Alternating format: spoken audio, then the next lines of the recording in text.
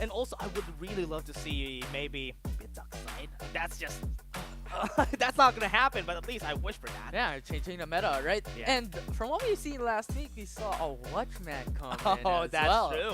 And also, that's that's Autolus's favorite hero. Oh, right? yeah. So yeah, that's something that I would want to see because I see it every time whenever we play our own games. But again, for everybody out there, there's honestly not really a solid meta, but at least there's at least six pattern. heroes, Yeah. six heroes that is always rotated. But the Lucinda and the Cypher hasn't been out of the loop every time whenever they pick up a composition. Yeah, and this is what I love about Farlight 84 so far. We're seeing a lot of differences, we're seeing a lot of layers, and even preferences when it comes to Alright. weapon loadouts as well. Yeah, and we have seen a lot of everybody playing a lot of AK-77s, and the White Dwarfs always been there because they're just super strong right now. And also, Defender, one of the strongest snipers, or rather, the strongest sniper that we have in the game. Yeah, it's already staple, right? Yeah.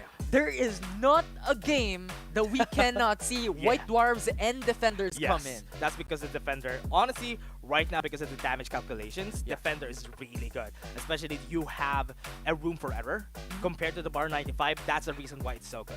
Yeah, and in addition to that, you also have that potential for those long-range engages That's true. to fight up against opposing teams from a long distance. And now we'll see what these teams are fighting for. Yeah, and they're gonna be fighting for this amount, 37,500 US dollars for the prize pool. That's massive. Yeah, I could get a lot of things with that prize pool that we have right now. So everybody out there, yes, we're calling out everybody, every player of Farlight 84, please join the FPC because this is gonna be your chance to get the prize pool. Yeah, I mean, getting that amount could net you a lot of skins, if not all, that's in true. Farlight 84. Maybe get yourself a battle pass from that. So Absolutely. that's going to be really helpful.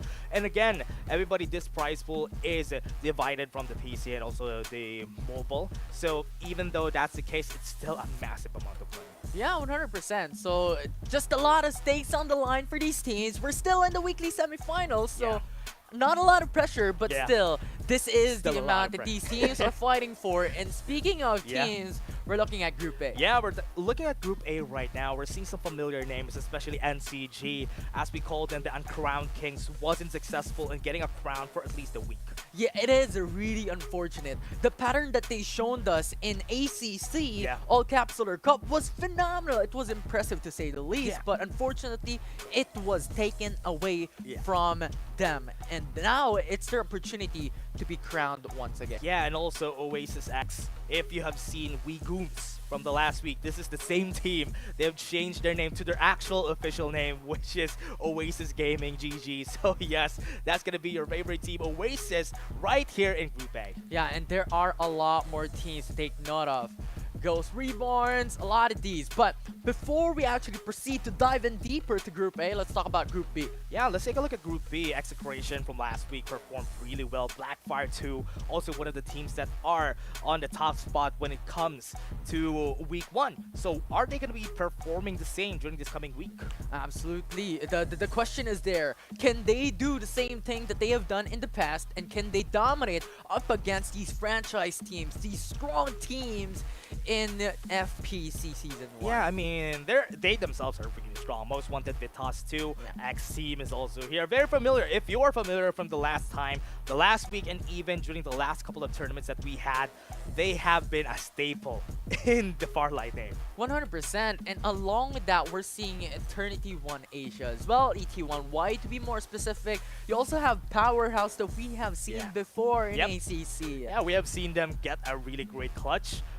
I can remember it at the back of my mind, getting a great clutch against most of the other teams, and they're just standing on top of a platform when they won that. But again, here comes Group C. Yeah, a lot of notable names once again. A lot of familiar names. You have Naos Esports right on top of the list. Yeah, Naos Esports and even AP Bren from the past week wasn't really successful from the past week, but they are hungry to get a victory this coming week. And as we stated, there is a lot of time, there are a lot of days between week number 1 to week number 2 for these teams to prepare. Yeah, and Alat also, I remember this team from the last time from the ACC, so this is their time to really show up. But here comes Group D, we have GSRI, or should I say the former Elite Extreme 1, who was the team who was able to win the last ACC. So this squad is a really strong one.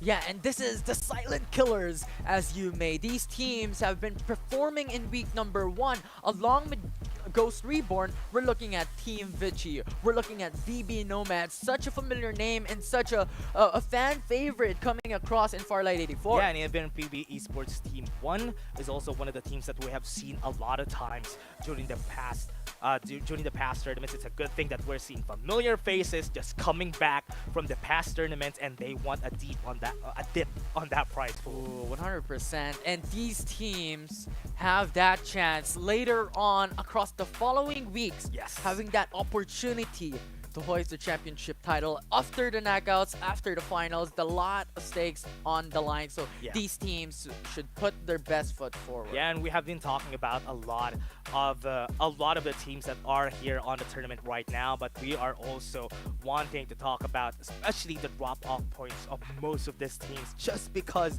everybody has a different drop-off point, especially on different states of the map. Yeah, and otherwise, if they drop on the same point, how would their stories be molded? Yeah. Is this going to be a brawl, a fist-on-fist hand fight from these multiple teams Yeah. in a single game that we'll be looking at? And it's really, really exciting to look forward into. Yeah, and we have talked about NCG for a long time now, because their drop, Noble Planetarium, has always been it. But again, everybody, here's our social media, and where you'll see all of the streams right here on YouTube, Facebook, TikTok, and also on Twitch. We have at Farlight84 Esport.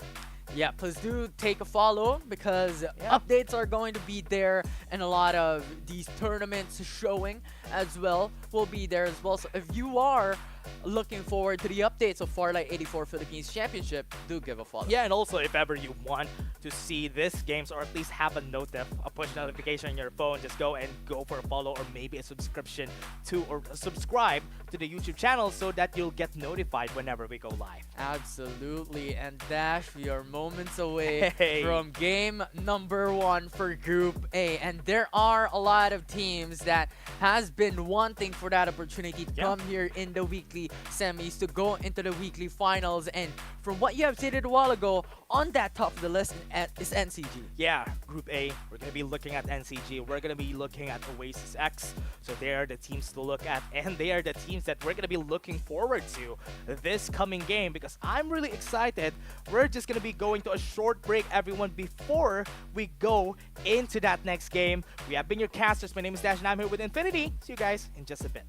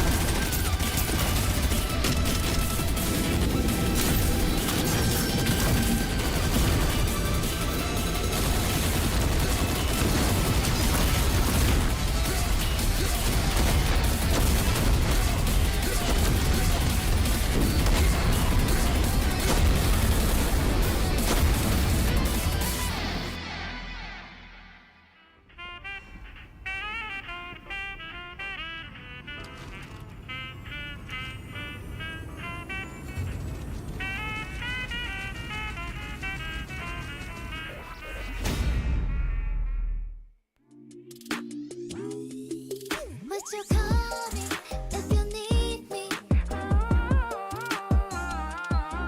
Hey, it's Maggie, do you need me? So give me your heart, your heart. Show me your love, your love. Find my delivery of love.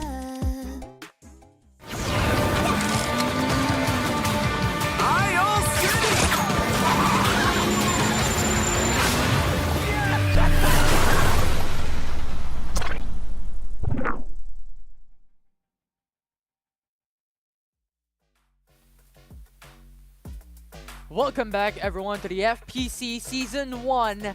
And now we are back for a treat. We're already moments away from what we've stated a while ago from Group A. Yeah, we're gonna be on Group A in just a bit, everybody. So just chill out because the game is gonna be ready for you. Because right now, most of our players are also ready for the game. And as we've said a while ago, we talked about a lot of the teams right here in Infinity. I'm looking forward to the performance of the Kage this game. Yeah, and you're talking about the teams. Let's discuss specifically what are the teams that is involved in this group.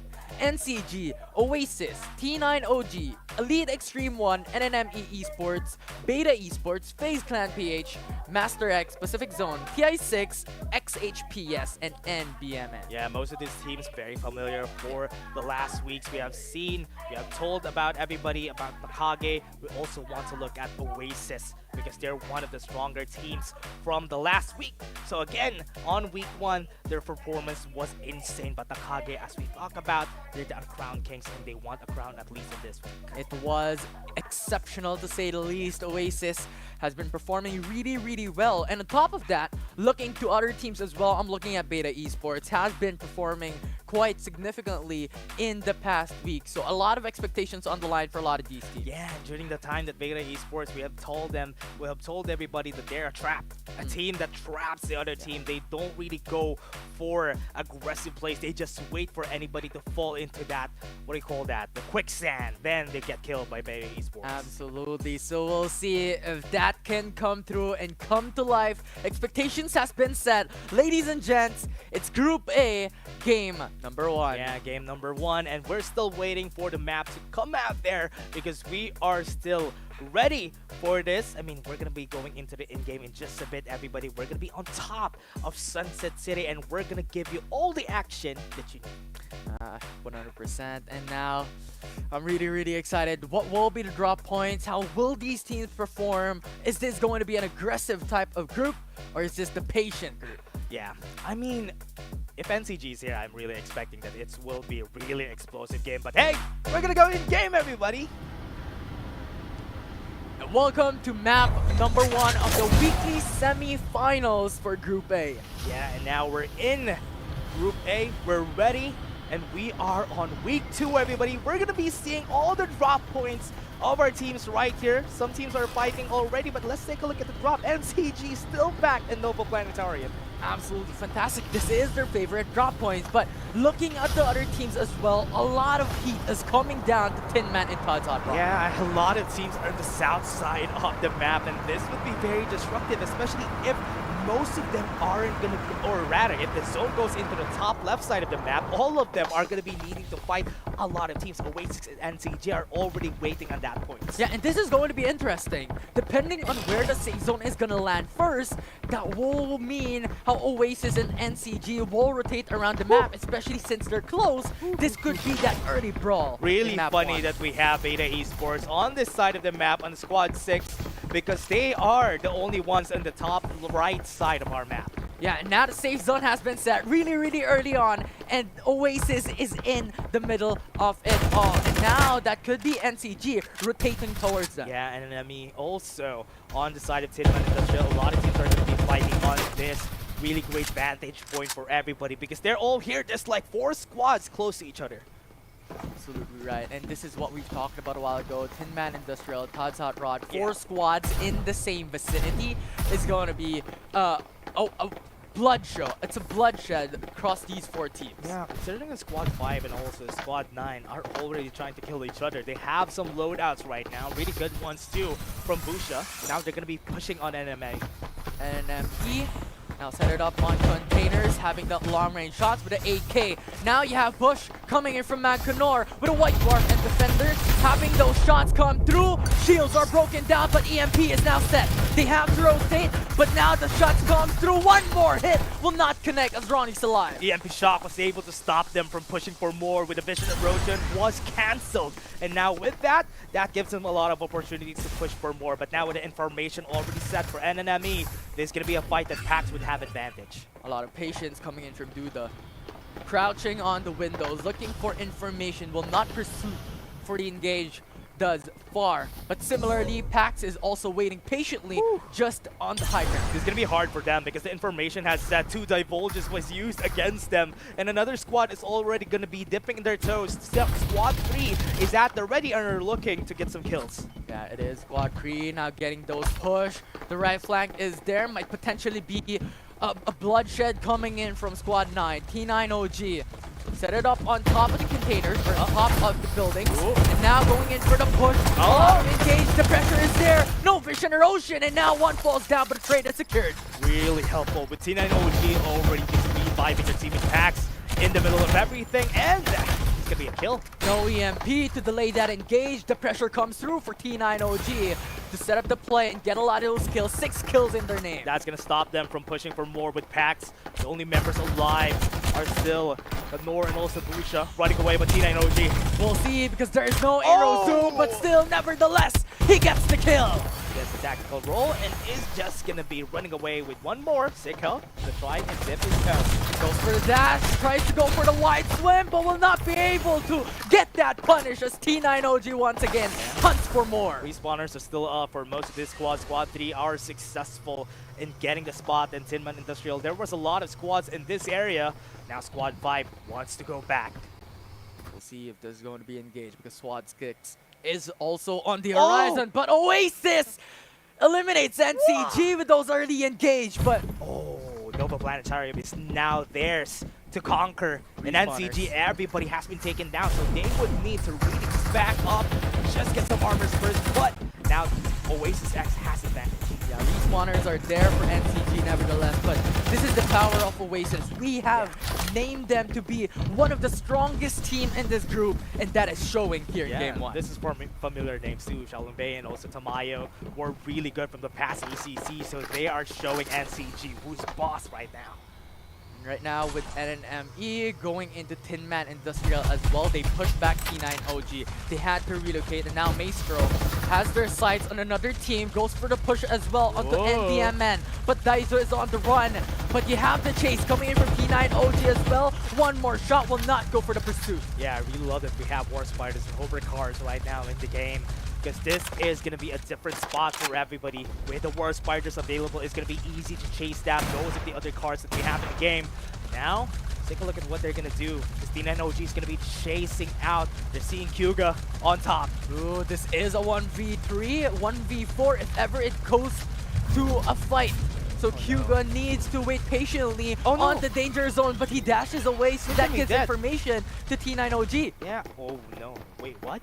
They have not seen him. They did not try to even kill him. Now with this, it's going to be easier for Pax to just recover, go back to Sinman Industrial, maybe get most of their armors back, most of their resources back. Then, as we're seeing from the map right now, everybody's going on the top side of the map, and this is going to be the hard part because everybody's going to be meeting each other. Look at Squad 3, 7-1.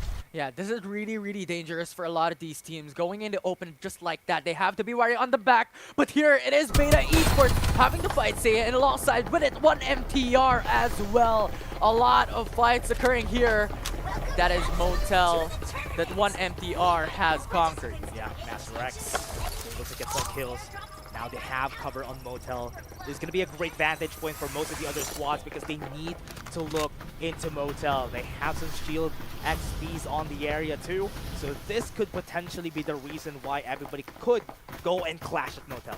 Yeah, and playing on the edge of the zone as well for Beta Esports is classic. Yeah, really classic move coming in from Beta. Yeah. We all know how they play, how their play style is to be the mousetraps of this group to be the mousetraps as their play style, and that is showing to play patiently and wait for the team to come. And during their plays in Group D, this is always the spot from them. Riverview Park, Sanctuary Tower, they're always at the top right side of the map because it's also the best part in their rotations because it's easy to rotate down, it's easy to rotate to the left side.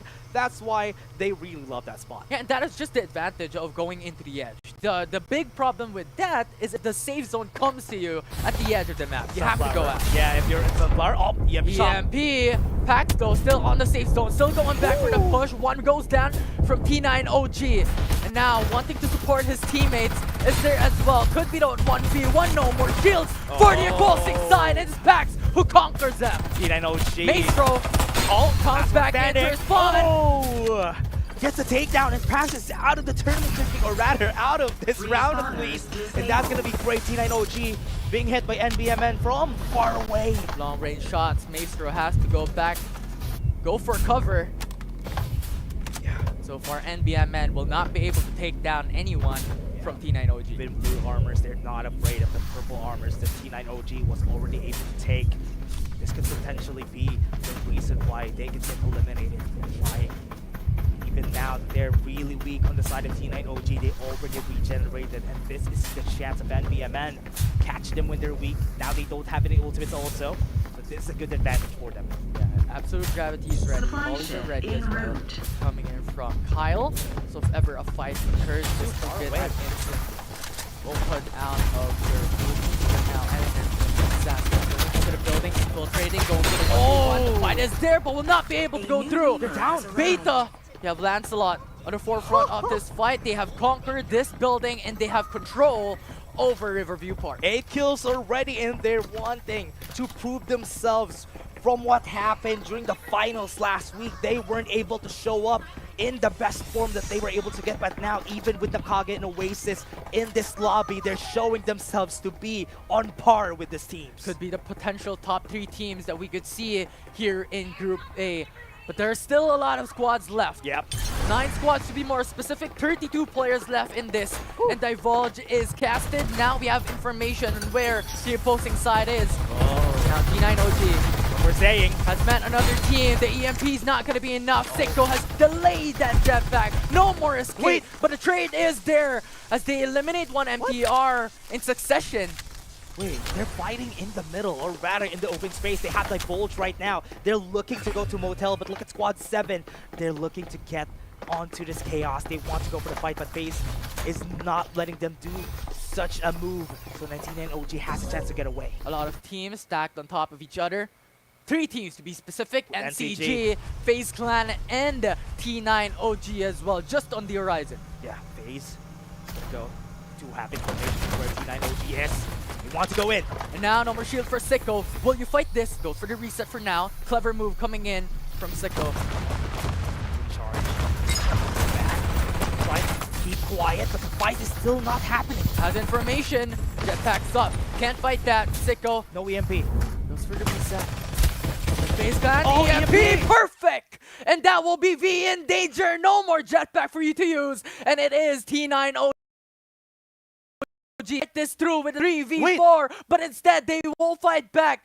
2-man down for T9 OG. Still have a 2 versus 2. One in the house, a yellow house. They're waiting for their teammates to actually recover from this, but Long range from the shots. backs! Amazing stuff coming through in a distance. FaZe Clan, 1 member left. We're glad to survive this though. They have been taken down with NCG on the backs. Haven't been able to perform that well. Oasis is now planted on a great spot to stop them from trying to push. They're losing all their medkits. This is going to be a bad spot for that last 1 member, Clark. Can you do it? Can you survive? You're in the danger zone. Supply Taking ship down en coming into route. the danger zone.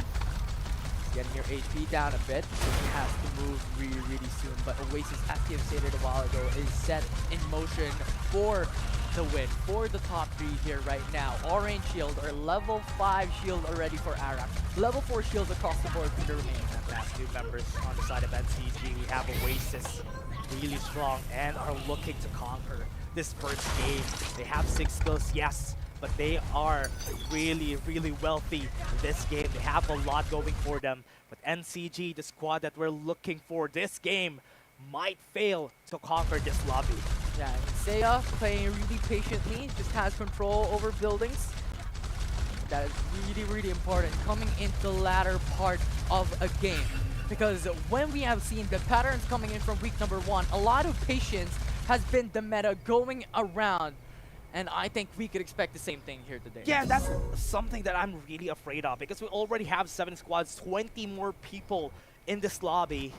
Something that I'm really scared of here is in Riverview Park. We do have 2 people from MDMN, but Beta Esports, as we said, are really one of the teams that are really well to do. So this is the squad that we're going to be pitting on each other. Oasis and Beta Esports are for sure going to meet each other in the end. But now, with the Divulge, Daizu and Kyle are in trouble. Gets information. Now we'll see how they would do because this is a 2v4 EMP. Perfect location. No more armor, no more HP. And Lancelot takes them down. 6 squads will remain. Got 4 and Beta Esports. Oh man, let's call them all Esports because they're so good during this game. They have took down 10 squads and this is, or rather 10 people. And this is what we're looking for, the aggression from Beta Esports because last week they have been a bit more conservative on their approach to the game, but now with them being aggressive, it's looking really great. Yeah, level 5 shields across every single member gives you that amount of confidence to fight up against teams such as Elite Extreme 1 in comparison only has 1 member with a level 5 shield and the rest level 4. Yeah, Elite Extreme 1, the last time we've seen them from the ACC, they're one of the best squads. But most of their members are not here anymore. Only one standing is Revs from the past roster. So this is the time for Elite Extreme 1 with this new and improved roster. Would they be able to conquer the new and strong team Beta Esports? Right now, easy with the air beats. This is the sniper for the team before. Now this could be utilized really, really well. Could hit those long range shots. They know where they are. See them. Looking at TZ. Trying to lock things up. Rosea being seen. They have some armor damage coming in. Oh no, this is not a good spot. We're in the middle of the river, but TI6 is gone, killed by Oasis. The power of these teams is such a phenomenal statement here in game 1. Just 1 incendiary and 1 absolute gravity could potentially end most of the squads. But now this is the time for the other squads to try and fight Oasis because they don't have the cooldowns just yet. Even the EMP shock was invested on that 1 fight. Because they don't know that they used everything. Seiya, they don't want any trouble on the other side of the map. And now Seiya, having that information that there are 2 teams around them, Oasis and the squad number 6. For those long-range fights, they have to move, they have to relocate. Boss B is getting a lot of damage far away from the opposite side of the map. Ooh, is that a shot? Oh man, that's pretty bad. Boss B needs to run away because most of the shots are hitting. Trying to defend their teammate. There is another shot. They want to run away. This is not a good spot for them because this spot from Oasis is just so good. They need to go to the other side of the river. And they are in the prime position. The middle? What? Everyone wants this location. Everyone wants this spot, but Oasis has it. Yeah, they have the prime position. They have the best spot.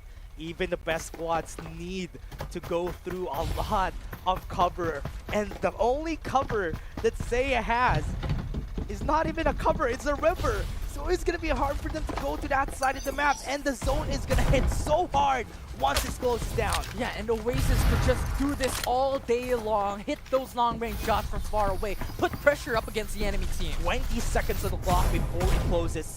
Seiya needs to make a decision. They need to make some damage. Beta Esports could help them. If Beta Esports would be able to deal some damage against Oasis, now that they're in the middle of everything, that could potentially be the chance for Seiya to go into the other side of the river. We'll see if that can happen. Beta Esports right now has that advantage Oh, they when have it the comes to RB shields up against Oasis. But Oasis has the control over the buildings. They have cover. Oh no, this is gonna be hard. The reason why it's so hard to be in the middle of everybody because you are getting bombarded by a lot of bullets, a lot of damage from the other squads, and Oasis has to run away from this. They both to get some information. They know the Beta Esports is just behind them. They have to prioritize this instead of Elite Extreme 1. But while that's happening, already Elite there. Extreme 1 is now on the move. Yeah, this is going to be hard. Oasis, they need to make a decision. Beta Esports is being very confident. They're being very patient. They're not trying to fight anybody. We'll see Every if this divulge could is be used. the chaos that we have stated just a while ago. Game number 1, 3 squads remaining, 12 people alive, 4 members across the board for each and every single team. Very healthy, very full. They have some ultimates already up for both of our squads. 2 EMP shocks, or rather 3 EMP shocks could potentially end things up for any of the squads here. They need to be careful. They Look at need to Beta. be patient. Beta, go in. Forward. Goes into the distance. Absolute gravity is there. Get invested. Delaying That's that getting engage, bad. but no more ultimates coming in from Xiaolong Bei. Information, super low in HP. One more shot, still safe. Shallow Bay needs to really get away from this. Oasis is being bombarded by a lot of bullets. Really, really difficult situation right now for Oasis. They're stuck in the middle of 2 teams. Who will you prioritize? Tamayo. It's already in TZ. One more Trying to shot. regenerate. Oh no! Xiaolong Bei, perfect timing to go for that engage. And now Beta Esports is 1 man down. Go for the engage. Xiaolong Bei, absolute gravity against the enemy team.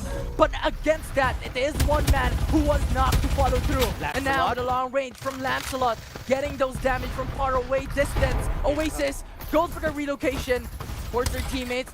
2 members are down. The member of Beta Esports. Oh, Zaya. Oh my, they just became very patient in that position that they had a while ago. Oasis needed to make a decision now. What are they gonna do? 1 more left. It's gonna be a 3, or rather 1v2v4. Red armor for Ara. But is this enough to fight up gonna be against 4 members from Seiya? The push. Red coming in. EMP And now shot. Boss B gets that shot through, and now Oasis is gone. Beta up against Elite Extreme 1. But this is a 4v2, and now it's Seiya who takes the top 1 in game 1. Against Soul odds. On the other side of the river, they were on a disadvantage. They needed to cross the river, literally, in order for them to be in a great position. And the patience that they had during that game was so good that they are the ones who they just waited for the other 2 teams to whittle themselves down. And once that happened, it's time for them to push. Yeah, it was so much patience, and Oasis was in a confusion. Like, what team are we going to prioritize? Are we going to fight on the back or on the front? They're fighting on all fronts in that final moment. It's been a constant trend. Every game, whoever is in the middle of the circle, they need to make decision as early as they can and maybe survive with all of their members up. But most of the time, that doesn't happen. Most of the time, 2 members are going to be standing and already is a disadvantage when you fight for that last squad. Yeah, and that is what we have emphasized in the past, right? When it comes to a team having the control in the middle of the safe zone, Yeah. the remainder of the opposing teams that is coming in will sandwich you and will pincer you. Yeah.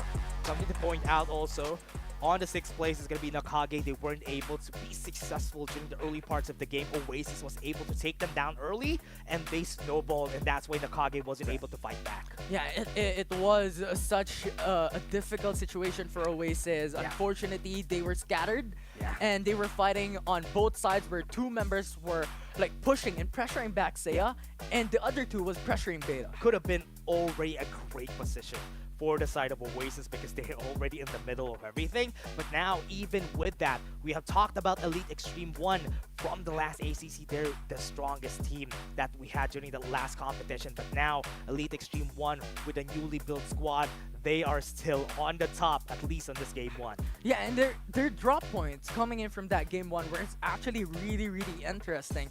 Beta Esports was scattered across the map on the East Island. 3 members were on Riverview Park, Yeah. while another member was near Sanctuary Tower. Yeah, and the only unfortunate thing about this game, though, is that Nakage and Oasis were close to each other. They had to fight as early as they can, and that could potentially be the reason, or rather, the only kryptonite of Nakage when someone drops in Carnival. Yeah, and I like how you mentioned about that. Yeah. Because from what we have seen a while ago, it was Oasis who forced them to use that respawners Yeah. and for NCG Eh, to relocate. Yeah, already. Without any enemies on Carnival, that's a lot of resources already for them, and that's why they were able to use it against Nakage. Yeah, and it was just a feast for them. It was Oasis Oasis rather, who was in control of Carnival and going into the last spot. It was phenomenal to watch. And TI6, we haven't seen them, and they were just eliminated right out of the get-go. Yeah, and also one of the things that I would like to point out, most of the squads that survived this game are on the middle of the pack, or at least on the middle of the map. Oasis and Beta Esports were on the middle, on Riverview Park and Carnival, so that could potentially be a strategy that other squads could use. 100% could be the drop points, but now that you've mentioned it, teams will do it. So we'll see how these following games will come through. But for now, we'll see the highlights of Game 1.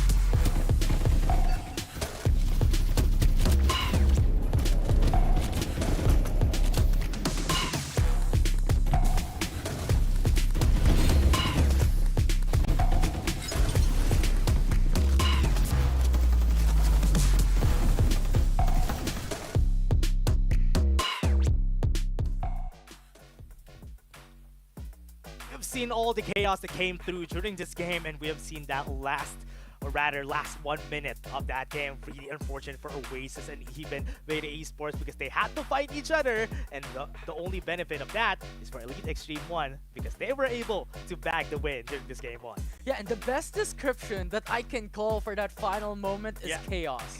Definitely. I mean, it's part of the game. A lot of chaos has been happening during this game, and we have seen also during this last zone, I wish nobody gets on the middle of the zone. Yeah, it's there's a lot of pros and cons, right? There's a lot of pros and cons. Yeah.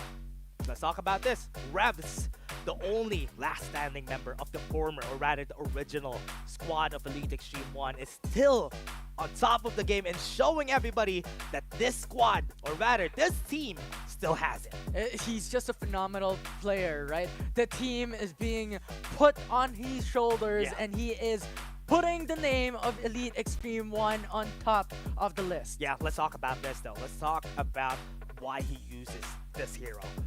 He has been using a lot of Young, especially in the mobile division. Everybody has been using Young, and it is also because of the amount of information that he gives. Considering that everybody has been slowing down the games, especially on those last zones, information is one of the best tools for you to win. Yeah, and I think that is also one of the highlights in the mobile division. Since you're talking about these platforms, right? That when it comes to FPC mobile, I think the highlight is how you utilize these utilities, right? True. In comparison to PC, wherein you're using or you're seeing a lot of these Maggies come in. Yeah, and considering that you also have a lot of seconds for the divulge, that's the reason why 30 seconds of information is just so good. Because you get everything, you get their health, you know if they're trying to kill each other already at this point in the game. That's why you'll have that confidence moving forward onto those last zones. Yeah, and you're not exposing your information. That's true. Comparison to the likes of Cypher, to Phantom, you have to throw it. Cypher's recon or scan is in the middle of it. So I think there's just a lot of differences, and when you want to play patiently, as we've seen so far when it comes to the patterns of week 1 and game number 1 here for week 2 of Group A, a lot of patience is being played around display style. We have been repeating this every time because when you're in the middle of the last zone, you're basically gonna get destroyed by everybody because everybody's looking at your side. But now, everybody, we're gonna be going to game 2, and this is gonna be the next game. Will they be able to do the same thing? Would Nakage be able to get away from this first game slump, and they would be able to get on top this game 2? Can Oasis overcome their challenge in game number 1 on being sandwiched, on being pincered by a lot of these teams? Yeah, very different from the last zone. A lot of our squads dropped at the top.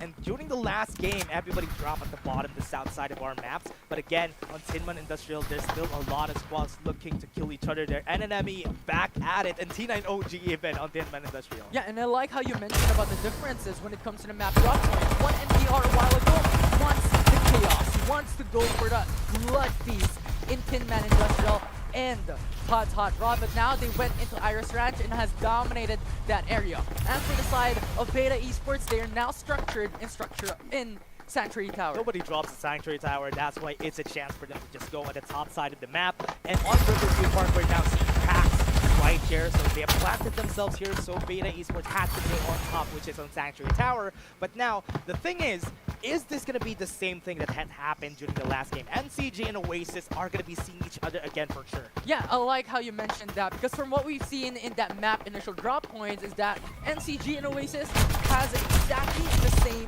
drop on map number 1. Really, really close. Carnival and also on Noble Blanc. We're seeing a lot of fights happening for Master X here on the top left side of our map. Power 3 Station is where it's at, and they're already killing each other. TI6 haven't had a great game from the past one, and this is their chance to show themselves with 3 of their members still alive, and this could be the responders being backed up. Yeah, and despite having 3 members only for this team, they're able to point battle against formidable teams in map number, or rather in Group A, in an even level playing field. However, it is going to be such a disadvantage for them if ever it comes down to an all-in.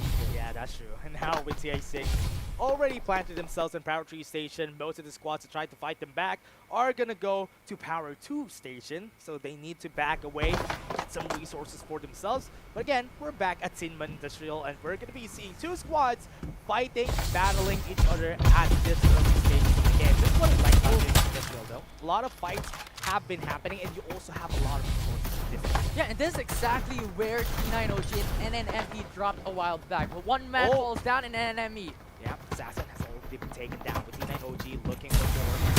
Getting their signal to fight back. But falls down on that 1v1. That's going to be a bad squad for them.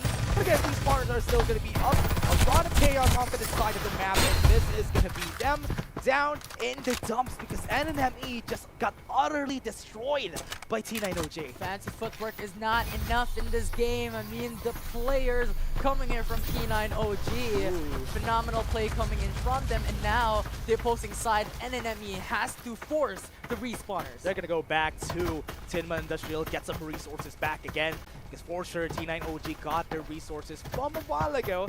They're still looking for some chaos. They're looking for some fights, and they're going against Squad 5. Now, T9OG, 4 kills in the bag for this team. They have eliminated NNME initially.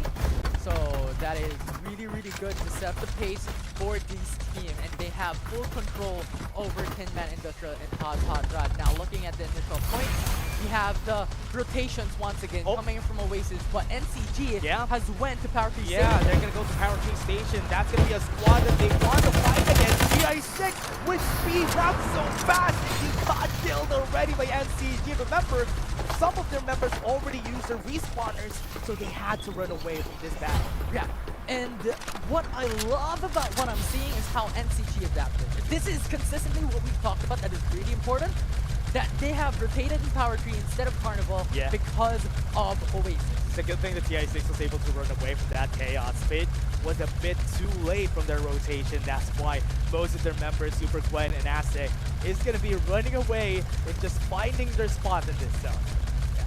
Relocation is really, really important, and this is what we have already emphasized a while ago. TI6, 3-member team, they do not want to play for fight. They want to play patiently and play for placement. Yep, and now with RX is looking to go to the other side of the map. We have our shields up on that side. Squad 2 is going to be looking at them. They're going to be seeing each other before they cross the bridge. That's going to be a good point of interest as well. Beta Esports are trying to kill Pax. It's going to be one down again. Respawners are still up. But now, Pax losing one member. That's going to be bad for them. Yeah, this gives information for the rest of the crew that someone is there in Oasis. Sanctuary Tower. Oh, that's unfortunate. TA6 met Oasis, and we've seen that from the kill feed. So potentially, that's going to be the last time that we're going to be seeing them. We're just waiting for Speed to get taken down. Good thing. I think Speed is far away from his squad. Now Pax just forced to hide, and Seiya having a fight up against Beta. Beta, Lancelot trying to run away. The hero from the Knights of the Round Table is going to be going back with Seiya, hunting for blood. They have the momentum from the last game. They want to get a kill again on Beta Esports. Lancelot is going to get shot from the backs, and he's going to be taken down. What a shot coming in from Shifra, the team or the player that remained here from Elite Extreme 1 in their official or formal team composition. Now an enemy having a fight. Yeah. Have some good information of where T9OG is, but most of their squad is going to be taken down already. He's going to be the last one standing, as you said. Remy is just going to be keeping himself far away from the clutches of T9OG. Even with that ultimate, he has information. What can he do with that information is the question. Well, this is really unfortunate because T9OG's plan was to escape, was to not fight NNME's last member, but unfortunately, one of their members were down, so they have to go back and revive him. Yeah, goes in for the revive now. They're very, very healthy on the other side of the river. So ready. Just get some shields up, trying to run away. They're gonna get the information, but they want to still chase it down before it goes into chaos against this squad. Seko with the hover card, they're going to be chasing down Remy. Remy's going to be taken down. Yeah, 100% how Seko and the rest of the crew is going for the push. Here comes the squad. He is the War Spider. He's going to be taken down, and that squad is down. 4v1, I mean, where are you going to hide? Yeah, he doesn't have anything to hide. Now with this chance for Elite Extreme 1, they would want to just take over where Beta Esports was a while ago. And now Pax is being taken down by Oasis. Got one down, and Oasis would be chasing Zenny. Last one standing with War Spider really fast. Zenny's gonna pull down. Oasis is now planted, or better, already put their territory in Sanctuary Tower. Yeah, Oasis, how they played so far. Four kills throughout map number 2, and they're still looking healthy with their shields, with their equipment, and they're looking to set up their station here in Sanctuary Tower, have full control over the top disabled of this map. Yeah, I've been liking what they're doing with Oasis, because right now they're gonna be meeting with Isaiah once they go down from Sanctuary Tower. They're gonna be meeting them for sure. This is something that we need to talk about, because once they meet each other, who's going to be taken down first? Because if ever one of them gets taken down first, that could potentially be the best situation for the other squad. We'll see if that situation can be met here in map 2. Now you have Elite Extreme 1 just destroying the vehicles. I like this type of play because you do not want the extra mobility for your opposing team. So destroy as much as possible. And we know, or they know, that there is one straggler just roaming around. They have seen where Oasis X is already. Seeing them holding onto a Rocket Tarantula, they need to run away with it. It's going to be a very important strategy for the other squad. So what they're going to do right here, okay, Pax has been taken off the competition now. And this is what we're going to see. Both of them fighting toe-to-toe against each other. Yeah, you have Seiya, Revs, just having to go on the hill, having that information. Shifra as well, having high ground and getting the sights onto the horizon on the surface, with Oasis just waiting around the corner with the Rocket Tarantula in utilization. This is going to be bad though for Zaya, because once they get hold of their position, this is going to be an easy bombardment for this squad. They're just going to be taking down everybody from the other side. Revs was able to get the takedown. Beta Esports might be taken down really early rounds. It's going to be running away. A new Reaver has Last arrived. of their squad to be seen.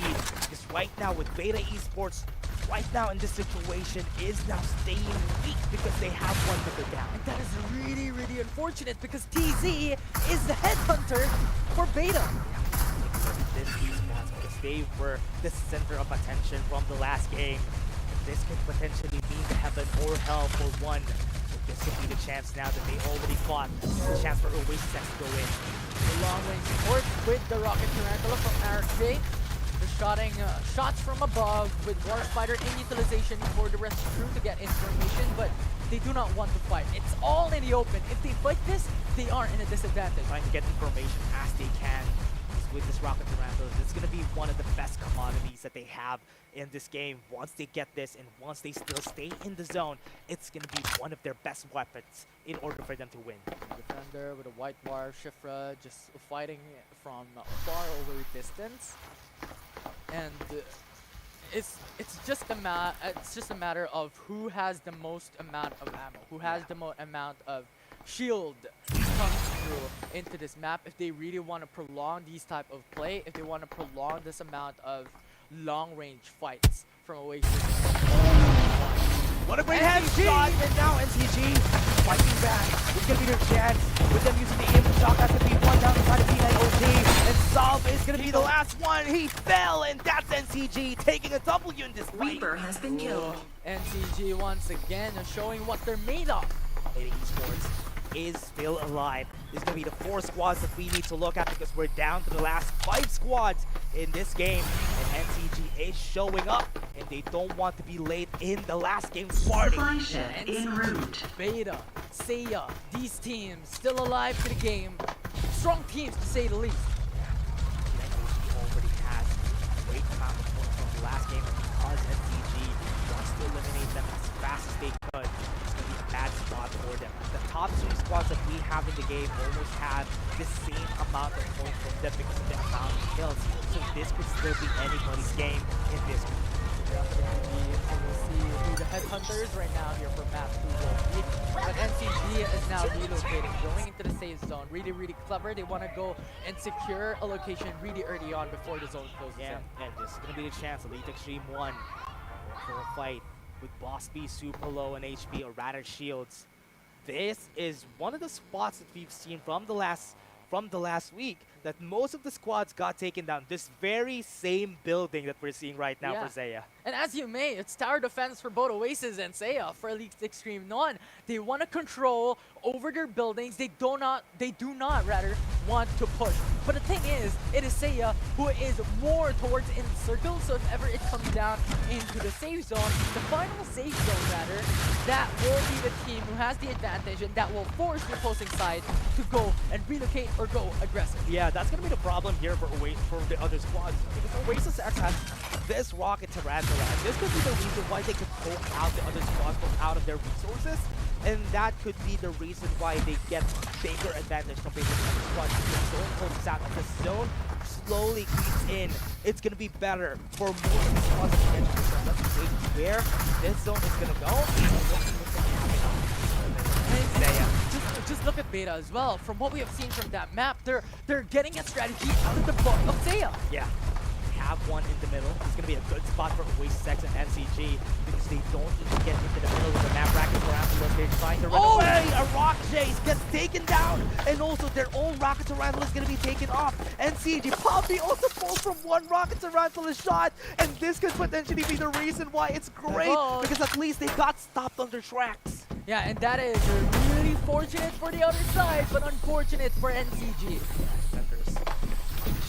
Pause the table every time. Supply ship So good en route. at taking off a lot of the pressure from the other squad, especially when they're using the Rocket Tarantula. Squad 2 Oasis off in the middle, but NCG knows where they are already. And Mayo has the EMP shot, so if ever it comes down to an engage, once again, this is going to be the highlight from this team. They have control of the buildings, and they have control of their EMP.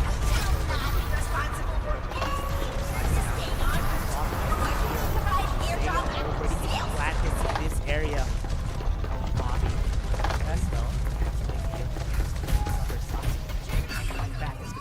They want to infiltrate, they want control over the buildings that Seiya has. Have some information that Boss B is super low HP already.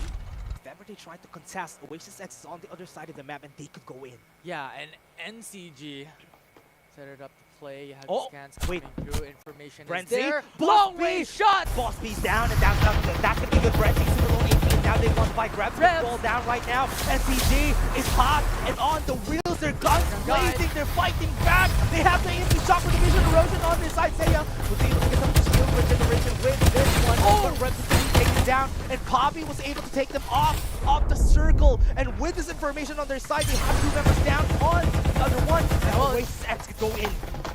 Definitely be third party. This is the perfect time where two teams are already fighting. And Oasis X going into the back. Seiya got taken down from this competition just because of that fight from NCG. Very, very clean. And that is them out already, but Oasis X is here. Now Beta could also move. They're going to fight up against Squad 12 while we have NCG fighting up against another team as well. Could be the third party central in the building for all of these teams. 4 squads to be more specific. NCG now see where most of the members of Oasis X are. They would need to use the Bolt before they try to fight. Right now they're in the big open space right here on the hills.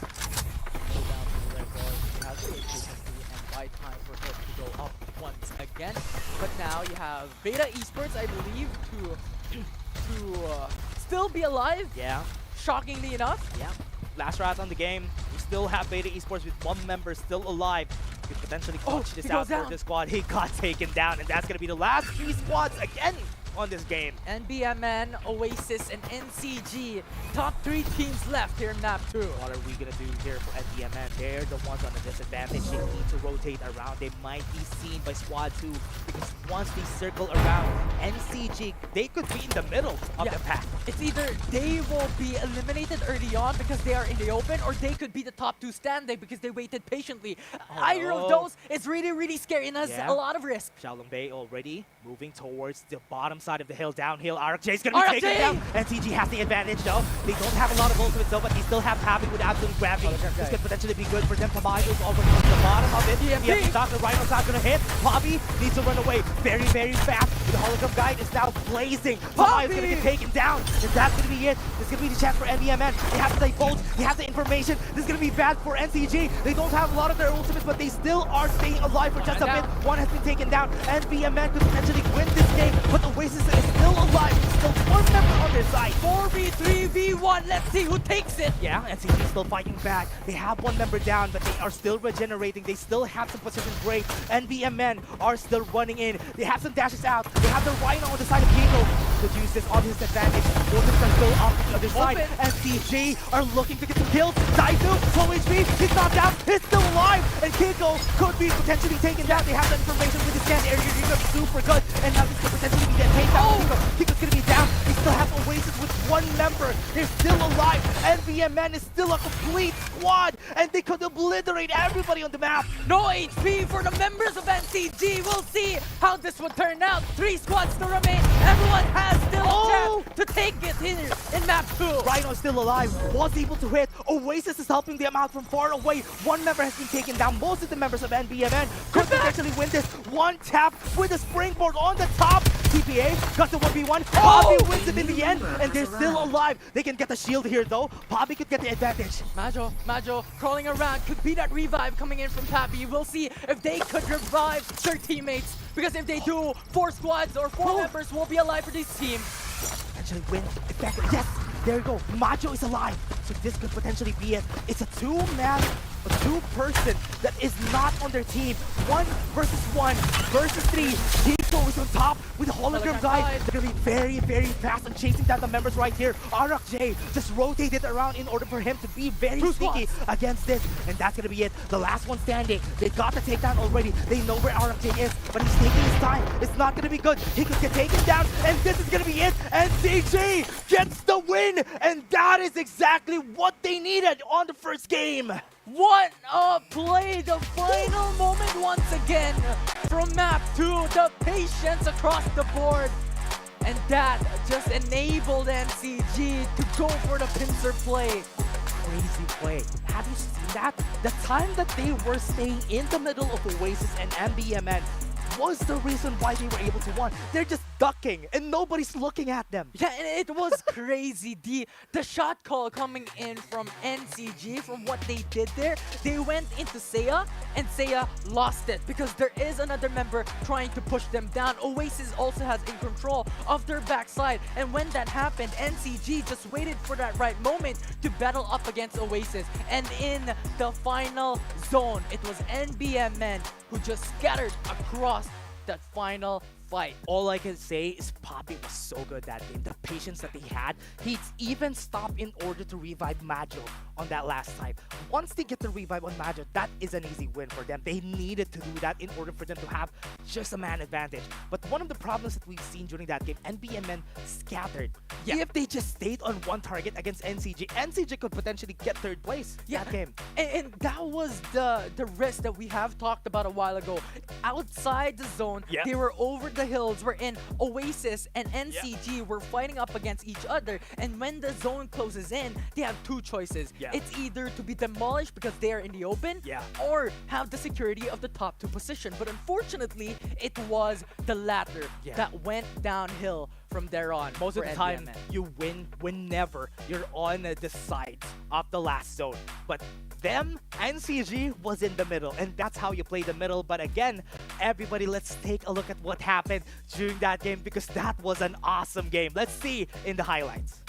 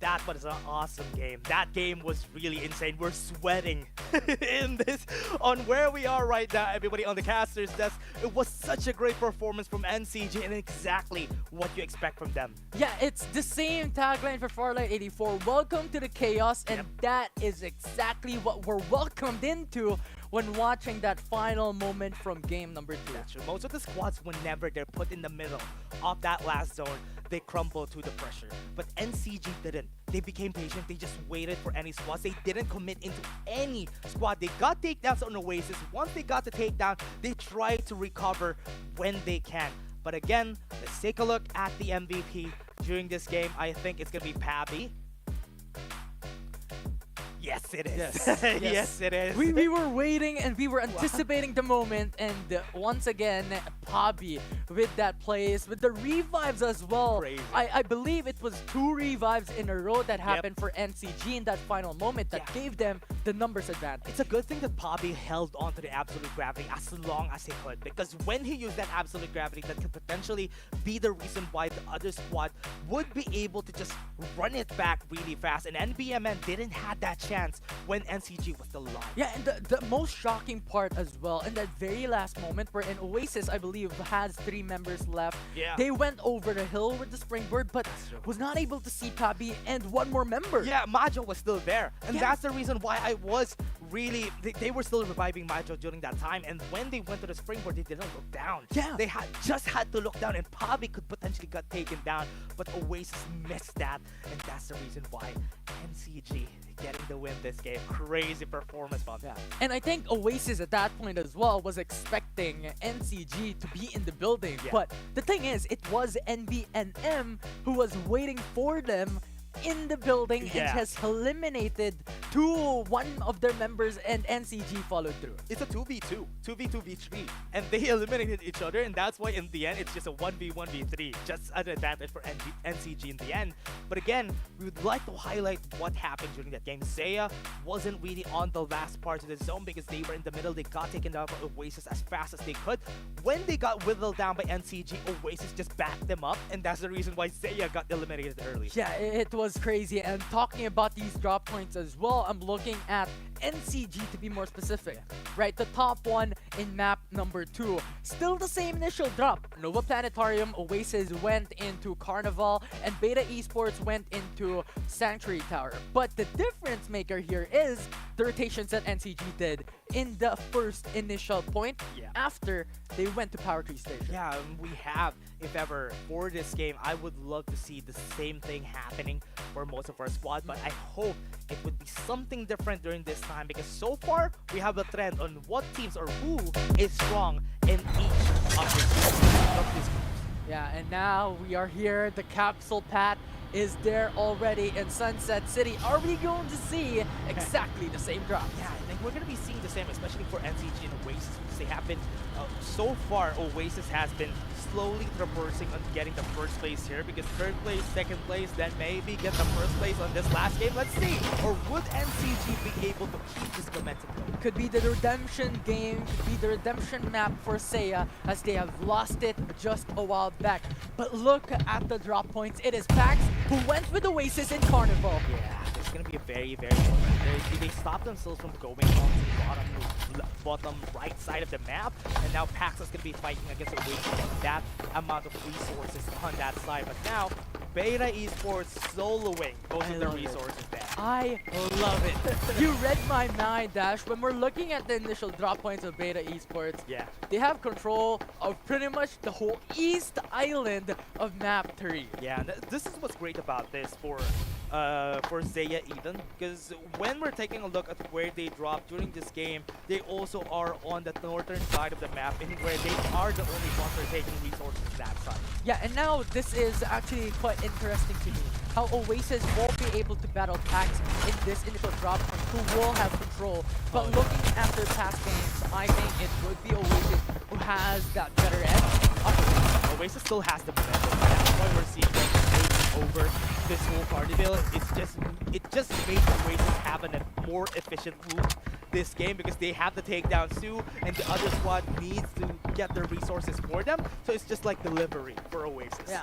No, shield XP, growth XP, delivered to them on a silver platter. For free for them. But now, NBMN, also one of the squads that we've seen from the last game, especially during that game 2, was able to get the 3rd spot, but now FaZe was able to eliminate them away from Sunflower Shopping Mall. Yeah, and also a lot of good loots in Sunflower Shopping Mall, but the thing is, one more squad coming in. Yeah, here comes the squad 5. Looking to get or dip their toes onto Sunflower Shopping Mall, but they're still not committing as at the moment, so FaZe still has a chance to get back, get to cover before they fight that enemy.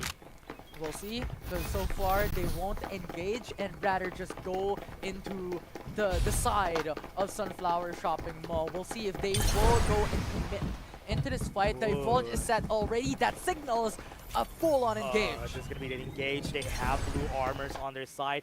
Not a lot of armors on the other hand. For FaZe, they have Zed still on the green armors, but enemy with this information, they're just taking some shield XPs onto their side before they try to go for a fight here, because they have the gravity down at the bottom. That's going to be it. Damage on Tomsky, but not enough. Assassin forced to regenerate on the side. Yeah, so far, Baseman wants to go away. EMP will not connect to Assassin. Yeah, that's going to be taken down, but here it comes. The backup from the side. Was able to get one takedown on their side. Super low HP on one member with the Imp shot still helpful for them. But now FaZe is still winning. Assassin got taken down. Duda also is out. And that's going to be the last two members from their squad. And FaZe is taking over Sunflower, and they're not stopping from taking down anybody who takes a hold of their territory. Yeah, they have control advantage pretty much for the side of FaZe Fan. And we want a little bit of the pie here that Sunflower Shopping Mall has to offer, but no, you can't go. The damage from Tomsky is going to be taken down right at the top with the Mad Rabbits onto their side, and enemy would just still want to go for a fight here.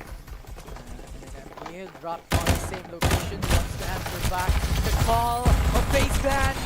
He goes in for the dash with the jump, kills onto the top side, and he'll have to open the absolute gravity, pushes them back. There's a chance for Clark to just make it a bit awkward for Assassin.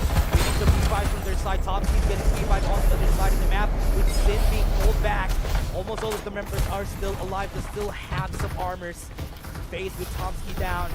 Still an advantage, but they still have the Mad Rabbits for the respawners. So for the resets for now, you have FaZe Stan as well receiving Oh, no. a lot of damage against NNME. But while that's happening, No.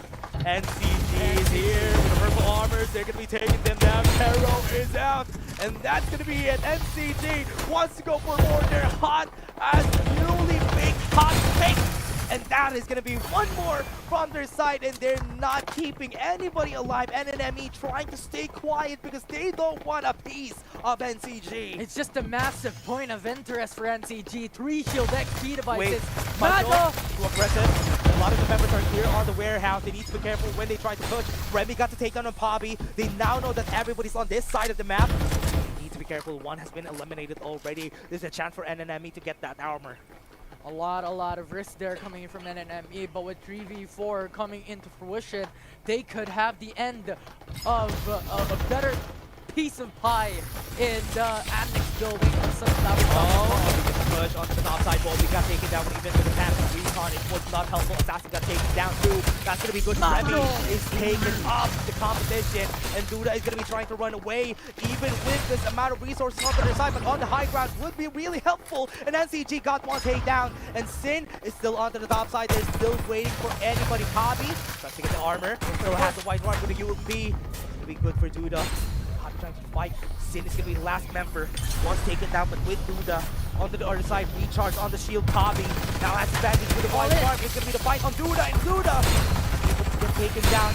That's advantage already, and that's out for the squad. And NNME got taken down by NCG. NNME eliminated by NCG. The rotations are quite exceptional to say the least. They do not want Carnival anymore. They want Sunflower Shopping Mall this time around. Really interesting rotation, because now we have shield XPs on this bottom side of the map. So NCG just had to make the decision of getting the shields from Sunflower Shopping Mall in order for them to have advantage. But now they're seeing it.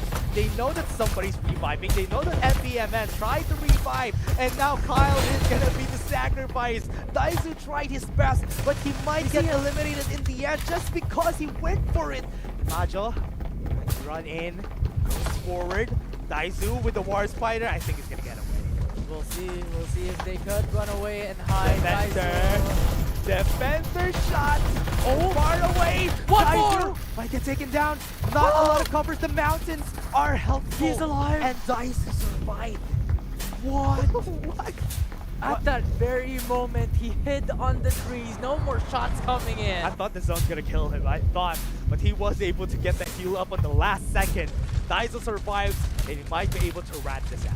Yeah, it was crazy to see how Daizu played that out, but as you have mentioned, the only decision, the only option right now for NBMN and Daizu, to be more specific, is to play this really patiently, wrap the game out, and play rankings or revival teams. Yes, my favorite that was it's gonna take a long time.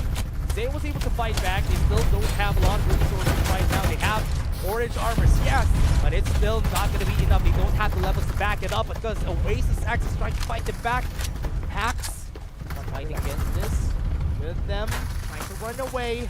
And Wanzu is in the middle of everything, and he needs to revive one of his teammates. He has to. And if he dies, Oh no, Shifra. he is going to give an orange shield up against the enemy team. Defender's not enough. Shifra will not be able to secure that kill. Yeah, Tamayo. Oasis. Not gonna be good for them. Supply They're being ship chased down by en Master route. Rex. All of them are here. This is gonna be a good chance for them to fight back, but nope. Okay, actually they just went through Oasis X. Master X still in the vicinity. Could receive a lot of damage coming in from Seiya and also Oasis. He has to conquer and he has to survive, but not enough. It's gonna be Shifra just taking over. That's gonna be the last two members from the side of Zaya. It's gonna be an unfortunate one for them because most of the squads are already the bodies of their teammates. And Oasis X is just looking to just plant themselves out in this top right side of the really great point of interaction here for everybody because they are still strong with 4 members still alive. Now Oasis still thinking about pushing up against Elite Extreme 1. Could potentially do so, but they're really in the open, so they have a huge amount of disadvantage up against them. So relocation is the only option. They could have potentially pushed against the members right there of Zaya, but because of the red zone, they really don't want to fight. There you go. So no cover for them if you want to push. Still have Beta Esports on this side, was able to get away from the bridge just because of this red zone. Really helpful for Beta. him. Now TZ super low in HP, half on his armor. CBA also got the brink of that damage, so he needs to just stay put until this red zone dissipates. Yeah, it's a layer of disadvantage on top of layers and layers and layers for Oasis. So playing patiently and just going in for those long range distance shots would be our options for them and will be the name of the game for now for Oasis. Honestly, this low ground is really not bad for them because they can't be seen even at the top part of the big barn. So yeah, Oasis could just stay put here, try to deal some damage, maybe whittle down the resources of the other squads. But now, 4 squads are gonna be meeting each other right here in Carnivale. Yeah, but NCG playing patiently, walking patiently, to say the least, just going in for the crouch walk to surprise C9OG. We'll see if they know. They have CI6 if, and here comes the Yeah, EMP shot with the absolute gravity, perfect combo! And now Waystone needs to run away, but he got a lot of dashes down. That's gonna be one member with super low HP, super low armors, and NCG are looking at another squad. There's gonna be T9OG with one down on their side. It's gonna be a big advantage for NCG. Big pullback with the absolute gravity, but it's not absolute because NCG are absolutely gonna win this because with Solve, last member runs away with the air resume, but Majo still alive. That was phenomenal. Perfect coordination coming in from NCG. Wolvik. We'll see if they can win this because Wolvik falls down. Got taken down with the red zone onto the side. Pabi might be able to revive them. They need to revive most of their teammates. Majo got taken down, and T9OG was successful in foiling their plans.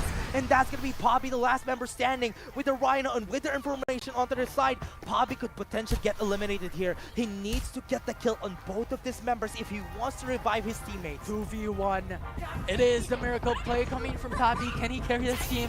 Just a while ago he did. We'll see if he can once He did it again. once, he can do it again, and he is gonna do it again. Meso got taken down, he will be eliminated. And Solve with the orange armor, yes, it's gonna be helpful, but with Pabi having advantage in position, he can revive one of his teammates. It's a Rhino with a White Dwarf. A lot of disadvantage if this comes into fruition. Solve could not push in. He knows that NCG is surviving his teammates. Yeah, he has one, he can revive this with Pabi. timing just right. Needs to be careful here, comes Pabi. Solve, it's gonna be there. Rhino shot was able to hit! And Solve needs to run away, try to get back with the resources. Healing is not enough because that is going to be a takedown from the man Pabi, who got MVP last game. Pabi, the miracle, the unthinkable, he does it. Pabi does it, the MVP of NCG. Man, that guy's so good at using the Rhino. 2 shots was what he needed, and he actually did, able to pull through from that clutch situation. Remember his name, it is Pabi for NCG, but Oh, looking at no. Elite Extreme 1. Yeah, Elite Extreme 1 caught wind of what's happening. Now they know that somebody's in Carnivale. Somebody was reviving a while ago. But now Pabi needs to get some healing back before they try to fight back. They need to revive both of their teammates, but Seiya is still not complete. If they want to fight, they need to fight right now. Crawl for now, go to the crab block, look for your teammates. They They're can going- revive them. They can could, revive them. they could. Okay, they have some time. if ever they revive the Poppy could potentially be able, if they win this, that is the best clutch moment that we have in this game. And that's 100% because Seiya's no longer in the vicinity. He went over into That's an the open field. northwest of Carnival. So the perfect moment for revive is now. The only bad thing here is Zaya is on the other side, but Shifra might be able to catch where he is. He's not seeing where he was. Zaya is locked onto another target. That's why they didn't see what's happening right under their nose. Really dangerous spot here for Elite Extreme. Supply The ship en revive, route. man. They got the revive. I was about to say, if the What? revive comes through, Elite Extreme 1 will be sandwiched by 2 teams. Oh, this is gonna be bad for Elite Extreme. Once Carnival gets the recuperation that they need, only one member right there. Look at Zaya. They're spread out, and they don't know that somebody's there. That NCG is waiting for them at that side of the hill. Yeah, and that's Boss B, who has information that NCG is just around the corner. So they have to be wary of their back, they have to be wary of their front.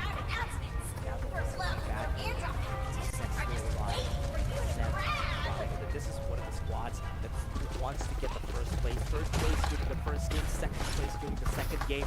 Will they be able to get the game won? But with this performance from NCG, it might be really hard. But now Shifra looking to get the damage on the members of NCG. Majo might get taken down. Defender's damage going to them. Rhino. Shifra now super low HP with that Rhino. Absolute Gravity got cancelled from the side of NCG because of this EMP shot from Zaya. Now scans coming through, but resets for now. That is really important. Cubby goes down. Bobby gets taken down. Absolute Gravity was thrown away. Revs could be taken down on their side. One and more. that's a great dash away. Big is going to be down in the dumps because that is not what he wanted to happen in this game. Revs is successful and NCG is out. And Zaya was still able to fold their plans. Elite Extreme 1. Wow.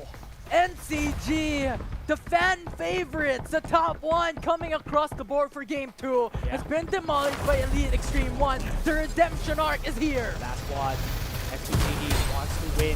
That's going to be the last member of Oasis X, and Oasis X might be out. The Shaolin Bay sinking down here wall is going to be seeing him, and that's going to be the jump, the dash, and Shaolin Bay almost got the win there, but they still are alive with one member standing. Beta Esports was able to take them down, and they can just revive their last teammate. Zaya's coming. What is happening? 2 squads remaining in this game. Zaya's coming. We'll see. This can be a bit late, but they got the revive. It's still a 3v4 advantage their side. This is going to be one takedown. Lancelot's the last one healthy member. They still have one, but it's an injured member for the side of XBTE. This is a chance for Zaya to get a back-to-back win from Game 1 and Game 3. Absolutely crazy. Seiya just went through with the third party. You know what? We have to go in as soon as possible No ult. as they had no resets. Yeah, no ults. Bossy with the impact shock a while ago. Here it comes. They have the information. Revs needs to run in. They have the vision erosion. They're not going to be seen. This is going to foil their plans blind as bats. And Lancelot got taken off. And that's the last one member standing from XBTE. Alive and kicking on the bottom of Big Barn. Run away. Because that is the only chance for you. But again, it's still a second place if ever you lose. But again, that's a great spot to be in for Zaya. Getting the last win again. Route can run, but he can't hide. And Elite Extreme 1 takes the top one. Yeah, Zaya was able to get the top one. We were looking for NCG to do the unthinkable, but Zaya was able to do it twice. And that is just super great performances from this squad. No, the thing is, we were expecting NCG to do the unthinkable, but Yeah. Seiya did the impossible. Yeah, one thing that could be something really funny about this is it's the same Game 1 and Game 3. It's the same squads that were able to place the same on the first top 3 place. Yeah, it was phenomenal. And once again, the thing is, Elite Extreme 1 went in for the revamp of their team. It was only Revs who stayed on their former initial composition. Yeah. And now it's showing greatness in Farlight 84. Yeah, he can even get the same. A while ago, he was able to get the MVP, and I believe the MVP during this game is still going to be Revs from the side of Zaya. I really thought that NCG has it in the bag just because of the clutch from Pabi. But Zaya was the one who was able to stop them, like who stopped them during ACC. Yeah, it was really amazing to watch that Yeah. game 3. Like unlike any others, because game 1 and game 2 was a bit more passive, Yeah. was a bit more patient. But this time around, it's all about aggressive, and we did not even look to reach that final zone. Yeah. The game's already done. Elite Extreme 1, one of the things that's great about this game, or rather this series as a whole for Group A, got the first place in Game 1, Game 3, and was able to put most of their squads in their place. Beta Esports, you're going to stay in second. Oasis, you're going to stay in third during this game because that was a great game. From Game 1 and Game 3, it's the same placements from top 3. Yeah, and I actually like to mince this up. Yeah. Because from a while ago, in that game number 3, Oasis and NCG did not get the most amazing and the most cleanest run Yeah. because they met a team in Carnival and Oasis did the same thing. Yeah, I thought that could have been it. But again, let's take a look at the highlights during this game, everybody.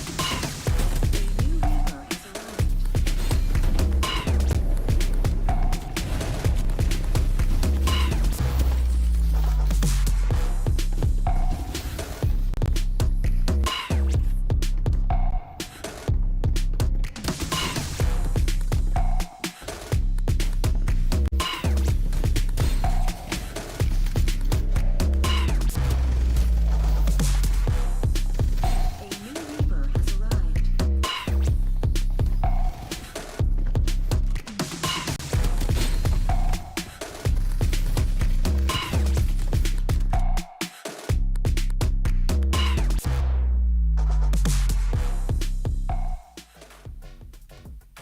Awesome performance again from Zaya. Was able to get that great win from the other squad. And again, it is still gonna beat them on top 1 back-to-back from Game 1.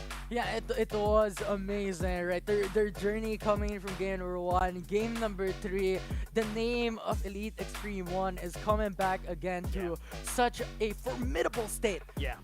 And It was even against a lot of great Yeah. squads in Group A, right? A lot of great squads in Group A, and they were still able to get on top. They just needed a warm-up, which is week 1. And now week 2 is still good. yeah, and the thing about that as well is we were talking about a while ago how Seiya could be sandwiched, but they managed to get away from that kind of situation. And again, they basically did an NCG. But now, as we said, Revs still able to get the top place spot for this squad, getting a total kill of 7 and also damage of 1,269. And Revs, again, is the only member that stayed in this team. Yeah, and he is leading Elite Extreme 1 with a charm, with such a high state. Yeah. Still high standard for this squad. I mean, we haven't seen such great performance from week 1, but because it was still a new team, they were still trying to experiment, trying to work out what's right, what's working for them. And now during week 2, they were able to pull through with that. And that is a silver lining of having such a prolonged time of preparation coming in from week 1 Yeah. to week number 2 because these teams could understand how these teams perform, Yeah. how these teams rotate, how these teams played out with their compositions. And now it is Elite Extreme 1 who has that understanding, who has that learning, and now they apply. Yeah, was able to apply it against one of the best, or rather the strongest groups that we have right now, and they were able to do it in the end, and that's just patience. And so far, I have been liking how everybody has been slowing it down. When it comes to the last 4 or 5 squads, everybody slows down. Everybody stops from doing anything rash. Yeah, it is. I think the timer would be the second to the last zone. Yeah. I think that would be the timer that everyone, you know what, we have to step back a bit.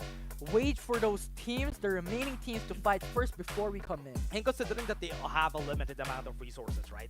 Their ammos would get drained if ever they try to poke out people from far away. Even if that happens, it's gonna be bad for them. They need to kill. They're gonna be forced to kill people, and that most of the time is the reason why people are forced to engage. Yeah, and most importantly, their ultimate cooldowns. That's true. Because if they go in for the fight, the timer No would more be ults. a minute or 2. Yeah. That they have to wait it out, that they have to play patiently, but there is no time for they to play with because the final zone is already closing in, and at that final moment, they have to be prepared. They need to have their ultimates up. Yeah, and once you use your ultimate during those last zones, the next time that you're gonna be using that ultimate is in the next zone, the next or the last zone, as we said, and that's the reason why it's so hard to use any ultimates during those last fights. Right, and speaking of ultimates, I just want to highlight one of the plays of NCG. Yes, they did not win from map number 3, but that their play coming in from Carnival, the stacking of ultimates. Yeah, what do we call it again? Let's call it the electric boogaloo.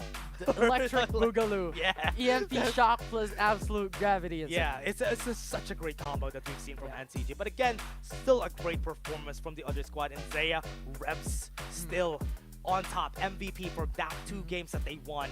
And again, oh man, Zaya, back in action. Yeah, they're back in the game. I mean, they never went out. Yeah. Their performance has been phenomenal all throughout. Yeah. Coming in from ACC, coming in from FPC. But here in week 2, it's just on another type of level. Yeah, from week 1, they said that there's nowhere to go but up from that performance from week 1. That's why having that positive mental attitude for those performances from week 1 just helped them get back on track during week 2. Yeah, and as always, how we emphasize adaptability. Yeah.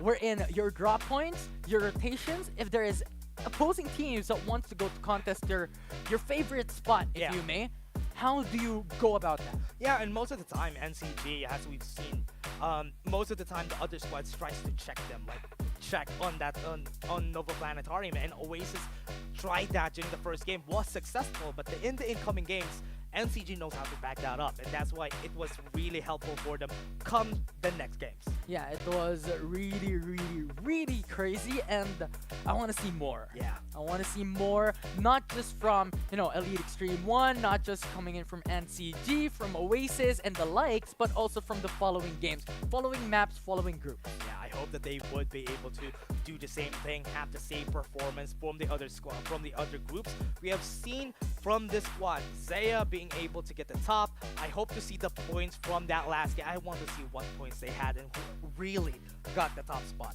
Yeah, it is really interesting to look out for Yeah. because, as always, it is not just the placement rankings that is considered. Yep. It is not only the kills that are considered, but also the damage taken, the damage produced throughout the game. Yeah, and that's why there's still a chance for the other squads, especially the top 4 squads that we have in this game. Beta Esports, Oasis, and also NCG could potentially get one of the top 3 spots at least. Yeah, so we'll see. We'll wait for the calculations, but for now, one of the patterns that we've seen is the same compositions, right? Yeah, and the compositions have been really helpful right now. But let's take a look at the team rankings, everybody. This is going to be the points from this game. Elite Extreme 1 with Oasis getting close with just 1 point away from Elite Extreme 1. Yeah, it was so close yet so far. I mean, 66 versus 67, how Oasis played towards their amount of damage and their amount of kills. 13k damage.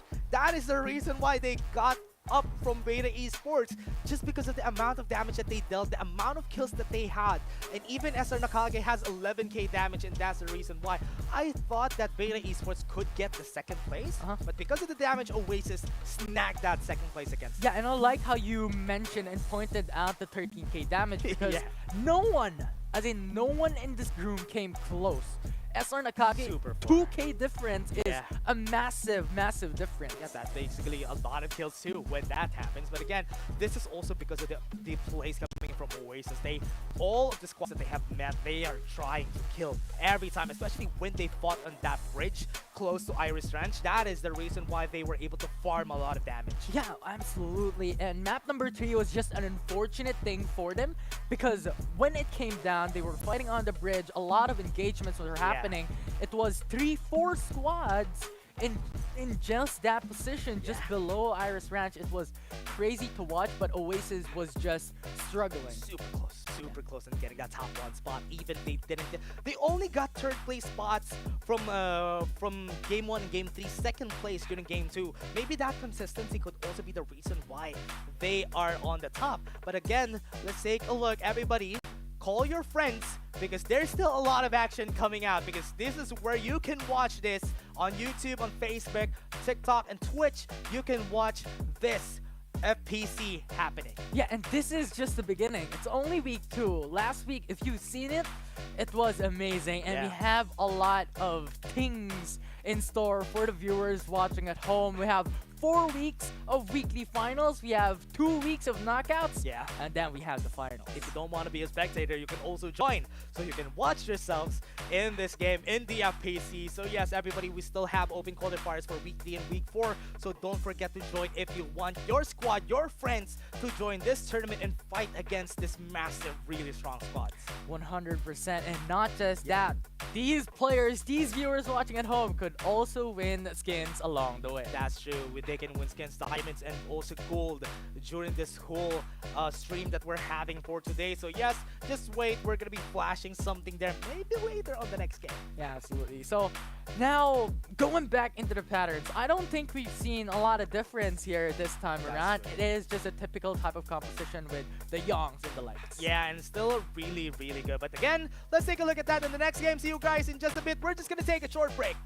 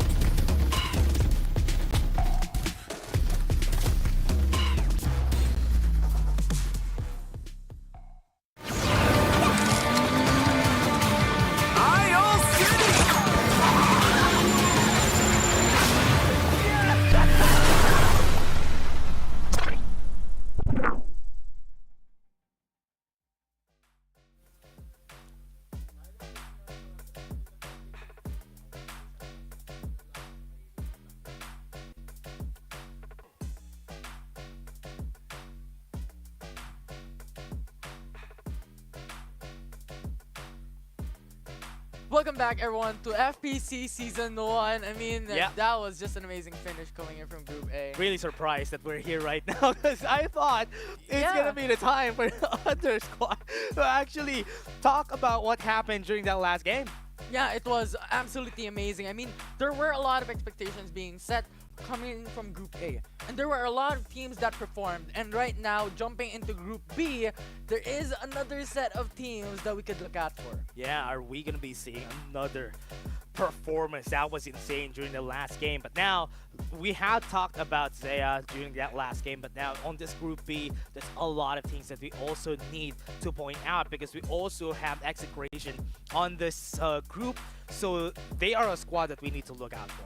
Yeah, 100%. I think Execration as well, a lot of has been performing really well coming into the very first week, and then in the second week we're now seeing them in Group B. But aside from Execration, there are also formidable names coming into this specific group. You have NRX Blackfire that has been performing since ACC. Yeah. You also have Eternity Asia. You also have Powerhouse. These names coming into this group. Almost every name, half of these names are very familiar names. Even CAT, even Most Wanted Bitas, and also X Team are names that we also are very familiar about. So are we gonna see them perform during this next game? But a while ago, we had to talk about the teams that were there, but let's take a look at how this is gonna go. Because again, we're gonna be having an interview. That's gonna be NCG later on. Yeah, it's really exciting. I mean, how NCG came back coming in from map number 1 to map number 2, Yeah. and then performed like out of this world, out of proportion. Yeah, I thought that's gonna be a win from them after game 2. It's gonna be a momentum on their side, but they weren't able to really get there just because Zaya was there to stop them on their tracks. Yeah, and Seiya, speaking of, has been such a team that was consistent coming into that Group A, and they showed up with such a strong start here in week number 2, Group 1 right? and 3. Coming in from week number 1 to week number 2, a lot of preparations has been made, Yeah. expectedly, since their finish across the board has been top 3 always. But again, everybody, we're gonna be going to the Tagalog casters for the interview. See you guys. Ang team ng NCG at hindi na ako magugulat, lagi na lang to suki eh. Hi, Kiko! Hello po. Wow! Hi. What's up? Totoo ba yan, Majo? Nagpapakita ka na sa camera? Nag-face reveal na. Medyo mailap pa rin, nagpakita lang, ano? Medyo ano kasi yan si Majo, shy type. Nakita ko siya nung PGDX. Pero eto Kiko, paunang tanong. Mainit agad yung tanong namin eh. Paano kayo nag-reset nung map number 2? Kasi nung map number 1, wala kayong napatay kahit isa eh. Ano bang ginawa ng team? Gaano ba katindi yung comms na ginawa nyo para makabalik? Actually, hindi po siya ganun kadali na nangyari after nung early na ma-wipe kami nung game 1. Then, nag-come up kami sa idea na okay, kailangan natin mag-reset mentally because malamang sa malamang medyo malayo yung hahabulin po namin. So, from that, well, tinatak naman talaga sa isipan namin na okay, reset tayo. And yun lang. Moving forward kami, then tuloy-tuloy po. I love it. Lalo na sobrang heavy pa naman na, syempre kung dadalhin mo yan to game 2 and 3, di ba? Magiging Oo. mabigat yun. So Madjo, eto naman, or rather Madjo tuloy. Si Madjo kasi nakita kanina. Si Majo kasi nagpakit sa camera eh. Ang dali-dali kasi ano eh, di ba? Ang dali-dali. Kiko. Ayan, si Kiko. Kiko, eto pala yung aking magiging question, ano. What or sino yung mga squads na feeling nyo nakakatapat nyo na sobra-sobra from game 2 and 3? Dahil syempre, huwag na natin pag-usapan na yung natapos na nga in game 1. 2 and 3, sino yung lagi nyo nakakatunggali? Dahil feeling ko, nakakatapat nyo madalas dito, ano eh? Seiya, Beta. Actually, depende. It will depend sa circle. Kasi most of the time, nakadepende na lang din kami doon kung saan kami rotate. And syempre, yung information din namin, di lang po kami basta, depende sa isang team na sasalubungin namin, dapat ito dapat yung papatayin. Kung sino lang yung makakalaban namin din, so be it, kaya na po. Yun. Wow, gusto ko yan. So be it. Ito, last question. Sinabi kasi ng isang ating insider, sabi ng GSR ay bawi-bawi naman daw. Anong masasabi nyo sa Ghost Reborn? Yes, I will. Um, wala, sorry, may lang kami. Joke lang. Ah! Well, Humble. ano lang po, syempre, humble lang. Then, think professionally, wala naman po kami ibang sasabihin kundi bumawi na lang throughout the game. Kung mahina kami sa paningin nila, then, sige, nasa kanila po yun. Basta pag, laro na laro na magsasalita sa amin.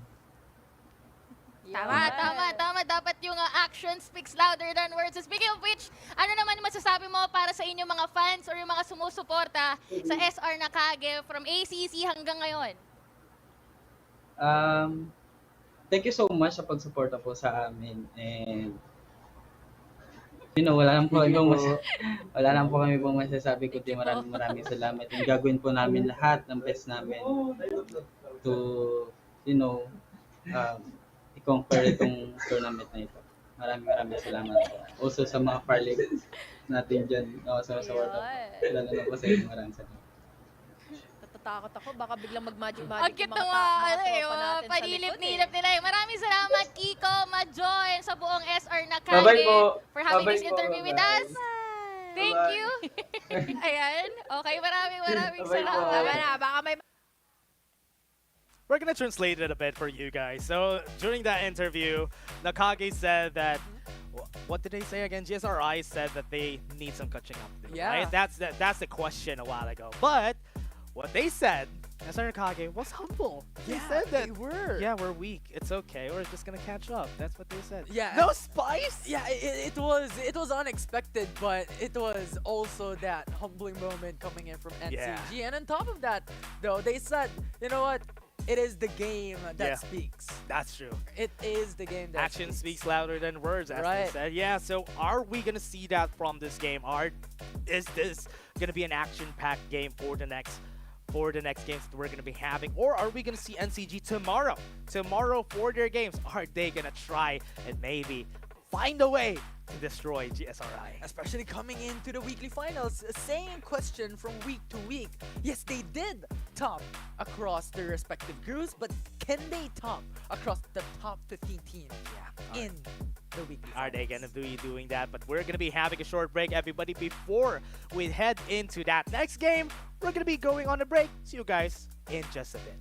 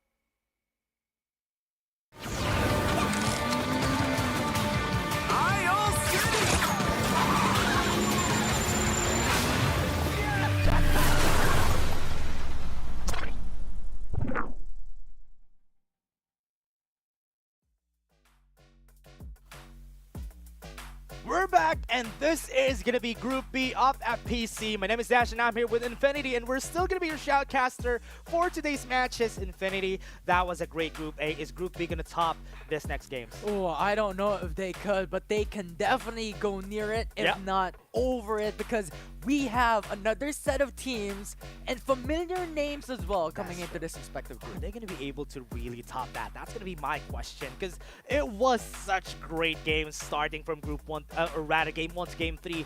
Great performances from the squads, but now Group B still have a lot of squads to look out for, especially Execration and Blackfire during this game. Yeah, and we looked at a lot of these teams, and they have mentioned that one of the teams that they're looking out for is Execration. Yeah. Can they match the expectation? Yeah, are they going to be able to match that? That's going to be the question, because here, right here, we've seen Group A from our last game. It was SR Nakage, Oasis that were on the top together with Beta Esports and even Zaya on that last game.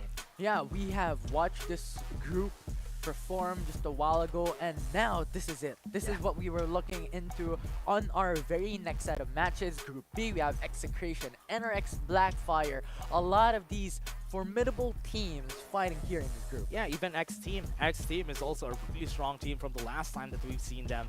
And C8 and CG, or should I say C8E, were really great performers too from the last group. But now again, everybody, we're gonna be throwing this into the game in just a bit, because I'm really excited what's gonna happen for this next game. Yeah, is this going to have a similar type of drop points from a while ago? Are we going to see a lot of heat coming in from the south of Sunset City Yeah. very early on? South of Sunset City, or to be specific, Sunflower Shopping Mall, together with Tinman Industrial. There were a lot of squads who has been really loving putting themselves on that side of the map. Yeah, 4 squads coming into that specific location. Yeah. It was chaos. Yeah, we're gonna be going into the in-game, and this is not gonna stop, because we're still gonna go on to this next game with really great bangs from Polar players. Yeah, and the capsule path is coming in from southwest, coming to the northeast of Sunset City, and we're seeing these teams come across scattered in the map.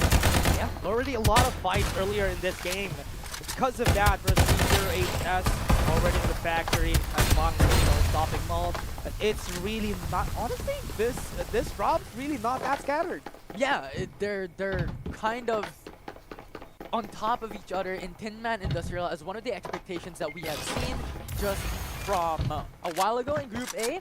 But the shocking part is no one went to Iris Ranch nor Power Tree Station. Yeah, very, very clear. And it's also a really south to north side of the map is where our Sunset City was going. And that, I'm surprised that nobody really went to Power Tree and Iris Ranch. Yeah, and on contrast, looking at the south of Sunset City, there's 5 squads right out of the get-go. There will be a lot of kills going through in this early game as an expectation in this group game. Yeah, are they going to be able to really utilize this? So I'm really expecting NRGW especially go into Power Tree Station after that, because nobody was there. And they're probably aware that nobody is on that northern western side of the map. That's why it's going to be a good time for C8E and NRGW to see each other from there. Yeah, 100%. So with that, I think there will be a lot of these type of aggression. A while ago in Group A, patience was the name of the game. Yeah. And I think this time around we could see all about that aggression come through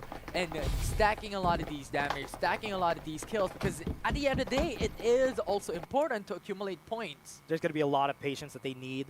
ET1Y, or should I say Eternity Asia, right there, got eliminated by X Team as early as now from Sanctuary Tower, and they need to use the respawners to really scurry away and get themselves back up in the game. And as we mentioned, X Team was also one of the teams that we have to look out for. Yep. X Team NCG is really amazing, and it just states with 4 kills in the early game how strong they are. Yeah, Most Wanted Vitas also was able to get the information out of the mission position. They got some kills. They're being pulled back by the Absolute Gravity. Now Blackfire would really want to get some kills as early as now. Force almost all of the squads from Tinman Industrial out of the equation. Just get them back. Maybe Todd's Hot Rod, or even in the factory down in Sunflower. Yeah, this was already an expectation. So a while ago, it was just Blackfire who came across with the kills with 4 in their name. So for 10 squads in this game, a lot of those early engages, but I'm really interested. I'm really curious how the first safe zone will come across, because that will state how these rotations will go through for a lot of these teams. Oh no, was wanted Vitas has been seen again by Blackfire. Use AMP shot, but it's not going to be draining their armors out of the way, and Jay is going to be drained out of his life. Blackfire at least probably was able to really answer back. That's going to be most wanted Vitas' one person has been taken down. Yeah, they're just here to hunt. They're just here to look for those heads and look for those kills, allow these early engages. And now, as for MWI1, relocated into the southeast of Sunset City, more so the southeastern most part of the map. Yeah, that is where most people really forget that there's still resources on this side of the map, and because it's so far away from each other, it's really hard to maximize most of the resources on this side of the map. Now let's take a look at Riverview Park. That is where Squad 10 and also Squad 7 is going to be meeting each other, Eternity Asia, and an M4. This is going to be a really good spot for them too, for M4 just going to run away.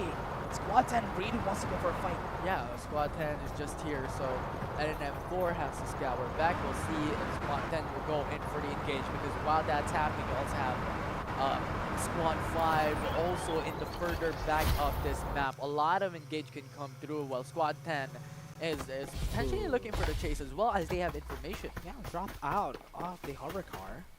It's going to be bad. This is going to be an open zone out of the hill and also on the low ground. But when Zero Remorse tries to fight back, this could be a chance for them. But now Powerhouse going to fight against Blackfire here on Todd's Hot Rod. Really good spot to be in, but the Bulge has been seen right here. Time and time again, the Bulge has been really a headache for everybody. Getting that information is so good for Powerhouse, because with that, they're not afraid of any engagements coming from Blackfire, because they know where they're coming from. Yeah, it was really unfortunate for Jay. One step into the absolute gravity, he got sucked in, he got pulled in. And now he has to destroy it, got a little bit more damage. Hologram guy. Good thing about that, no more absolute gravity for the side of Powerhouse. Blackfire could answer back in kind. Chips was forced to run away. Use the dash, but now zone's closing out. Blackfire needs to recuperate and run away from the eyes of the other squad. I think this is a better strat for them, a better thing to do, considering that the danger zone is closing in. Going into these locations gives them that potential to accumulate these loots, accumulate their shield XP and their gear levels across the board. So not fighting Powerhouse is a bit more of the patience and a bit more on the safe side, but nevertheless, it still nets them positive. And most of the time, whenever you're on the edge of the zone, at least on the zone, at the early phase of the game, it's still not going to hurt that bad, but it's still something that you need to think about, because you need to always get the medkits available, because if it's not available, you most likely are going to lose a lot of fights, especially when you're in the zone and the enemy you're fighting against is not in the zone. Yeah, 100%. And now 2TPV swims across another island, but at this point, it doesn't really matter. It's not as high of a pressure going into the danger zone, looting a lot of these locations, because it is only 1 HP per second. But here, Powerhouse. Really unfortunate that now Most Wanted Vitas got met by another squad, and that is Powerhouse. They're the 4th place of this whole group, and that's why they're forced to be reckoned with. And now Zero Remorse loses most of their members. Yeah, Most Wanted Vitas is the most wanted by Powerhouse. They want to really bring them down this early on, but fortunately, still have respawners available, as the second zone hasn't closed thus far, so they're still safe, still in the game. Yeah, Powerhouse still playing outside the zone is something really smart, because most of the resources, most of the time, people forget about the resources outside of the zone, and Powerhouse is just making use of it. And because it's on the top side of the map, they still have a lot of shield XPs that they can go through. Yeah, and I love the safe zone, because as we mentioned a while ago, Iris Ranch was not occupied. Power Creek Station was not occupied. And right now, it is C8 NCG who's just coming across and getting a lot of these loots. Yeah. Uncontested. Yeah, and that's one of the things that's good about here for Eternity Asia, especially because they landed directly at the middle. Yes, they won't really have a lot of movements away from the zone, which is honestly okay, but at least they already planted themselves. And a while ago, I've been seeing them getting some kills, but I've seen them right now in the kill feed, and they got taken down. That was really, really unfortunate, and that equates into 9 squad that is left standing here in map number 1 for Group B. Now looking at X Team, they're really looking amazing. 10 kills on their name, with 3 members having a level 4 shield and 1 member, Toshi J to be more specific, on a level 5 shield already. Really great, and now this is going to be good for them, because of the amount of resources that X Team has now. They can find battles, they can find fights once they see Squad 3 or even Squad 1 scurrying or at least hiding, they can go in, especially with the War Spiders. They can just chase down everybody that they can. Squad 1 has been seen. 2 members are here. Even with XCTN, it's going to be hard for Exploration to fight back. They're still in their War Spiders. They do have their ultimates, but it's still not enough. Right now, the Absolute Gravity is going to be pulling them back. It's going to be good, but Blue might can take it down. Tochi J is down. The one with the highest armor on their squad, but now, that's going to be Zan. Gets to take them. Virus still alive. Far away from the members of X team. They still have to be shocked. That's going to be a lot of armors down on their side. There's still Luki at the red armors. That's going to be good. And this is now the time for them to fight back. Fire is going to go in. The damage not going to be there just yet. And they're still hiding under houses. What an amazing play coming in from Execration. But do take note, Squad 3 is just around the corner. Yeah. They could get third party. Just a little bit of a distance apart from these two teams. Really far away, but still a great performance coming in from Exploration. Eliminated that squad out of the game. And that could be a chance for the other squads to dip in. But Squad 3 NRG doesn't want a piece of that pie. Yeah, and this is better. Because when we're considering the difference of equipment between NRGW and Execration, the difference is massive. Amount of players too, because they have 4 players on the side of Execration for sure. Blue is going to be alive. Yeah, that's going to be the revive. And they don't want any piece of that. Yeah. Level 5, level 6 shields. This is crazy coming from Execration. So 7 kills. they have to go back a bit, not fight, play later. We're still in the early parts of the game. You have someone with red shields already at this point, and that's something to talk about for Exploration. That's how strong this squad is. Other squads, look at this. Even Gap doesn't have any armors, so this is going to be hard for most wanted with us. It's just the all-star team. Yeah. Execration has performed impressive in week number 1, and now coming into week number 2, they're still doing the same thing. Consistently off the get-go, a lot of kills, a lot of equipment, and any team that comes across this, it's just domination. Yeah, here comes Sato together with Execration. Jerry, it's going to be hard for them. They want to go for the fight back. It's not going to be the time. They're still running away with the hover car, but if it's a bit too late, they're chasing them down. The defenders are going to hit, and that's No more Lucy, armor. super low in HP, no more armors on their side, so they have to run away. They're aware that this squad is really well fed, and they don't want any chances against them. Bart's going to go back. Sato is just going to get some shields. Wraith is running away with a War Spider on the side of the zone. It's still not going to be a good spot to be in for Wraith. Still not in the zone. One more shot on his head, and he's dead in the zone and dead away from the waters. Virus! The Great shot. sniper from Execration, Wait. that's crazy! Blue got taken down. But it's a good thing that there's an answer back coming in from Execration. Is that it? That squad? I mean, Did Execration take them down? Oh, I believe so. 7 squads remaining into this game. And yet, no, 1 kill coming in from the opposing side. Doesn't Yeah. matter. There are 3 more members left for the Got side of revived. Execration. Blue has been revived twice now in this game. It's just unfortunate that he's always the one who gets revived on the team. But at least they're still surviving with 4 strong members on the side of Execration. What is this lobby going to do against the hands of Execration? Because so far they have been unstoppable. Yeah, and the safe zone has been locked in. 40 seconds for all these teams to get their loot and come around, loot around, relocate inside the safe zone. Because this time around, it's not going to be 1 damage per tick, 3 damage per tick, but a lot of damage. Yeah, it's going to be 5 at this point in the game.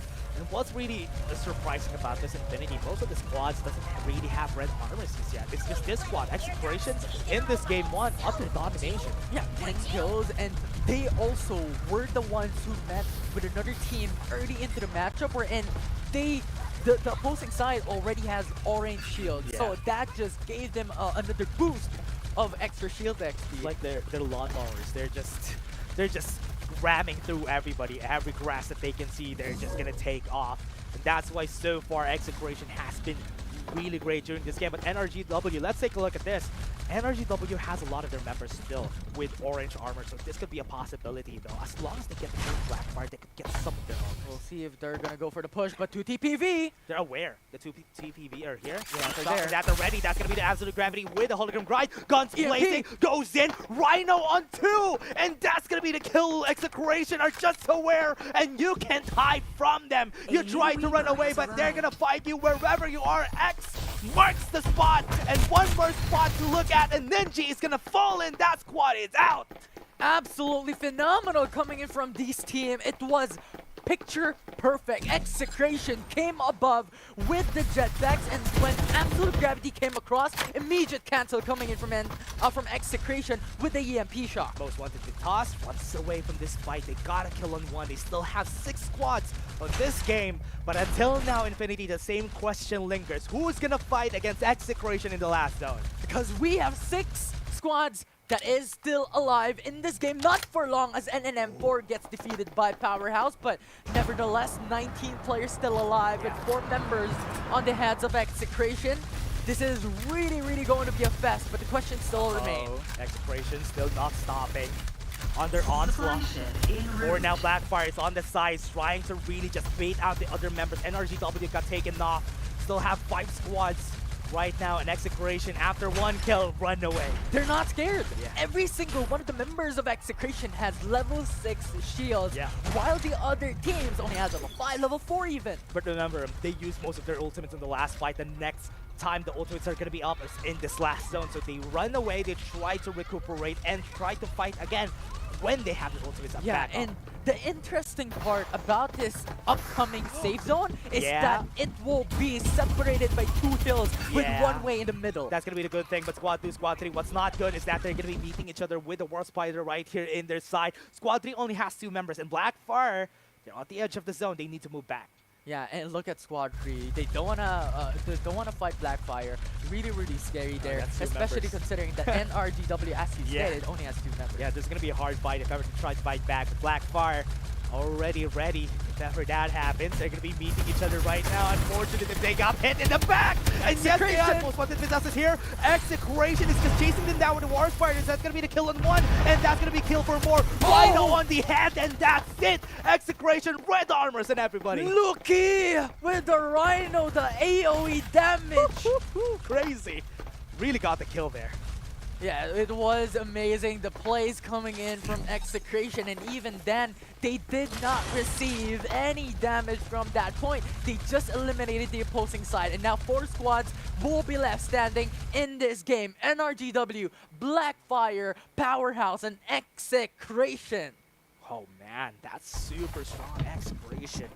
Who's gonna stop them? Right now, I don't have any answers because so far they have been picture perfect whenever it comes to their engages. And it's really scary because right now, Execration even has a positional advantage. They're in a really good spot. They have the vision I don't like this towards spot. Blackfire. They have vision towards the hills. Powerhouse as well. The only caveat, however, is that they could get pincered once again. They have vision on everybody, but everybody has vision on them.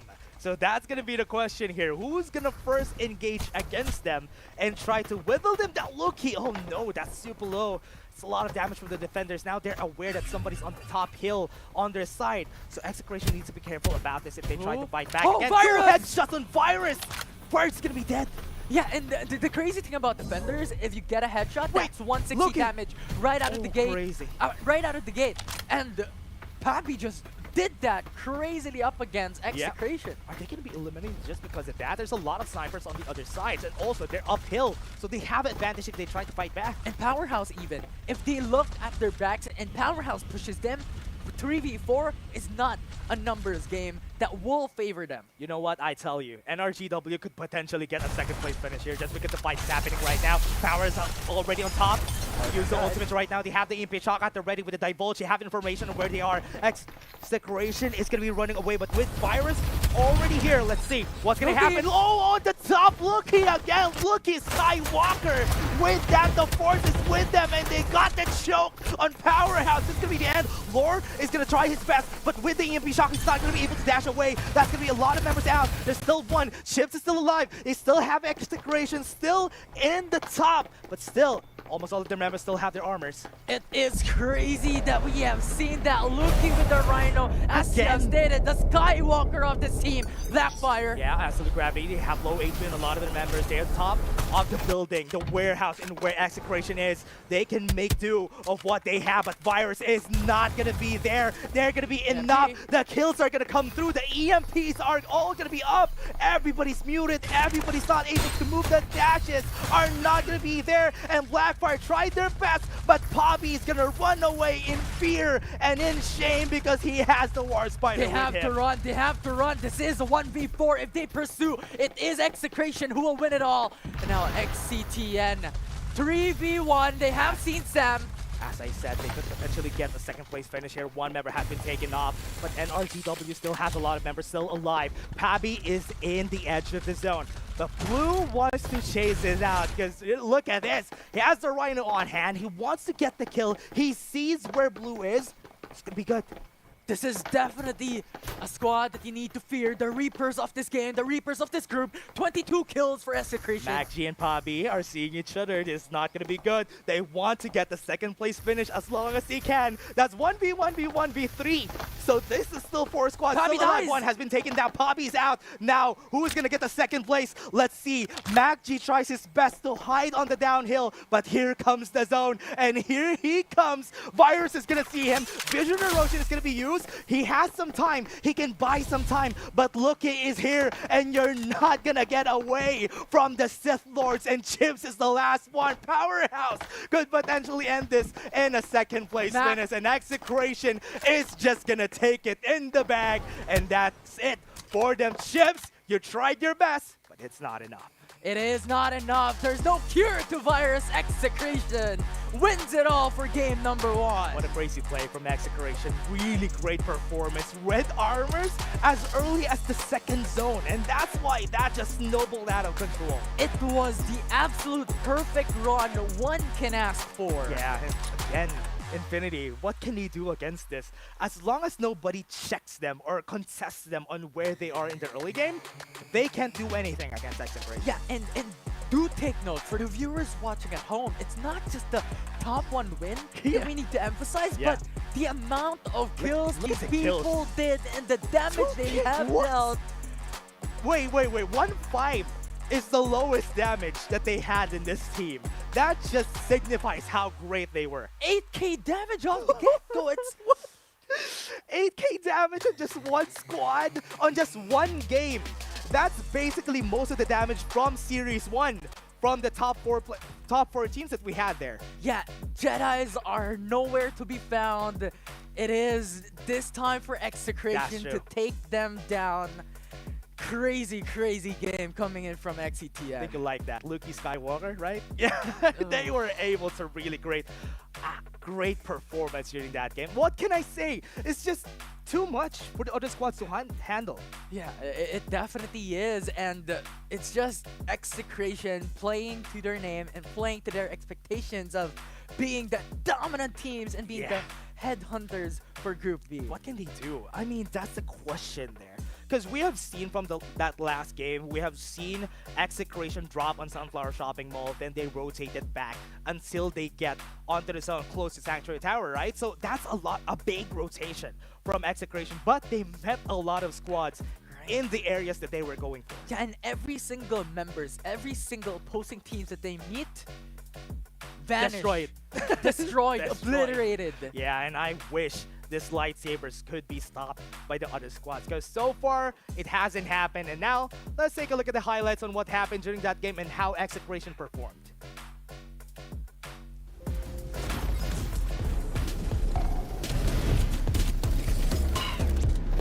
Supply ship en route.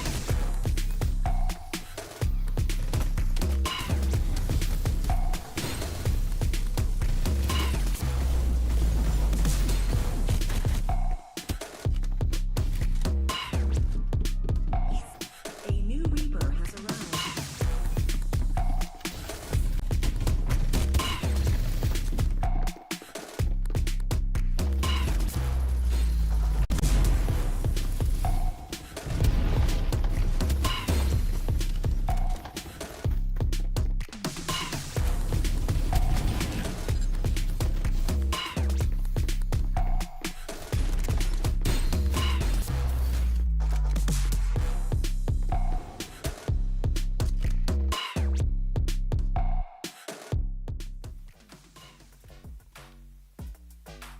The road of success, the road where Execration has built their land up, crossed their praise on getting those kills.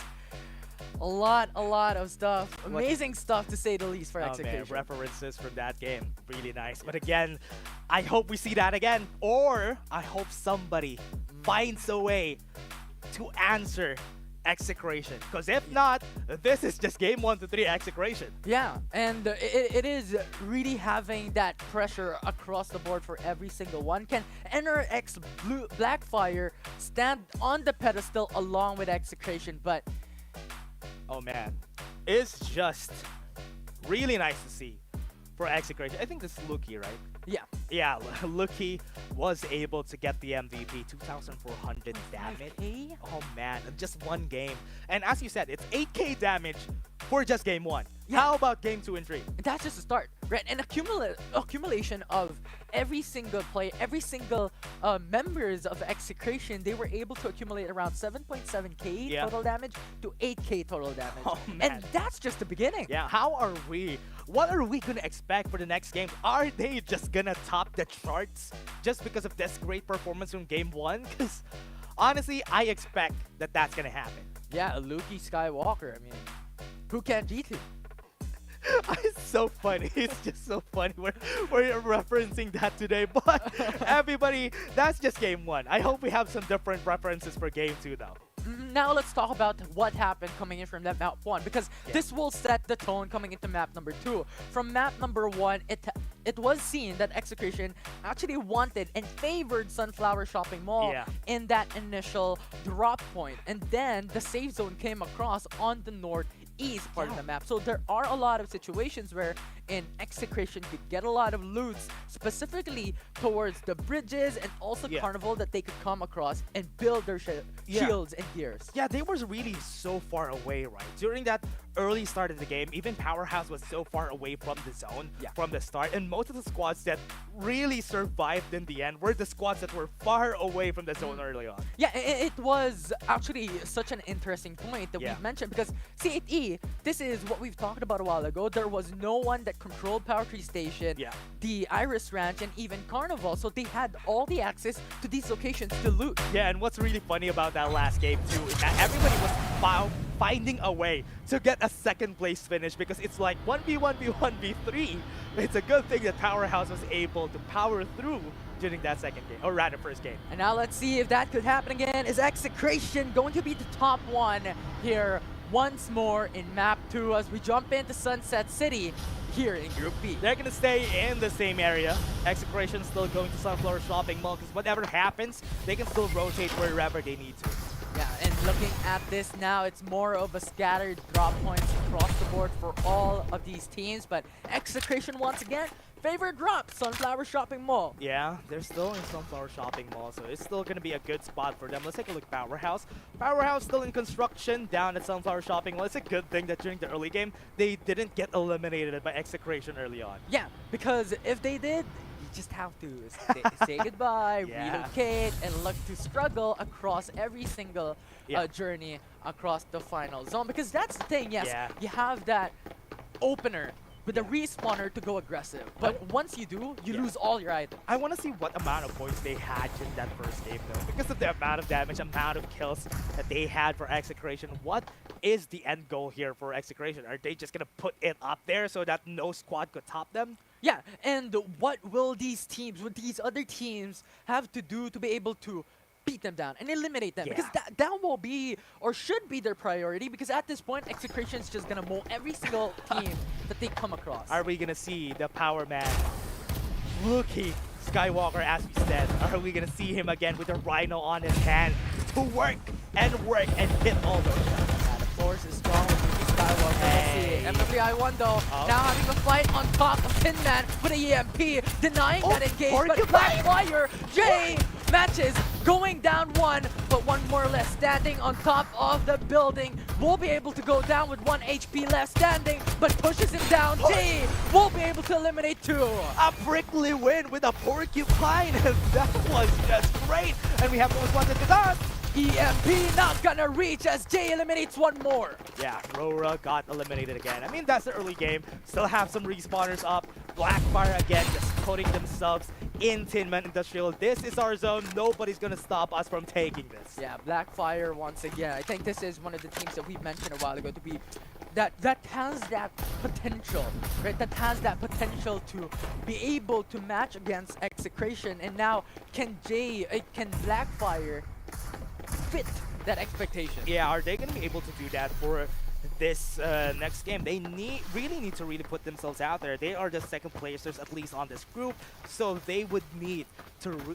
They are the best bet of winning against Execration. Yeah, because it's not just about the name. It's all about the history as well. How they did, how they performed back in ACC. This is a known team, a familiar team in Farlight 84. Very well known. And also, during the last week, they also had a great performance. It's like it's just unfortunate that they were able to get the podium finish during week 1. But again, they are just gonna redeem themselves during this week 2. Now we'll see if that can occur, if that could happen. But looking at the first safe zone that we have seen already, it is towards Tin Man Industrial, right? So a lot of expectations on the line that they could come across onto other islands, especially squad number 5, as they are a bit over on the southeastern-most part of the map. What is that? 40 points on the last game, Infinity. How are you gonna chase those 40 points? And that's just map 1. Oh man, how about map 2 and 3? They're just gonna rack up some points, but now fight's happening. Sherry has beaten down one member. Exy goes down across in the south part of Power Tree Station, and I think that's just a split of the team to just scout around, get information. Unfortunately, they lost the life, and if ever it comes down to it, CAT can definitely go for 4v3. Yeah, they can still just plant themselves here in Power Tree Station, because when the zone is still close to your side, you don't really need to move around. But most of the squads, look at this. A lot of squads are already placed themselves in Power Tree Station, and this is not a good sign, because if they stay here, they're going to be out of resources later. Yeah, and on top of that, there are 3 squads that is in the vicinity. And the first team that will be matching on top of each other is CAD up against 2TPV on a long-range distance. It's a hill over the buildings. Let's see if Raid can finish them through. They still have some ultimate EMP shocks are rather ready. The scans are there. Information has been provided. War Spider jumps across. The absolute gravity, hoping to deny it. Now the EMP brought out as well. Vision Erosion denies that eyes coming from 2TPV. And that will enable CAD to put them down. Now they have the members' advantage. One goes down once more. It is a 3v2. Yeah. 2 members inside the building. Having their sights on, and Raid will not be able to punish.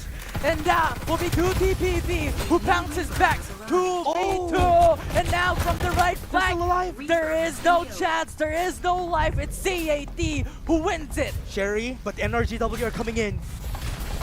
This is the problem. This is what we talked about. Third Party Central on top of Power Tree Station. And it is NRGW. He eats them alive. Akissa is now out, and Sherry needs to run away. Squad 9 knows that the fight is breaking out on the top side of the map, but they don't want any piece of that fight. Sherry loses. He's going to be out. Stuck on the corner, behind a rock, behind the hard place. They cannot hide. And NRGW wins it with 4 kills to the squad's name. The end of it, and NRGW was able to get the orange armors just because of that fight.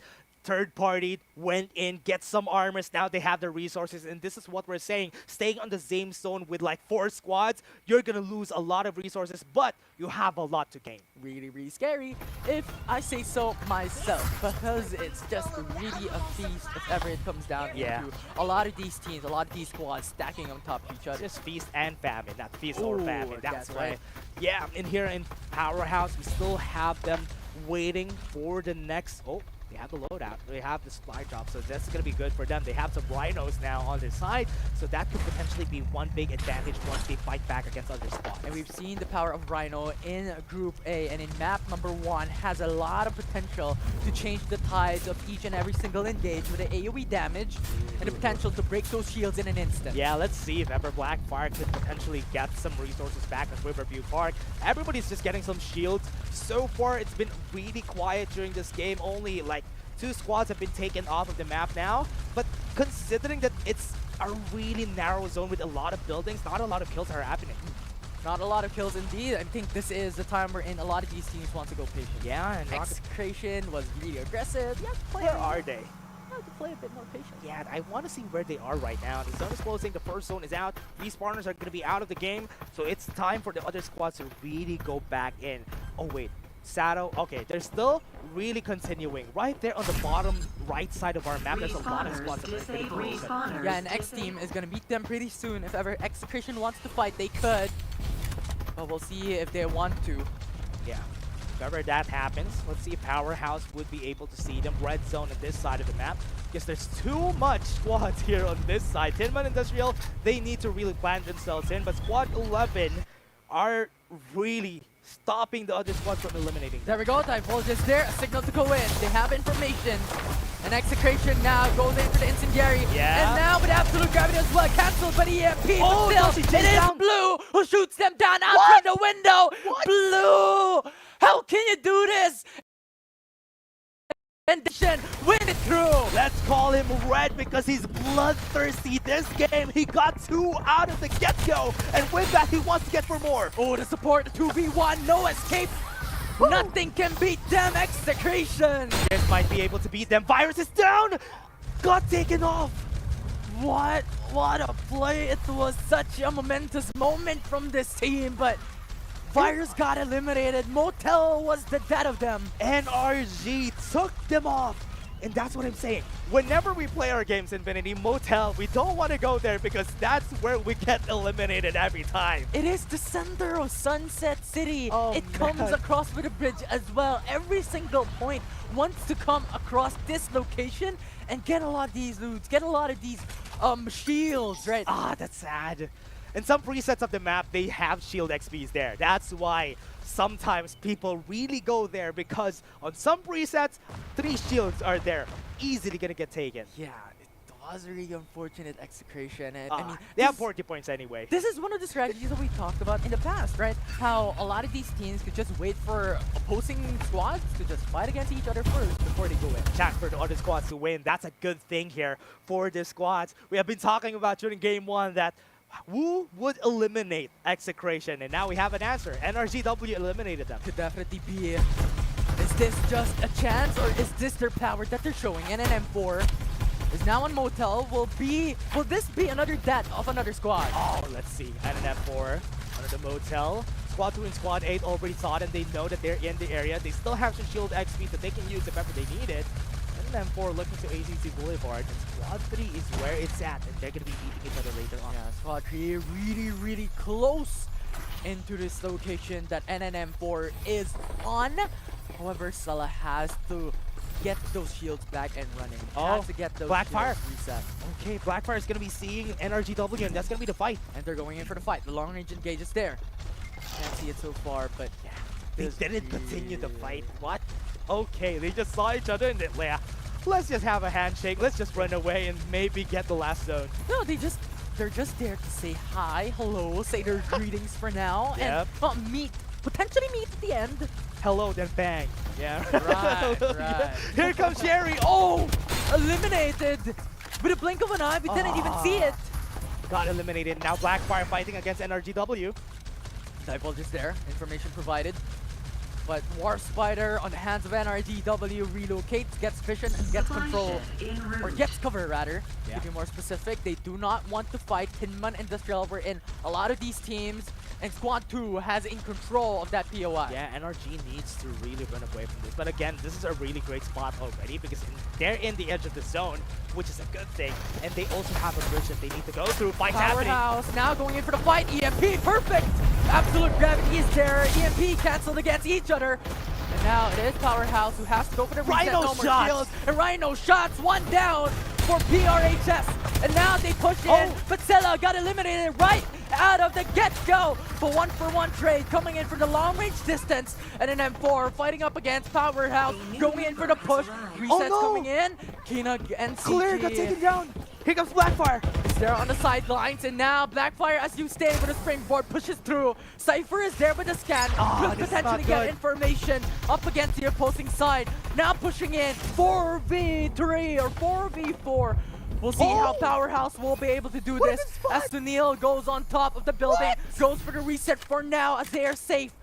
Kai's gonna survive just because of that, and now nobody got killed on this. I mean, most of their members got killed, but at least they survived for another day. Yeah, NNM4, look at NNM4. Pabi is searching, Pabi is hiding. Bobby's gonna see him. Deja Vu's here. Okay, I think it's gonna be dead. Unfortunate Wait, what? for NNM4. You can't do this. You just can't, please. He's still alive! Please. Oh my, no. He's gonna stay alive, Infinity. I think that's at least a good thing. He prayed to his gods and it worked. Oh my gosh, he just can't do this. NNM4 still alive, still in the game. What do you call that? Their vision relies on movement, and he's not moving. That's why he survived. The man who can't be moved. Oh yeah. No, that's different. Oh, That's that okay. is But that that's okay. different? Hover car on side of Blackfire. They just ran away and they just took out most of their meals. Oh man. Just look. It's Please. It's not gonna happen. They're not gonna see him for sure. Pabi, look behind you. He's not gonna see it. I mean, he supposedly could see the footsteps, but because he's not moving, There's he no didn't see footsteps. there's no footsteps. Yeah. Right? Absolutely insane coming from NNM4. Securing potential top 3, top 2 by just standing around on the hill. Zero remorse, no remorse on what they did because of that. Tinman Industrial is where it's at. The middle of the zone is going to be an ACC bully part down out there. Have some information. They're going to see where they are. And now Powerhouse has information. But Pabi can do the same thing. Absolute guarantee. And shot. EFT rather goes through. No more jetpack. And they just have to run. You have nowhere to go to but to the ground. And now it is Blackfire who dominates once more. 3 squads remain. What's great here is that they have no more ultimates in like 2 minutes. That's going to be a good time for the other squads to win this. Remember, we still have NRGW, and they are the squad to look at this game. Look at NNM4. He's still alive. Yeah. He's swimming. Squad 2 and Squad 3 wanting to get the first place finish this game. But again, as we said, zero remorse. No remorse and just hiding on that spot. Right there, down on Tinman Industrial. And he's still surviving. He might get a second place finish here. Oh. We have the sides coming in from Blackfire. Oh. Could be the potential engage as they are looking. Red armor though on NRGW. They're the ones who eliminated Execration a while ago. That's a good thing for them. They could potentially finish first here. 1 straggler. 4 members for NRGW. 4 members coming in from Blackfire as well. Oh. Okay, they're on the river. They have a bridge that could, oh man, this is gonna be hard. As long as Kino is still alive, he is just gonna second place finish this. I mean, even with just 1 kill on their squad, it's still something for their squad, denying the second place finish for the other squad. Now, Blackfire and NRGW are just fighting with the river just in front of them. Yeah. Although right now the safe zone is not in favor for NNM4 for that's gonna Kino be to bad. be more specific. Even Blackfire. He has to move when 30 seconds is left, except if he wants to play on the edge of the zone. Yeah. This is the middle of the zone that you want to be in. When there's no other squads that could look you out. There's only Blackfire looking at you and just 1 other straggler. So with the Rocket Tarantula, that just doubles the advantage. And no more War Spider. One War Spider down for Blackfire. And this is the most unfortunate thing for Blackfire. Yeah. Right? Because the safe zone is on the opposite island wherein Squad 3 is in. Yeah. And NRGW doesn't have to move. Yeah. And one good thing about this though is that Squad 2, what they can do is just traverse the bridge, but they have another bridge to look at once they do that. Now they're going to be seen here by Mac G. He can stop them from pushing. And then M4 is just there. One Please. more. Here's the shot. Here it comes. Delivery for their side. And now NRGW has sights on them. Blackfire is just roaming on the zone edge of this. And now Squad 3, What are they gonna do? what There's do a you have bridge. to do to be able to go for this. The gatekeepers, Blackfire, can you survive? No more shields for Pabi. Pabi super low. This is going to be bad. Blackfire needs to recuperate. They need some shields back up, and Pabi might die in the process. Goes for the reset for now. He's still safe, but the zone is closing in. They have to move. Jay is roaming around. No more hits, shooting him down. What a great spot for NRG. They can win this. NNM4 is gone. This is the last 2 squads. It is a 4v4. They're in the zone. But They could die. Blackfire is on a disadvantage on top of the bridge, fighting against each other. It's AK-77 fighting across the bridge on opposite sides. 1v1. Who wins it? Manong Wadu will not, as Pabi wins it down.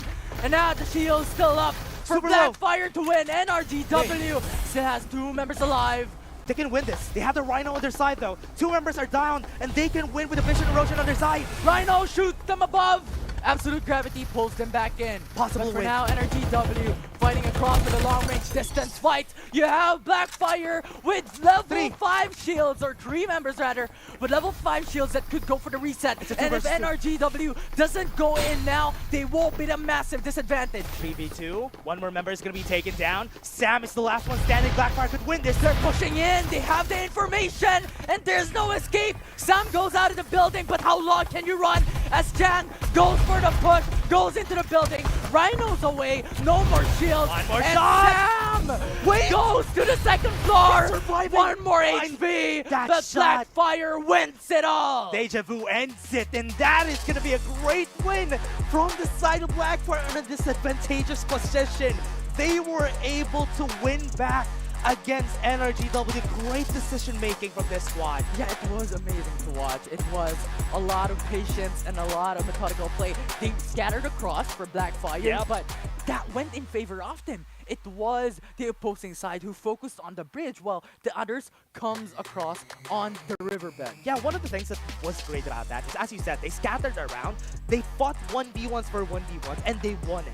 When they won the 1v1, sorry, that is the win that they needed, and that was the reason why they won against NRGW. Yeah, it was insane how Blackfire won that. And NNM4, I gotta tip my hats on to them.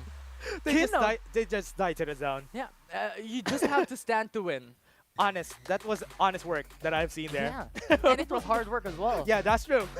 He had to stay there in place. It's hard to stay in place, everybody. So that's why it's a great spot to be in. Getting the 3rd place finish, getting some points out of that, that's already good enough. But Blackfire and NRGW, even without Execration in the mix, good performance. Yeah, it was insane, and I love these kind of moments, those pressure points coming in from the final zone.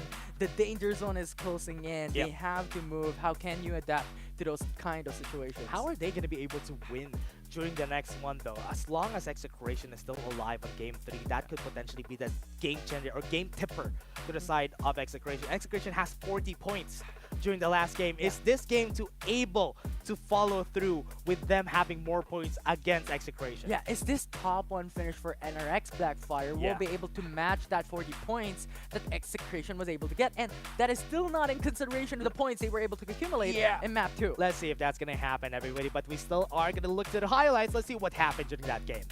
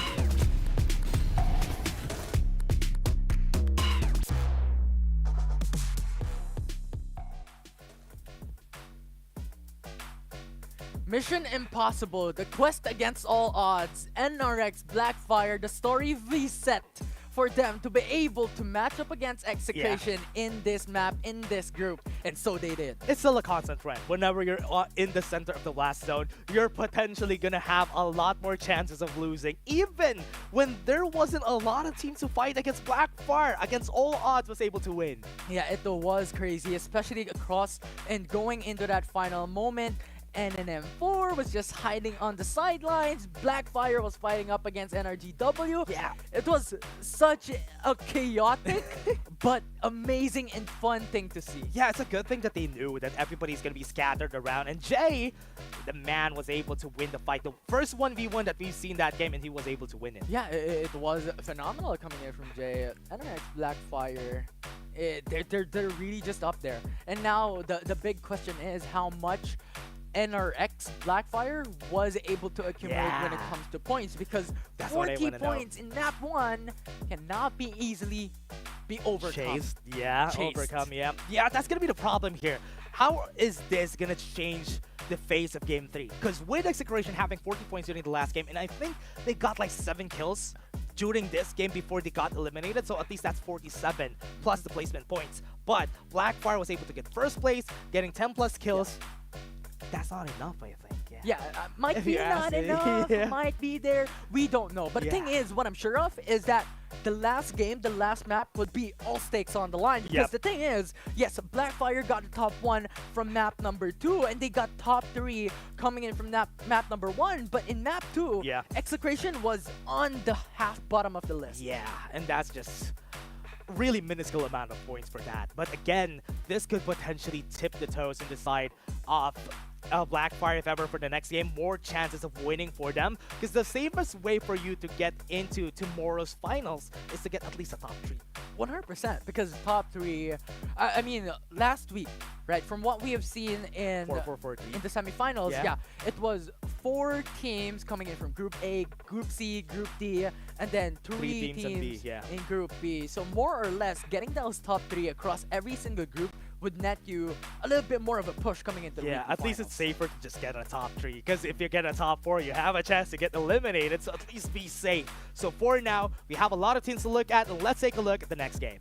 I'm absolutely excited and looking forward to this, the final map of Group B as we jump into Sunset City. Yeah, and we already have Blackfire back in where they are. They're basically their habitat, which is in Tinman Industrial. They won the fight a while ago against MWI1. So now, are they gonna win it again? Yeah, and Execration once again, same exact drop from map 1 and map 2. Sunflower Shopping Mall is their drop point. It's their favorite, it's their active practice map drop point, and so far it has netted them a lot of benefit from map number 1. Would this be the same thing for map 3? Look at Eternity Asia and also Sherry Esports fighting on Novo Planetarium. That's the first time we've seen Eternity Asia going there against Sherry. They don't want Sherry to be confident, or at least be confident on that area. Because the thing is, CAT from map 2 and map 1 has just full control over that location, over Top that left POI. side of the map, right? Right, and no one else just set up their plays onto that point of the map. So denying them of that freedom and denying them of that leeway to just roam around and loot on those POIs is going to be really important if they want to remove that potential risk of C8E meeting them later on. Yeah, and something I'm seeing from the past games, especially when it comes to EMP shops, right? Even the Vision Erosion, I've seen a lot of Vision Erosion getting cancelled just because of that EMP shock, and that's something that you need to think about whenever you use the Vision Erosion. Are you in the EMP shock area or are you not? Yeah, and remember one of the statements that you've made in the past, that who EMPs first will lose in a Cypher matchup. And that's why for this game, they need to really be aware of the cooldowns, the use of their ultimates, because when it comes down to it, an EMP could potentially take down every ultimate in the game. Yeah, and so far, so good. No one wants to get bloodthirsty early into the game, maybe bloodlust later on towards the end of the map 3.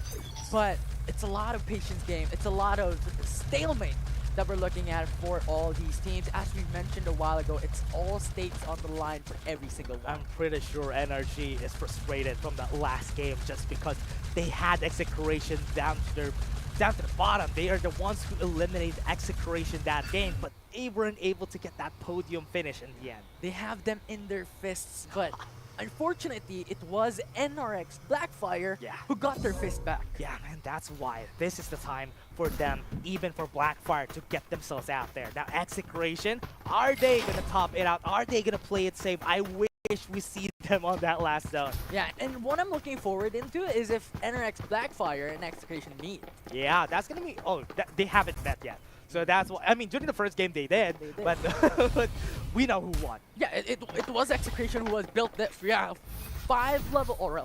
level 6 shields. Yep. It was just gear diff. It was gear difference. Well, I could say mechanical skill. Yeah, that maybe. has shown power as well Yeah. into the equation. Early fight though. Blackfire powerhouse.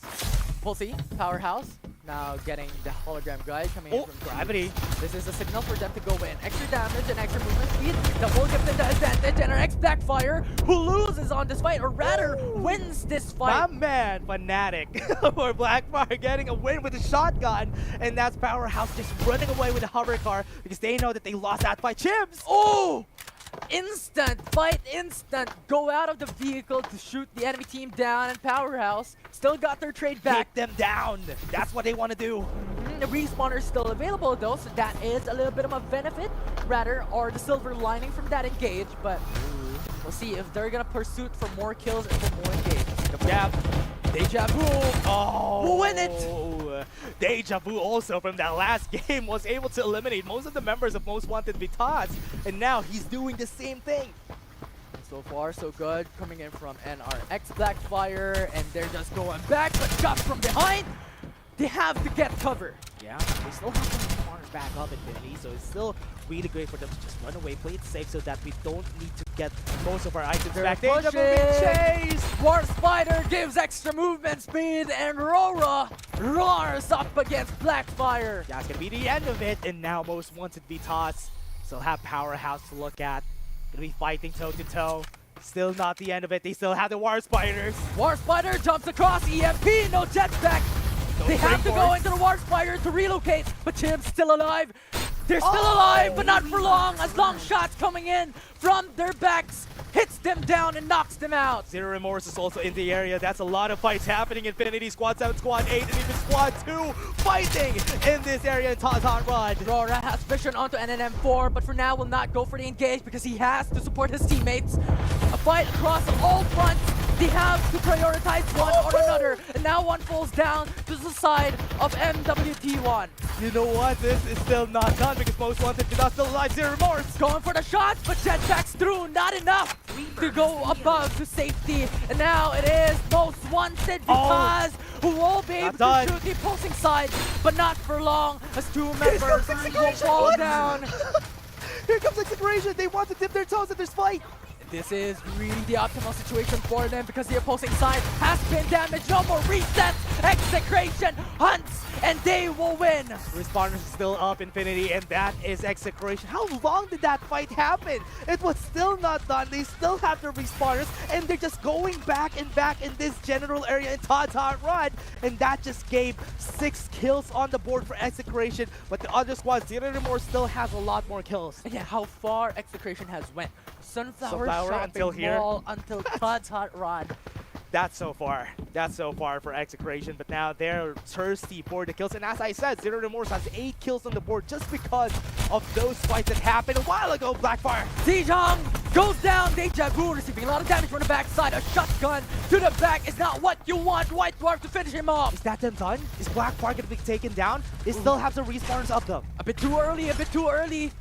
This is not something that Blackfire wants. Yeah, still haven't been taken down. They still have some armors on their side, orange armors on the side of X team. Deja Vu might be still alive, but most of their members already used their respawners a while ago.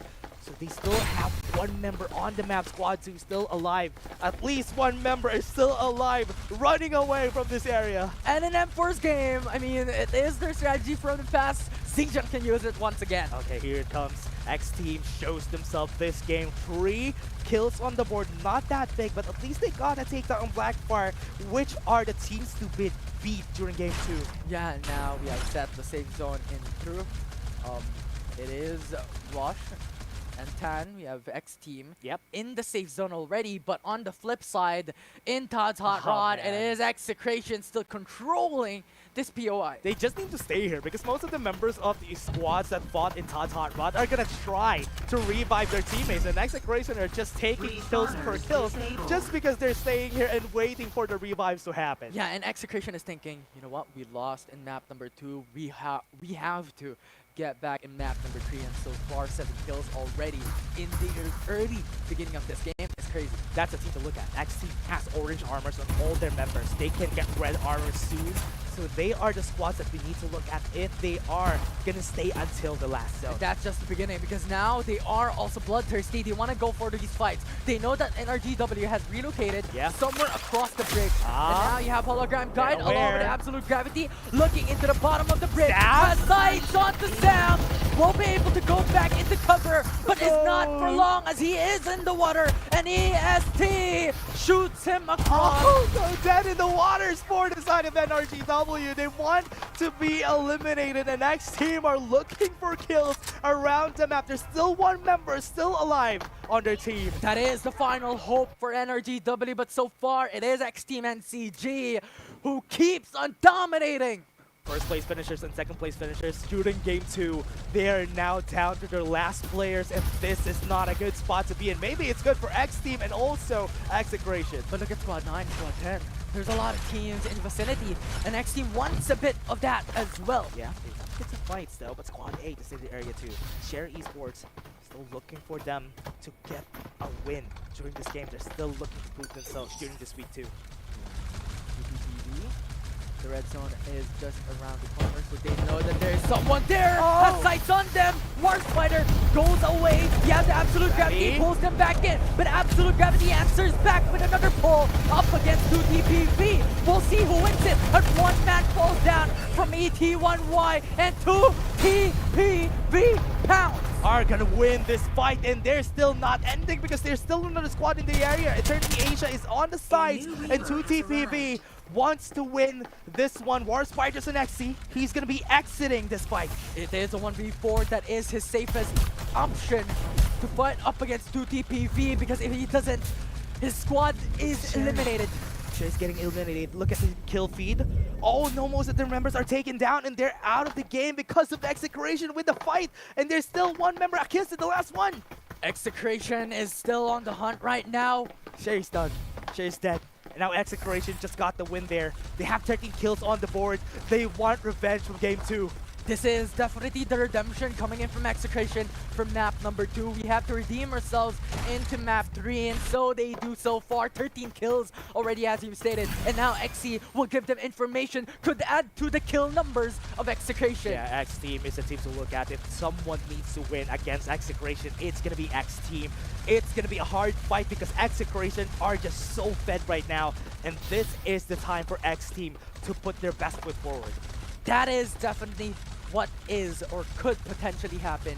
X Team being that X mark with the X target for Execration, as Virus and the rest of the squad goes for the push, but will not go for the pursuit, and instead relocates to the island wherein Tinman Industrial is located. Yeah, there's a lot of bridges on the side of Tinman Industrial, but there also is a river on, or rather across most of their members. So this is going to be good for Execration to just stay here in this general area and Todd Hot Rod, because even if people go in here, it's a safe spot. There's a lot of buildings, but NNM4, Zero Remorse, got the kill on MWI1. It was phenomenal. NNM4 hunted them down. Whoa! ET1Y XC Got a finishing kill? kill. What?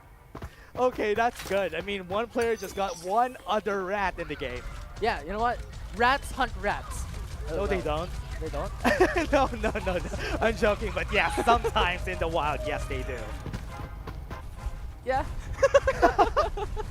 Let's take a look at this game, Infinity, because right now, moving on, we have the standings from the last game. Blackfire super close. Yeah, and the thing is, Blackfire, And even NRG. having one member left, I believe. NRG 2 has only one member left. Yeah, it's What are they going to do? It's basically Execution's game here Oh, on forward. I mean, at least they got the top one. The important part is who's going to get top 4 in this game. Definitely would be so, to go and secure themselves a spot into the top 15 for the weekly finals.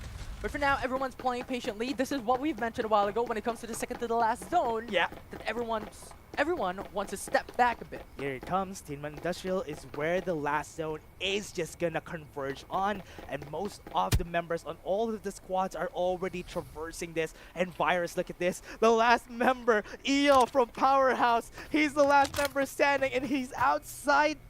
He's close to the zone. He's gonna stay alive. If that hover car goes down, it will bring down another member with him. Yeah, Virus. Oh know, is gonna do a whole pandemic for EO. Oh man, he's on the really at the edge of the zone and he stays alive. There's just no cure to virus. There's just no cure. There's no treatment. And now it is Powerhouse having to relocate as the danger zone is beneath him. Yeah. The defender will not be able to shoot him down, and Powerhouse still in the game. Man, Powerhouse wants to get another second place finish like what they did during game 1. And now in the middle of the zone is where Execration is. And that is where everybody's looking at. But it's a really good spot for Execration because they were here on that same spot during game 1 and they were able to win it in the end. As long as they get red armors, they're gonna be more and more confident. Yeah, now the unfortunate part about NNM4 is that they're fighting up against every single team with 3 members left. Execration, though, receiving a lot of damage coming in from the top of the buildings as they move across and relocate over the hills. Yeah, where's X Team? Looking for X Team. Are they out of the game already? I'm not seeing them across the map, but this is gonna be the chance. 2TPV could potentially fight against them. Execration coming in. Divold gets in. Rhino shot! Execration! Luki Skywalker!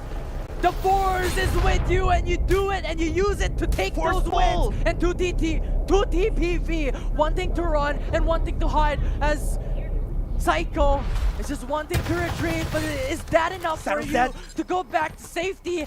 As that will be the 6th squad that will be eliminated. 5 squads remain. Luki was able to get another great Rhino shot in, and that eliminated most of their members on 2TPV. What are they gonna do now that they're close onto the bridge? A great POI for everybody. They are planted on the houses right here, but Zero Remorse is also in the area and also NRGW, but they're looking at most of the members of Execration and they could converge on this spot. Mick, you're not in a situational or favorable spot Mick. rather, and now he will receive the zone damage. He's gonna get Has to damaged. move. He will get eliminated if he stays for long. Virus is looking at him, so he can't just dash in because Virus is waiting. Mick He could get taken falls. down. Oh no! He falls, he's gone. I mean, that is just There's X Team. Okay. that's just the safest option. Yeah. It's either you die in the zone or give a kill and damage to Execration. The only good thing about this, though, great advantage on the position when it comes to X Team. They are across the river, and that is where the zone is. So now, Execration needs to go on the bridge. They're gonna meet X Team when they're super low. This might be their chance. We'll see if this could happen for them. Is it in their favor? Absolute gravity! Execration! Absolute gravity coming in from X Team and CG, and Virus is in danger. One more shield up, He's dead. and Virus knocks down. And now it's Wrath going in the sides of the Visioner Ocean as X Team gets Lucky. down one by one, but Execration falls in the end. As we said, X Team is the squad that needs to take down Execration, and that they did. They eliminated them out of the zone. It was a great advantage for them that they're across the river in where the zone is. It was the perfect absolute gravity coming in from Rosh. Pulled everybody. Everybody, and then the Visioner Ocean to top it all off. So much power in the hands of X Team. Force pull. Oh man, Oh, that's wow. crazy. Zero Remorse, now it's gonna be a 2v2 if they fight against each other. But the problem here is they're not in the zone, they're in the river. We're seeing Zero Remorse already traversing that zone. Zilla might get taken down by the zone. It's a bit too late. The dark side, the rise of it, X Team from far away distance will be able to remove a lot of these members, but X Team only has 2 members left. If they do this, they could win it. EMP Not already efficient. from Keenog, denying that engage. For now, for Rush, going for the 1v1. It's a blue shield coming What? in from Keenog. Yeah, Can the you dash? bait the opposing side easily? And now goes to the 2nd floor to buy a bit more time. Goes for the reset. EMP from the opposing side as well. And an M4 is in danger. But so far, so good. High ground is in favor for NNM4. Yeah, they're just looking for it and they still have some time. The EMP shock is not hitting it. Oh no, it hit him. Now they know where he is. It gives information against the enemy team, but the EMP, he can't jet back. And now Rhino will not connect, but the other He's dead. team member meets him in the window and eliminates NNM4. What's gonna be good here is a 1v2. They don't have ultimates on this side. X Team really bring advantage, and that's gonna be the absolute gravity. He's gonna push from EO, and that's gonna be it. A signal for Powerhouse, but this is a miracle if they win it. It's a 2v1, but X Team wins it all for map 3. Wins it in the end. X Team, the team that we're looking forward to winning against Execration, and that they did. Even even though that they are on a disadvantageous position because, as we said, there was a lot of kills from Execration. That could potentially snowball in their favor when it comes to the levels, but because they didn't have red armors, they didn't have much more, X team just got them with the position advantage. Yeah, it was phenomenal coming in from this team. And that final engage, beating down Execration. Yeah. Lost 2 of their members, but that's enough for them to be able to still be on par up against these stragglers. Yeah, great pull from the Absolute Gravity that was able to win them the fight together with a Rhino shot. Man, that was such a great setup from the side of X team. Yeah, and the thing is, they were playing on zone edge. They were That's just true. playing on the hills as well. So really, there was nowhere to go for Execration but stick on the hills. But the problem was, Absolute Gravity pulled them in. Vision Erosion just denies that vision coming in from the opposing side as well. So there was literally no escape for XCTM. Honestly, they had to make a decision during that time. Are they gonna cross the river on an open space, or are they gonna use the bridge? They used the bridge. Any decision that they made there could have went in favor of X team. That's why it's such a good position to be in for X team. Yeah, it was phenomenal from X Team and CG, but what a play from across these 3 teams. I mean, every single map had different winners. Yeah, I hope that they would be able to get a lot more out of that win, because I mean, if you got a win against the squad that got 40 points, that is a great flex already in itself. Yeah, it's a feat to achieve. Yeah, and that's what I can say is the greatest feat during this Group B fights that we've seen for today. Again, everybody, that was just crazy. All I can say that game, it's a good thing to see Execration again during Game 3, but they didn't get the win. And once again, we saw a little bit of a variety of a showing there for the final map. Yeah. Like, early into the game, it's a little bit more patient. No Yeah. one wants to go for the fight. No one wants to go aggressive. But coming into the mid to late game, it was a breath of fresh air. Yeah. Everyone wants to go aggressive. Everyone wants to get those kills. And also, early in the game, NRG and Blackfire got eliminated early. With one of their members still alive in the last zones, they can't really do much during that time. So Blackfire and NRGW just got taken down early. So what else is to look for? We had to look for somebody who could fight or pair against Execration, and X Team did just that. Yeah, and it was their perfect bat. I mean, X Team NCG got level 5 shields already early on in the mid of the game. And then when they met NCG, I mean, rather Execration, it was just that time, that spark for them to go The in. Jedis and the Siths, and in the end, X Team was able to win. Oh man, what a great performance. But let's take a look at the highlights during this game.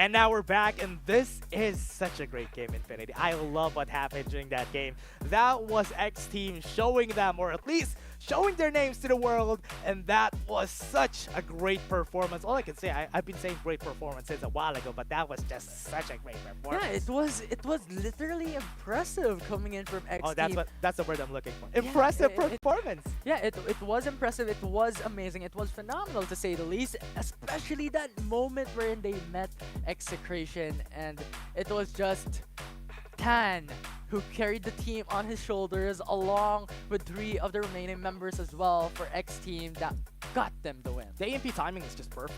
EMP timing together with the absolute gravity, as we said. Total of damage is going to be 1,000. I would want to see what the points is at the end of this. But for now, the MVP is going to be 10. Congratulations on getting that MVP. But X Team also really great W for winning that game 3. Yeah, and as much as we wanted to break down what happened in an X Team versus Execration moment, Execration fight, we don't have that chance and we don't have that time. But I encourage every single one of the viewers watching at home, if you look back into that map, that is something that you want to see and how they played that out. Yeah, and also let's take a look at the redeem code FPC Week 2 for you to get 1,000 gold for 500 viewers. So claim it now. Take a look at City Key and also input FPC Week 2 in order for you to claim that. I would want to claim it right now, but I can't. Yeah, yeah. You want to claim it too. I want to claim it too. That's but how excited he is. He just said yeah. But again, everybody, that was such a great game. X Team, all I can say, do that again. Also, the reason why they weren't able to use their ultimates the side of Execration was because they used it on the fight in Hot Hot Rod. They used all their ultimates and they don't have any.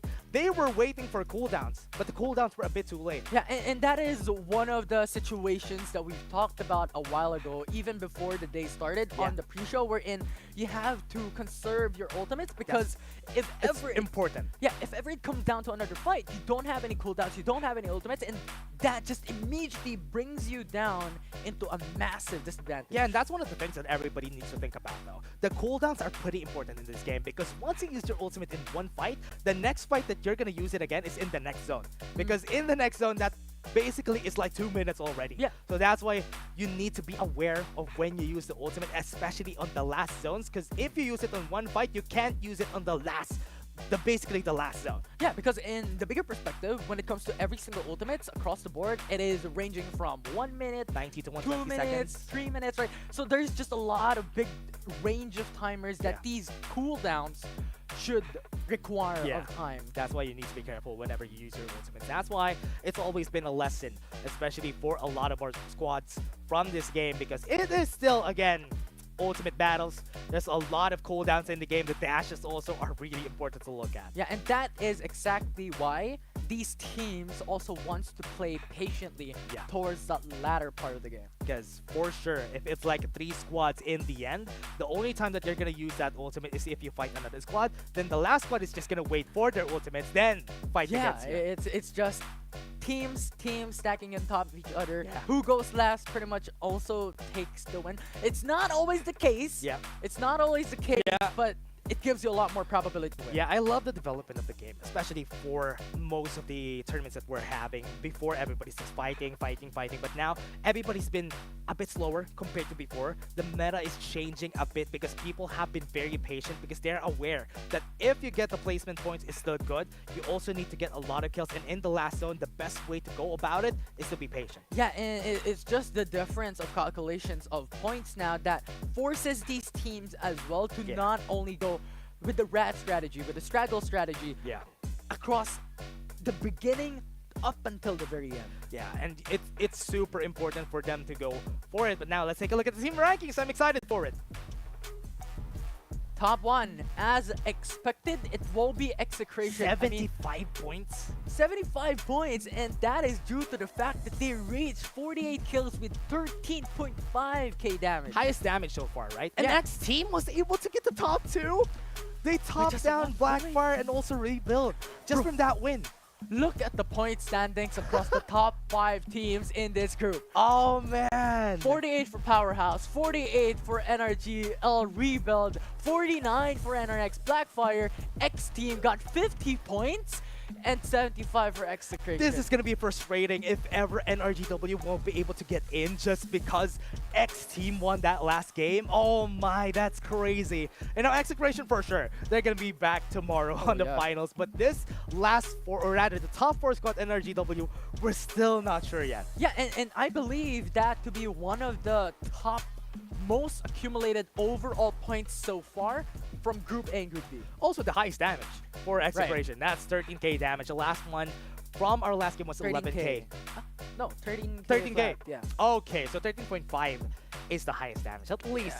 we talked about how they got 8K during game 1, but they didn't get it like 15, maybe 16. And I think it would be much more if map 2 was not such a detriment If for map 2 could have been better for them, could have been a better position. I mean, it's the best position already, in this group at least. Yeah. But getting that is a big statement too. Yeah, it doesn't really matter at this point. They got the win, they got the top 1, and surely getting 75 points would not negate you in coming into weekly finals. I'm happy already with that if that was me. But again, everybody, what a great game for today. But the gap between the points, right? 75 points and minus 25, 50. Yeah, 50 for X team. But getting them on the second place was also a surprising thing for me because of that one win, they got themselves in the second place. Yeah, clutch them up into the second place. Amazing stuff coming in from Group D. And you know what? This is just the start of week 2 semifinals, and this is already so much of intensity right out of the get-go, and we still have 2 groups to come through. Group C and Group D. But I think we do have another one to look forward to. Another team is going to be interviewed after this from the Tagalog broadcast. So yeah, you guys just wait for it. I'm excited what team is going to be interviewed. Yeah, is What it do you think is going to be interviewed? Execration. Execration most probably? Yeah, right? most probably. So I hope that Execration gets interviewed, and we would need to really hear their thoughts because those games, game 1 and game 3, were just so good. But so far during game 3, I thought that was close for them. But because X team was able to foil their plans, it was the end of it. And game 2 could have been better. Yeah, and definitely now looking back and calling back from what we have discussed a while ago when it comes to the patterns of these heroes, it is just utility meta. Yeah, that's true. A lot of utilities, Absolute Gravity, EMP Shocks have been good. But what's good is the streams. Take a look at the streams, everybody, on YouTube, Facebook, TikTok, and also on our Twitch.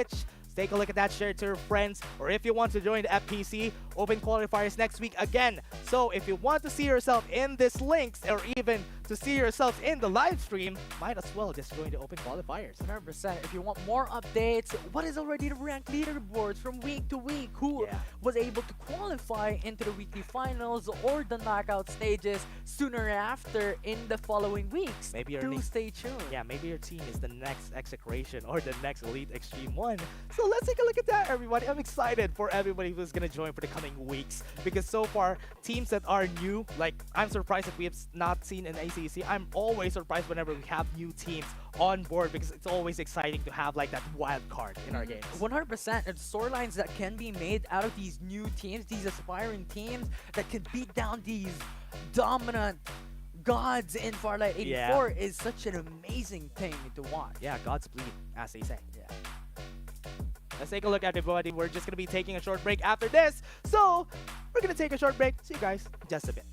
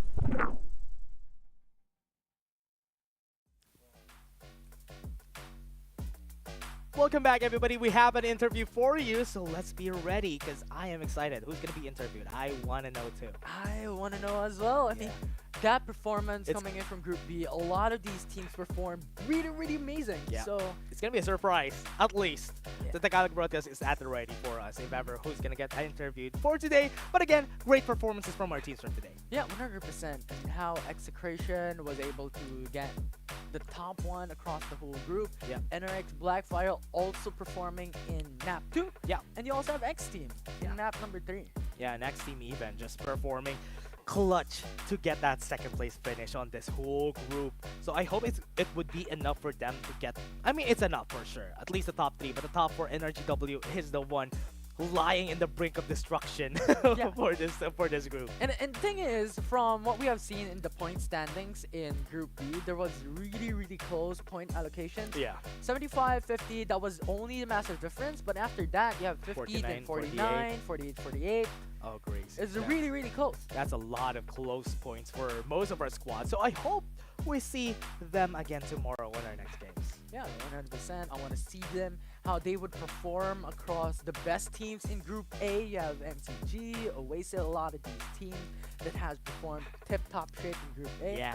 Like, what would happen? Still have Group C and Group D. I'm excited to see what's going to happen for the other squads fighting for their chance, or at least fighting for their place, because we still have Ghost Reborn and the other squads that we have right here, and even Nows for Group C and Group D. But again, everybody, we're going to go to the interview right now. We're going to throw you back to the Filipino broadcast to watch the interview.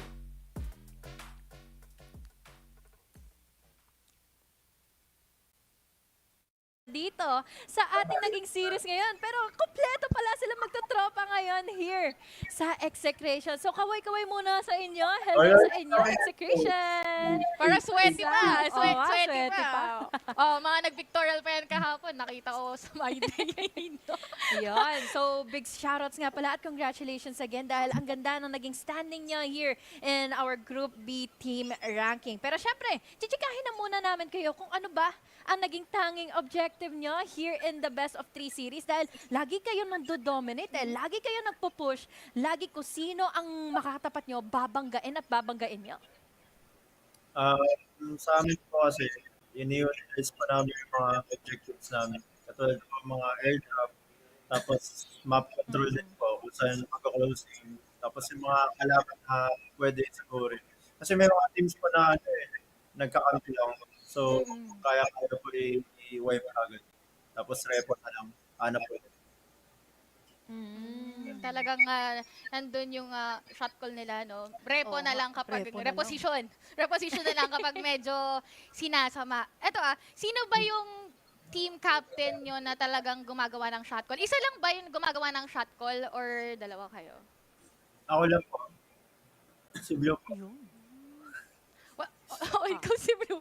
Wala bang reklamo yung mga tropa mo? Yan, sila Virus, sila Cypher, sila Sato, sila Loki. Sumusunod lang agad. Sumusunod po. Parang hindi May pumipiglas ba? Parang hindi Sumusunod ba sila agad? Madaling kausap like kunyari sabi mo, pre, reposition tayo. Madali. Yun po yung At least yun naman maganda. Exactly. Yan, chemistry nga ang lagi kong nakikita sa inyo. So, really commendable ang naipakita nyo naman. Pero syempre, ang gusto ko naman tanungin sa inyo is kung may masasabi ba kayo sa inyong mga fans at mga viewers right now na ngayon patuloy na tumatangkilik nga sa Execration. Shoutout sa inyo na thank you sa pag-support. Ayun, ano gusto ko sabihin? Ayun nga, go! Pasok kayo lahat sa frame. Ang Sa short frame. time ko. Ayan. Biro, Ayan.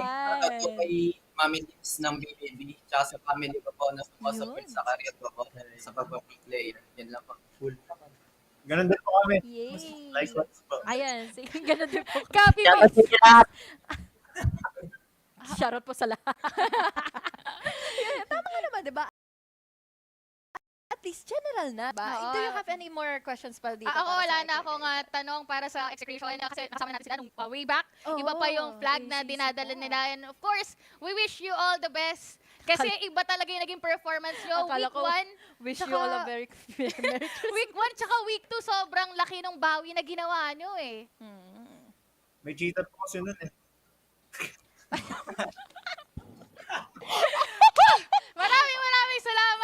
Execration, Blue, and the rest of the members, kila Congratulations Loki, ulit. kila Virus, and of course, sana maging consistent kayo sa inyong performance. Thank you, guys!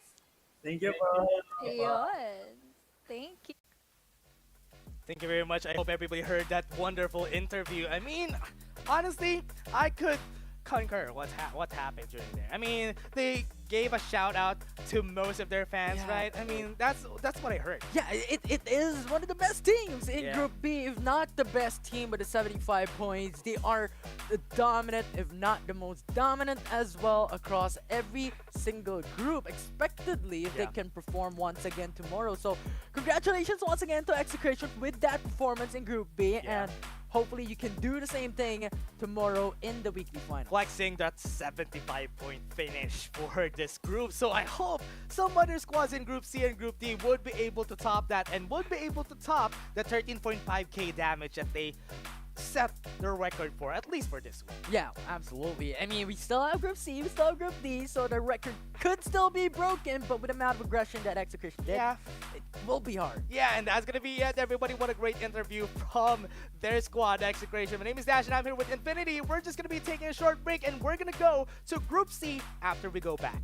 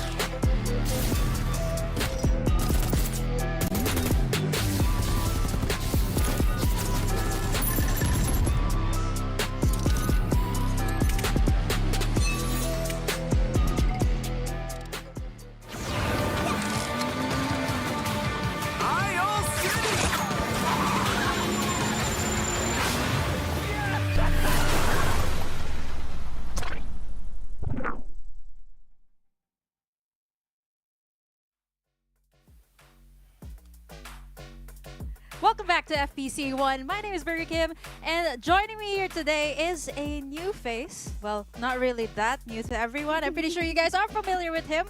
Here's Juswabe with me today. How are you doing?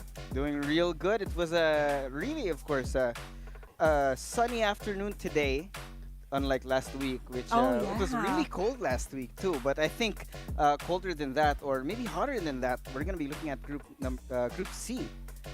Definitely Group C, and you guys have witnessed Group A and Group B, phenomenal performances from all the teams, but I do have to say that Group C is looking really hot right now. We're having actually a lot of familiar faces, a lot of organizations that have come up as well to Farlight 84, and honestly this is super exciting because we have AP Bren in house as well in Group C. We also got someone who is a staple, Tyrant Esports, that has performed very well in all of the Farlight 84 Cups. Yeah, that's why it's so interesting here, right? Because we have new organizations entering now during the professional league that we have here in FPC. And of course, with that being said, now it's a question of, since you're new to the, you're the new kids on the block. Now it's a question of who will actually show dominance now. Looking at the teams here in Group C, you got Tyrant and Vagabonds, or VBE, that has been very consistent, right? So they have had solidified their name. But as for now, as well as AP Bren, right? Talking to these two teams, we've already gathered the information that, Bren Esports is a team that, they've played together for quite some time, taken in by AP Bren. And for now as well, this is a a team that's built to win, right? Like it was an open audition, if I'm not mistaken. Yes, if I'm not mistaken, for Now's Esports, they had an open tryout, and they had to go up against 14 other squads to make themselves worthy. But now the question is, you're representing Now's Esports. Now, can you actually dominate your group? Yeah, the Now's Esports, AP Bren, these are teams or these are organizations that have been are already really known as well in the esports scene, and honestly that is them lifting the banner of these big organizations, right? So I mean, here's the thing, it is super exciting to think about it as well, knowing like what kind of play style these players will bring out and what potential they could bring out and yeah, eventually show to everyone else. And now it's a question of where you're gonna start, right? Because do you want to be as dominating as you want here as early as now? Of course, this is gonna be the first map, and this is where we're gonna find out who will begin to dominate, since this is a best of 3, of course.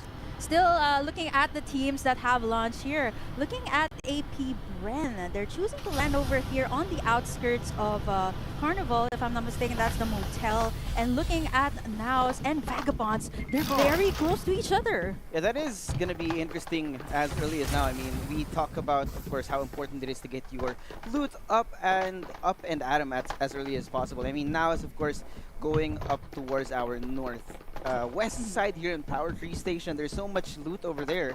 And when you want to rotate downward, Vagabonds may be in a little bit of a disadvantageous position. Yeah, and looking at Tyrant Esports as well, right? Very solid team that has performed last week, and they are getting, wow, the pick of the litter there over on the lower east side of the map. Yeah, you gotta appreciate that, sometimes you don't want to loot, but the loot just comes to you. Oh, looting is always a good idea, Josuave. It's always a good idea. And looking at Vagabonds here, I would have to say that they have to be a bit careful here going up to Power Tree Station. And now Esports has already that area covered, right? Getting in some vehicles as well. And looking at Nash here, it seems like he is going to be the first one to be scouting the area. Yeah, he is going to be the scout for Vagabonds moving up towards Power Tree. The problem now is when you come up towards Power Tree Station, you are not in the best situation possible, right? Because when, for example, you're up against now, so you do have the height advantage and therefore the tactical advantage. You have the high ground, you have all the information. And if you actually do get spotted by the person who is down low, all you need to do is back up. It's you can't really shoot at the head, and they just have so much more cover. But now, of course, Buhat, War Spider in hand, looking to find some new targets. But of course, they've already emptied out the entirety of Power Tree Station, got the litter. Now they're on Iris Ranch, and well, getting so much shields here. Yeah, exactly. Can you imagine how lucky you'd have to be? You get everything in Power Tree because no one was there. Vagabonds was about to close in, and now they're already at Iris Ranch. And it's such a favorable situation as well for the side of for Nows, right? They're getting in as much as they can here in Iris Ranch. It is actually wise that they didn't go up against squad number 4 there earlier. That would have been devastating. Respawn is still pretty much up as of this moment. So looking at the NUMV here on this side and looking at this is actually quite smart. Some of the players actually prefer the hover bikes, the hover cars, to have that additional stealth, right? Yeah, the thing about the hover cars and the hover bikes is the fact that you can easily cross past the river without having to expose yourself to danger. Because first of all, you're invisible, and number 2, you don't have to get out of the car. Right. And here's the thing too about NUMV. They're solidifying their hold here on Sunflower Shopping Mall, and so far this is actually pretty quiet, just for usually most of the time we'd see like a lot of respawners up, especially if a lot of players drop on those very hot POIs. But as of the moment, you see a lot of the players, really taking their time to build up, get their loot, and get the armors as well as the guns that they would want to have as of the moment. Now it's a question of, is this some sort of is it just lucky timing that no one ever finds another team, or is something going on here? Do they know? Are they just painfully aware that there's somebody across the street and they just don't want to take the fight, right? Maybe they're waiting for the right time to actually explode on. But everyone seems to be just, this is really started out very slow, right? I mean, this is actually how I'd love to start the game. Yeah, getting as much loot as you can, and like what I mentioned, right, loot is always a good idea. Yeah. Not unless you get caught up Oh in boy. the middle of the fight. But look at this, AP Bren. Divulge. There's the Divulge up, and SMT Mikav all alone right there in the middle. Shinichi as well in the area, but wow, it seems like he's still holding on to dear life. There's Tarantula there, They know. backing him up for Shinichi, getting that high ground, but it is going to be difficult to go up against this situation, right? There is a lot of members of AP Bread in the area. Oh, Who boy. gets taken down, and there's the response up. Sheena as well, looting down the members here of Bren, but here comes the absolute gravity as well, and they're going to try to close in here. AP Bren in not a very good position as Sheena goes all the way up. Oh. And there you go. The spawns still up, and AP Bren finally draws in the first blood here. You know what's interesting to me is the fact that SMTI actually had a great game plan there, right? You had the Rocket Tarantula up from afar, trying to deal damage, trying to force them to waste all their resources, to waste the shield recharges and the med kits before they close in for the fight. But it just, you know, just didn't work out, because sometimes when you're up there, doesn't matter what kind of strategy you have, if you get shot, you die.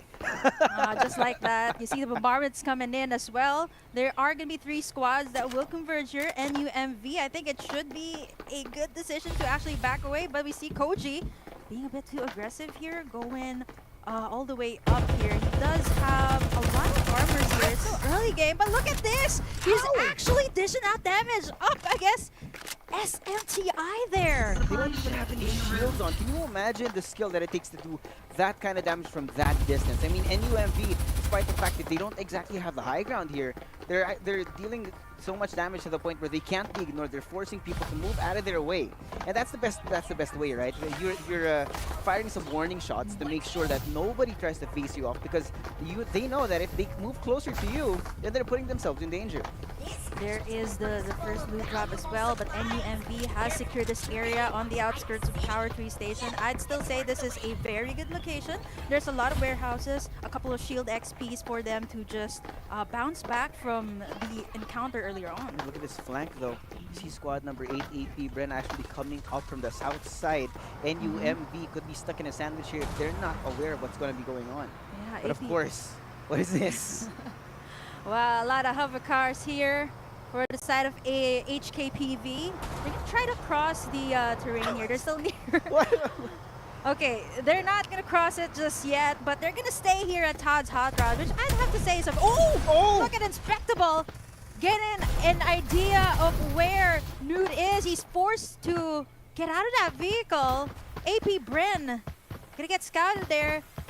There's the smoke. Oh. Inspectable might actually just go in, but he's just gonna try to go in for Newt. And there's that headshot.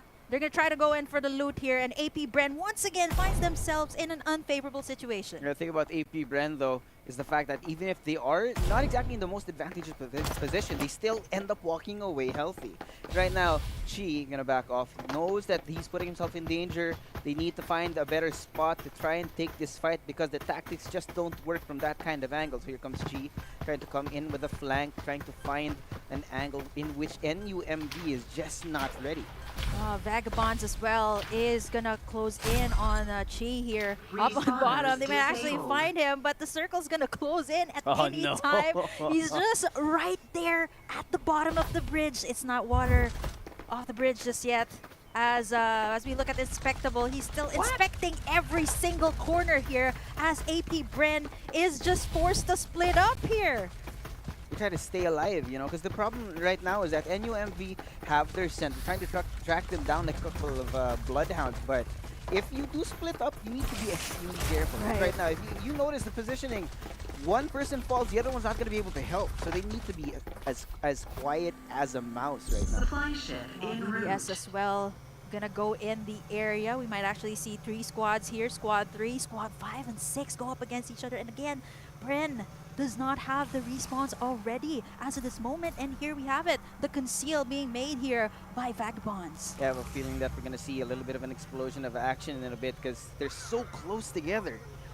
One wrong move, somebody is going to pull the trigger. And now it's a question of who will pull that trigger first. It's a question of patience now. But of course, Tyrant having full control, Tin Man Industrial have the pick of the litter. They have all the vehicles they could want, all the loot they could want. In fact, if anyone walked right into the territory right now, they'd be in big trouble right now. And here's the Dean as well, and Dollars, the players here. But hold that thought though. Now actually spots them, even with the hover car, taking in pot shots there. But they do have the level 5 armor, so if they manage to take Now's Esports out, that is going to be probably a level 6 armor for Now's Esports. Yeah, that's why it's so important, right? You need to make sure that you do have an idea of what you're up against, what kind of equipment they have, because if you are outgunned and you try to go in, you're basically giving away your life right here. I mean, of course, now, if you shoot, I mean, if you are careful, if you've been paying attention as people in the audience, that when you shoot at somebody and you can actually see the color of the text, that can tell you what armor they have on.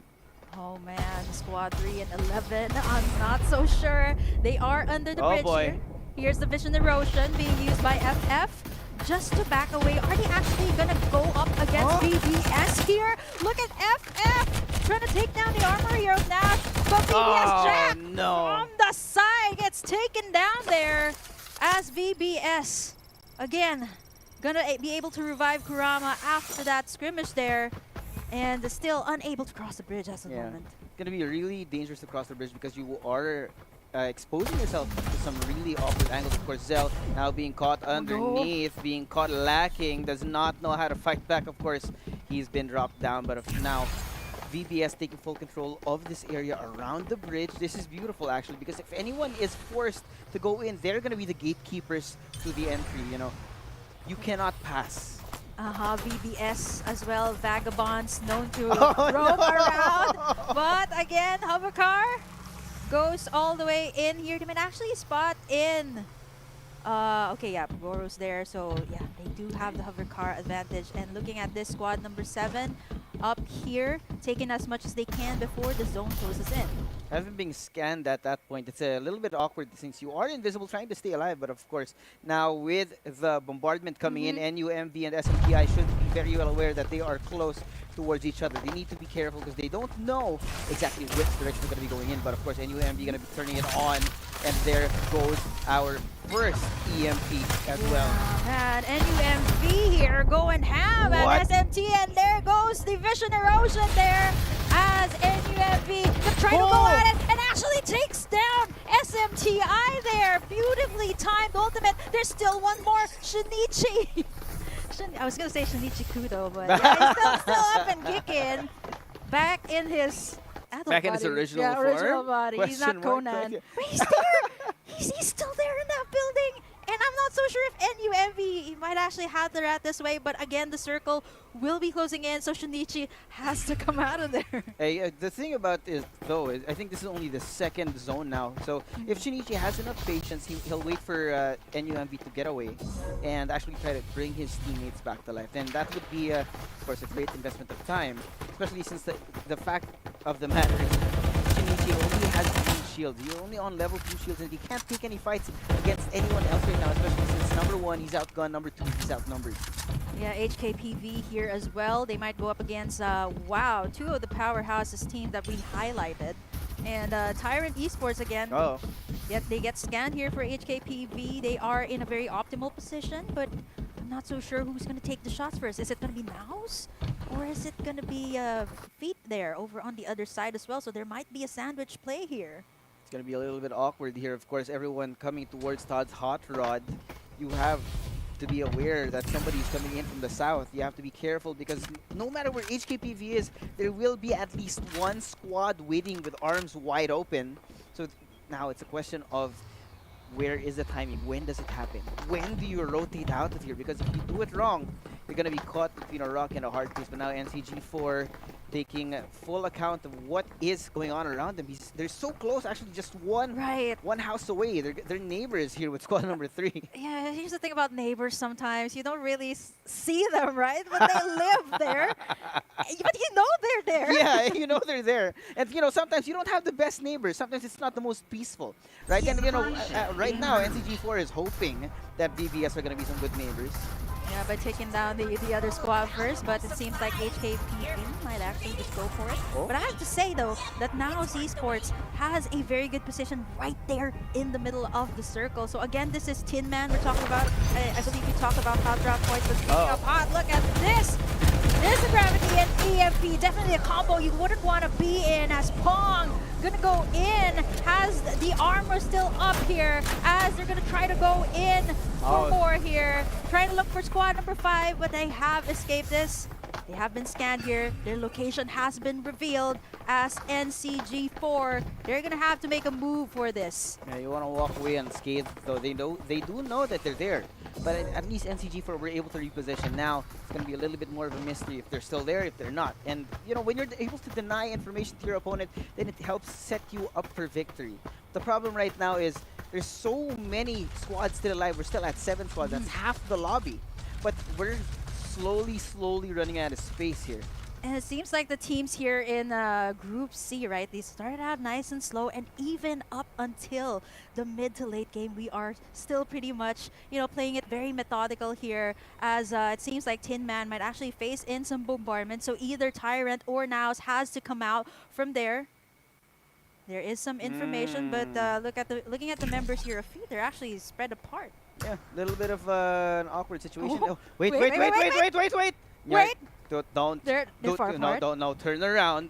Do not turn around. Yep, Can you imagine this? You're right across from the wall, from your opponent, Wally. Does Wally and know? on the other side, I don't think either of them know, but wait, no, I think he does. He does. He's just He has waiting. attack. He's waiting for the third person. He does sees have it. his ultimate. Wally, gonna come in. Nyard. Wait. Wait. Okay. What? Wait, what? Wally! Where did that come from? Okay! Nyart there! Huh? Getting the final laugh at that, as Wally will not be able to from the back though. There's still more.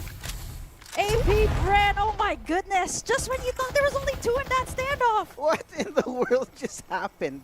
Zero idea. He thought he was safe, but no, he was found. But of course, Koji coming in with a little bit of an assist, gonna bring him back to life. But of course, he's also aware that Chi is here. So now for Chi, the problem is, how does he get out of the river without giving up his position, without risking his life? Because you know, if you swim and you get shot, you will sink straight to the bottom of the sea.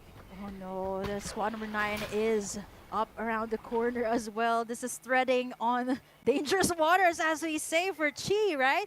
I mean, you love the position, but you have to face Tyrant Esports right over there at Tin Man's as well. And you see HKPV moving in to Tin Man. Again, high ground here for Dean. Wow. Very well aware, of course. You need to, of course, talk about the fact that here in Tin Man, the buildings are so huge and so fairly spaced apart, wherein, like, for example, right now, this perfect situation to talk about is the fact that as long as you have a house, you should be safe. But of course, they're going to be starting it off. Absolute Gravity and the Vision Erosion already being brought out. Oh my goodness, NUMV, here comes Inspectable, all the way out. Oh Gets no! spotted there on top as AP Bren. They're going to take down one. CG4, Chi is still up, not in the river as of the moment. He still has the shield up, able to loot actually right before coming out. What? But look at Viralo right there with the headshot. He gets spotted there by Tep over on top of the roof, and this is what we were talking about. Having the better vantage point here as Tyrant Esports. They're gonna try to gun down the newcomers here as Chi will try to close in. Get spotted here by Tep. Still unable to come out. He just came out of the water, still unable to come out of this building because Tyrant Esports is right here on top, waiting to take a shot. And now the atmosphere is palpable. Each team has their own building, each team has their own point comp. So, oh, what a great angle. Takes him down, now he's out of shields. The problem now for TFMT is whether or not they're going to be able to move this forward, whether or not they're going to be able to find the perfect position to go in, and who will have stock of the final zone. Who will be forced out of their house, right? And then this is the thing, right? You don't know your neighbors as well. As of the moment, right? AP Bren, Naus, and Tyrant Esports, a fantastic performance. They're up here on the roof, and Chi once again trying to make the run for it as he's going to take in shots from Dollars here. Having their place there, but they spot HKPV. John Money! Really low there. There's the gravity as well to pull them in to the center. Drops in some bombs as well. Is this enough to take down HKPV? They still have to take down Chi there of AP Bren as HKPV. They're going to be forced to move out because they know that their location has been revealed, and they might actually try to escape from the back. I think there's going to be an attempt now. EMP being brought out. Dollars know that something is coming his way, and he does have a great point. He knows that they're going to be coming that way, but the problem is all buildings are occupied. This is 3 buildings and 3 squads, but it's going to be going right in Tyrant, right in the face of HKPV. Bay is not going to be able to connect here because all the utilities being thrown in his face. The zone is right behind him as well. He's going to be dropped down onto the ground. Dollars, no money signs right now. EMP in his face and the vision erosion as well. He forced out of position down to the last 9 players now. Oh, down to the last few players. Dollars is still up here for Tyrant, and it's over as we see Tyrant Esports once again on top. What a performance. Of course, we talked about how Tyrant, one of the more time-tested teams for this group, should, well, we were expecting it, but of course we were hoping for a little bit more of a performance from the other teams. And looking at how things ended here, I'd have to say though that AP Bren, actually most of the time they found themselves in a position wherein, you know, it was difficult to, you know, get out of it. They did have the good vision, good vantage point, but unfortunately, you know, they have to come out of where they are. Yeah, sometimes you make a call and sometimes the call just doesn't really pan out the way you expect it to be. I think the thing about AP Bren is they do find some great spots, but the problem is holding on to the positions. And HKPV as well. This was a team that you asked me about, right? Like for HKPV, they're also a new name, a new kid in the block and looking for their foothold. But you know what? They got spotted there by Naos as well as, you know, Tyrant Esports up top on the roof. So it was really a difficult position to be in. Do you want to go up against Tyrant Esports, who is, you know, again, tried and tested, or against Naos Esports, that is, you know, a team that is just newly formed, but again, trying to build their chemistry I mean, new kids on the block, of course. If you were in the hands of HKPV, or in the shoes, rather, of HKPV, you're essentially standing between Muhammad Ali and Fraser on the other side, right? So you're stuck in the middle. There's a crossfire, and you're surrounded by giants. So for them, props for making it that far. Yeah, and speaking of that, right, caught in between the middle, you want to be caught in the middle of this, right? They're definitely at the right place, right time. Be sure to grab that code. Ooh. And oh, that's what I hear every night. Yes.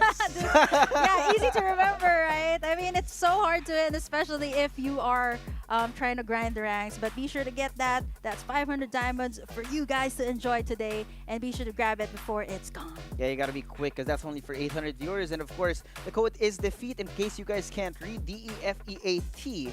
It doesn't really matter. I think if it's I don't think it's what do you call this, case sensitive, so just be fast. It's in all caps, actually. It's in all caps. Like, yeah, I know, okay. Yeah. But you know what? Yeah, be sure to grab it. I mean, I would love to grab it because I get that every time. But of course, let's take a look at this. Highlights, of course, for Group C. Check it out.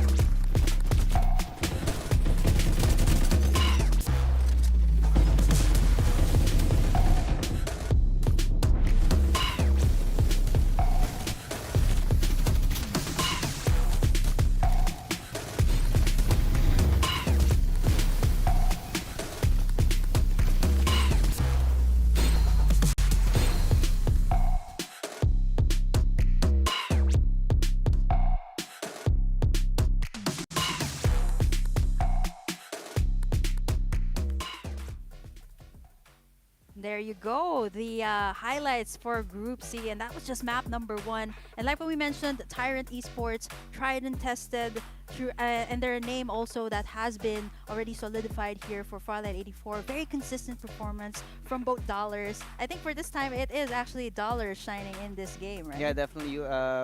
I think he would definitely have the ticket for MVP here. The amount of highlight plays and arguably the information collected by Dollars would have been so important to that victory here, of course. Tyrant being true to their name, actually being tyrannical over the rest of the lobby.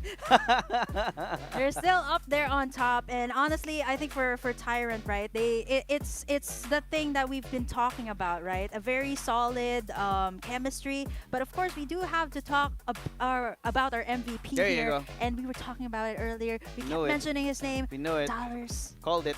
Know it. And that's Yes. That's definitely something you need, right? We're, Dollars as in the moment. Oh yeah, I think we all do. Who doesn't? Yeah, I mean, here's the thing too about Tyrant. Six kills, right, for this entire game, and I think I can sum up map number 1 to be, you know, trying to get to know someone, trying to get to know your neighbor, and it is sometimes it is really not an overnight thing, right? You know, getting to know someone, and for Tyrant Esports here, Dollars again.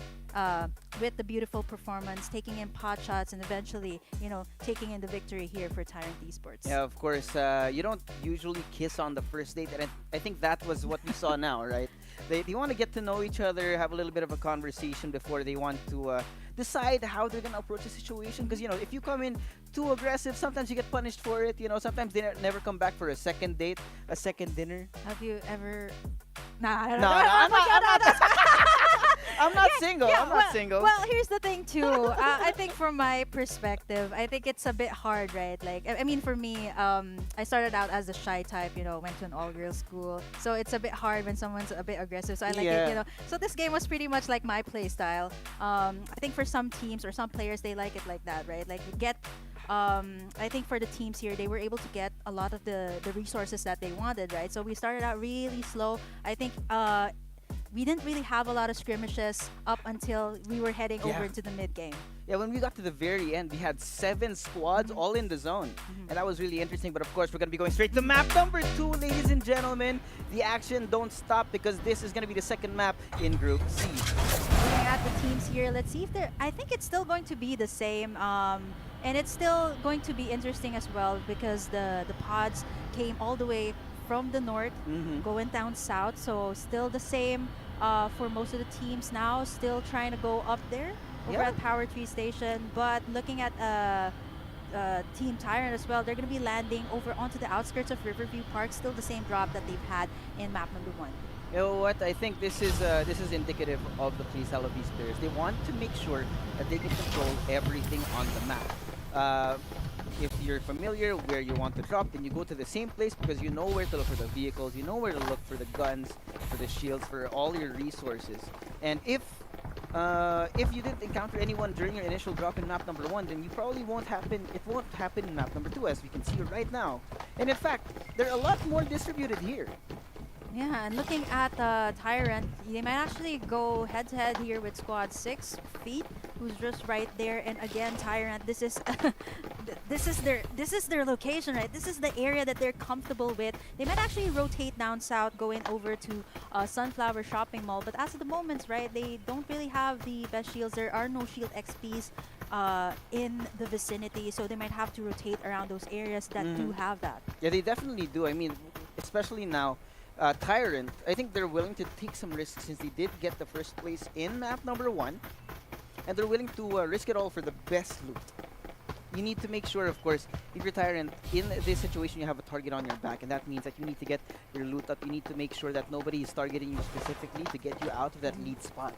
Yeah, if this is in real life and you have a lot of dollars, then definitely you will... Is that a captain? Oh yeah! I see a captain today. Yeah, we were just talking about this, right? Like, okay, most of the time you'd see like Lucinda, Cypher, Maggie, Yongs, right? To have like but wow, this is Fate, Batman, Misa. good for close combat, That's actually. interesting. Yeah, the thing about captain is, yeah, specifically you need to have close combat. I think if you're going to be using a captain, you want to have a Lucinda on your side and the Cypher, because then you wouldn't be able to escape from the ultimate. Is it only two World Duo? Wait, yeah, Right? you're right. Am I right? Is that why they're called feet? Because you have a left and a right? Yeah, earlier was like, yeah. Actually, now that you mention it, it does make sense. So there's only two of them. So I have to look at you, right, and make sure that okay, there's only two of them. So it actually does make sense that they're going towards the outskirts, not in those hot POIs, knowing that there's only two of them, right? You want to get as much loot as you can, and this is exactly the best thing that they're doing right now. And it makes sense, right, that they have a captain, so they're expecting close combat. They also got an Ember, a lot of ways to disengage. Yeah. From the clashes, right? That's what's the beauty of a captain, which is probably why we don't see it a lot here, especially since, of course, we usually play in squad 4. As you can see, AP Bren just on the outer side of Riverview, very well aware that there's nobody here, nobody close, because nobody showed up here in map number 1. So I think AP Bren have their the rotations already mapped out here to get the most out of the loot and to get as much shield XP as possible. I mean, look at Newt. He's already on level 4 shield. Yep, and for AP Bren, as of this moment, right, they are always in a very optimal position, but unfortunately, they always get caught up in the middle. So let's see if the zone closes in. Let's see who will actually, or where the zone will actually close in here. And looking at this, HKPV finished second place earlier for map number 2. Quite surprising for us, right? So because we were talking about Tyrant, we were talking about the Nows as well as AP Bren, right? New faces here, or squads that have been built to win, right? Yeah, I mean, when you're backed by money like that, you need to really prove that you're worthy for that, and that's why you're gonna see a lot more hunger coming in from teams that are actually backed by an org, and that doesn't necessarily mean that they're gonna be hard to beat as well, and that's why we have the likes of HKPV, we have the likes of all the other teams in this group that want to make a name for themselves, to show that they are on par to the other teams that are already organized. Looking at AP Bren here, Josuave, they're once again caught in the outer circle. How does this keep happening? I know, right? They might get greeted here by HKPV, who's just near the... Is this the Bat Cave that you were saying? Yeah, the Bat Cave. It's near the Bat Cave. So this is, again, AP Bren always getting caught in the middle of everything. So if they are able to make their way in silently and get, again, a very optimal position, that would be good. Yeah, this is where rotations come in, right? I think AP Bren were able to spot at least 2 squads on the other side. Of course, that's Tyrant here in the mobile turret. And of course, wait, what's going on? Look at Mangangatay on top of the vantage point. He knows he's there. He does have the Invader and the Bar 95, if I'm not mistaken, trying to deal some damage on the other side. Like, get out of my way. Get off my lawn. You know the the American joke where when you walk onto an old man's lawn and he brings out a shotgun warning you to get out. This is what's happening the one here. I know is Carl from Up, so get out of my lawn. So it doesn't have the shotguns, but yeah, this is what we're talking about. Oh boy! It's the shotgun. Here's the EMP. Now is esports getting caught in the middle. They spot AP Bren. They're on the side. They get tugged in here by the gravity. And still up and kicking here for Nows, as we see Vagabonds here spotting out NUMV here in the mansion. And definitely if you spot a mansion, you would want to get it as Vagabonds. There's only 2 left here for NUMV. Nash is going to try to spot... He knows. Yep, they know. They might actually have a close combat here. It's going to be a battle between 1v1. Oh, Let's see if Nash will actually make it. Guns him down, and that is going to be Vagabonds solidifying their hold here on the mansion, but again, the circle will close in. They have to get out of this. It was so clean as well. I think we talked about the Vagabonds earlier and how organized they are as a team. But again, they're able to close in and eliminate them one by one. Because when you're up in a 1v4, 1v2, 1v3, there's usually no way you can get out, especially since this is the professional league. That means that everyone in this lobby has proven their way through the qualifiers to make it to this stage. Definitely, and you would want to move into the finals here as well, so every single point for every map does count here as the zone. This is, I believe, not yet the zone that hurts, right? Not yet. Right? Maybe a little bit of a pinch on the skin. Mosquito biting. Mosquito bites, yeah. Bug bites, bed bugs. Bed bugs. Oh, those feel terrible. And you know what else? War spiders. Those hurt a lot. War spiders and hover cars that come in silently as we see NCG here, NCG4, but we see Shinichi once again with the War Spider. Oh, HKPV getting shot down by the War Spider. There's so much damage being done from a distance. I think that's a Rhino shot as well. I think SMTI knows what they're doing. You know where HKPV is. They're trying to deal some damage from this and get them to run out of resources. The med kits to be used, get them to use all their shield recovery devices to make it harder for them to stay alive when it comes down to a close fight. Of course, they're trying to fight back. Shinichi not in the best spot here, not the most stealthy, but he's still dealing damage. I'm waiting for SMTI to force this fight because look at this HKPV just on the edge of the zone. Once that starts closing in, they're going to be forced out in the open, out of the house, into the streets. They might actually potentially evade this one. They do have the hover cars for that stealth. It might actually be wise to evade the opposing squad here, squad number 4, who's been taking shots at them with the Tarantula. But then again, they're going to be moving over towards the other side here. We still have 10 squads here as HKPV. They spot Naos here, but they do have level 5 armors. They don't know. Naos walks right past, so that means that HKPV are going to be very well aware. This entire squad, this entire spot, you know, everything you see is yours. You own it, and you don't need to waste your life trying to take any fights because now you can just pick up all the loot that is left. It's not going to be a lot, but there is still going to be something here, of course. Now the recon coming in, Pogor being shot out from behind, feet, the left and the right surrounding him. He's not able to fight back, and he's already down. Okay, they do try to disengage here for Feet. There's the vision erosion, and like what I said, right, so many ways to disengage here, and just in case they got caught up in the middle of a fight, they still do have that captain for close combat. It's so fast. I think it's perfect. He's called Batman Ninja. He takes you down, gets out of the way. You can't even see him. Where is he gone now? On the other side of the vision erosion. And here's the thing too, Batman always has a sidekick, Robin. Unfortunately, that's not the name of Batman and Robin, right? The dynamic duo here. And it seems to be working out well for them. They just it's actually wise, right? They disengage. They try to let the other squads take each other out. But again, you know, it's not very wise. There's only 2 of you in the team. So it's a better decision to actually let the other squads, who's a complete 4, take each other out, then maybe go in for the cleanups. Yeah. Hopefully for them it does work out, but of course they're still very much alive. We're still up at 10 squads.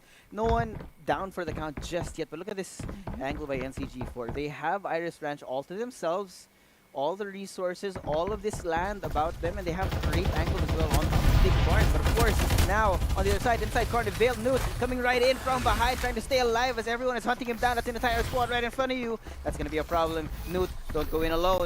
Everyone is coming in from all sides. Shield's going to be coming up. Where are his teammates? How is Newt still alive? EMP going to be brought out, but it's not going to affect him because he's too far away. HKPV. They know. They know where he is, but he's still alive. How is this taking so long? But now there it goes. EMP in his face. Now Ray has to come in. It's perfect.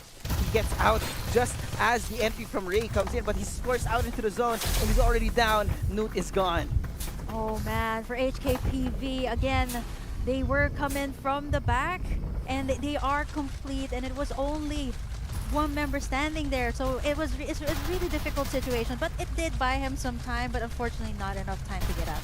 Yeah, there was time. I actually want to commend him because he got out with perfect timing. Just as the HKPV came in, he dashed out of the window and got himself safe. But now, you know who's not safe? Feet. Now got right on their tail as he was trying to stay alive. But of course, they're out in the open. They're forced out into the zone trying to stay alive. But of course, on the other side, now have forced them into a different fight. NCG4 gonna take them down. 3 people have already been fallen.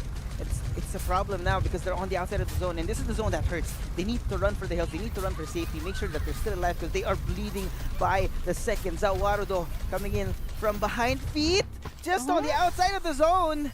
Barely makes it, but at least they're still there. Yeah, you know why you're always looking for them? Apart from he's Batman, he's Waldo. Where's Waldo? Where is Waldo? You're always looking for them, and they managed to get away. It's like Bonnie and Clyde. What in the world is happening? I don't know how they're stealing away these kills, stealing away the fight, but somehow it works. And I guess that's why Feet is here. They're really proving that they are a force to be reckoned with. But now, gunfights happening between Tyrant and Naos. Naos is going to choose to disengage, move away. OWAA, though, they're going to be hunted down by HKPV. They're out for blood. they're still going at it, taking pot shots from the back here as HKPV. They might actually get greeted here by Naus, who's in a higher ground, has some more spiders, and has almost level 6 armors. That's gonna be a pain in the butt to try and fight against. But of course, you know, the lucky thing here is, yes, they have war spiders, but the thing about war spiders is you can't really take long-range fights from them. But at least they have the mobility. And now, if somebody chooses to come up from behind them, they can fight back. And if somebody tries to fight from afar, like what's going on right now, they just run in the other direction. Buhat and the rest of the Now squad being hunted down by NUMV down in the downhill spot. Wander behind it, trying to stay alive. He's surrounded. Shield's gone, being shot at from the war spider. He's gonna be down. Yep, and that's gonna be it. NUMV gonna get caught in the middle as now esports is still up and kicking. Gonna take as much loot as they can. And here's the thing about the war spiders too, right? They have to get down and take the shots. They have to. I mean, look at Kong. He risked his life being the front man for his team, and he's what 20 HP left, no shields to be spoken of. And the problem with that is they created so much noise that HKPV knows where they are.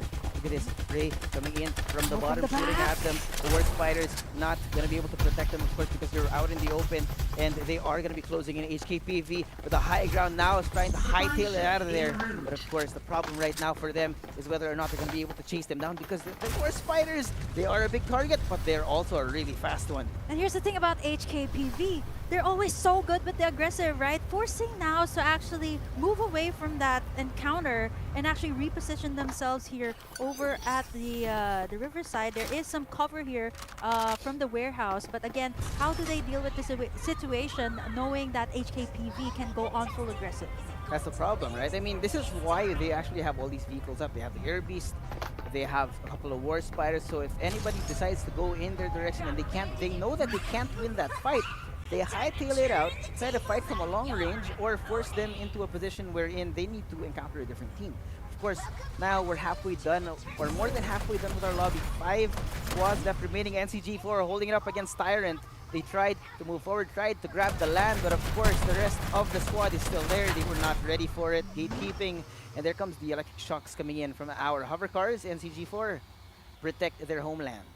In the middle of everything, there is a river once again here. Oh. You see Tyrant actually forced to leave their spiders out, and here comes the ultimate being thrown out. And it seems like they're going to be safe from that one, but oh my goodness, they find SMTI from that warehouse. They're taking shots here, and we know that Tyrant Esports has been doing this even in game number 1 over on top of Tin Man, and as of this moment, they're shooting in every single squad that will be coming from the riverside. You don't ever want to walk out in the open, and that's exactly what SMTI did. They got forced by the zone to move out of there, but now the problem with Tyrant is they know they've been caught by a divulge, and that means that everyone knows where they are on that team. The problem now is they're stuck inside the house. They cannot move forward, they cannot move back, because SMTI knows where they are, and if they move back, there's 3 squads waiting with arms wide open, but there it goes. It's out in the open! Trying to run through the hills. They're getting shot at from a long range, but they just can't connect. Perfect timing for SMTI to get them just as they're distracted. And here's the thing too, HKPV, who's very known to go in full aggressive, knowing that Tyrant Esports is very, very near their vicinity. They're not going to be taking shots just yet, as Tyrant Esports is just going to be, holding on to their fort. It's fine. Everyone knows we're here anyway. So better make do with what we have. And again, they're doing as much as they can to take down the armors of everyone before they come in. Yeah, everything here, of course, shelter is still shelter. I like this now. Smack dab in the middle of the zone. As this closes, they're going to have the best position. But though, NCG4, they do have the vehicles up. They do have the high ground. And now the question is whether or not they're going to be able to take these fights, because it doesn't matter where you're going to look. There's going to be at least one more squad. It's so claustrophobic right now. It's a very tight spot. You got plateaus, you got hills here. And I'd have to say that HKPV, as well as NCG4 here, over on top, has the optimal position. But then again, you see NCG going at it for HKPV. The zone is closing in here as the hover cars. They're going to try taking shots. They're going to leave in that hover car as HKPV. They're forced to use the EMPs there to get out of that one. There's still the zone that they have to deal with, as Mirador is really low with no armor. HKPV, look at the Reki there with that Rhino, but again, from the back, SMTI. That's someone that they have to deal with. Now as well, right there. they're in the middle. They still haven't met yet. But look at Easy Caleb boy. taking shots there, trying to take down that level 5 armor.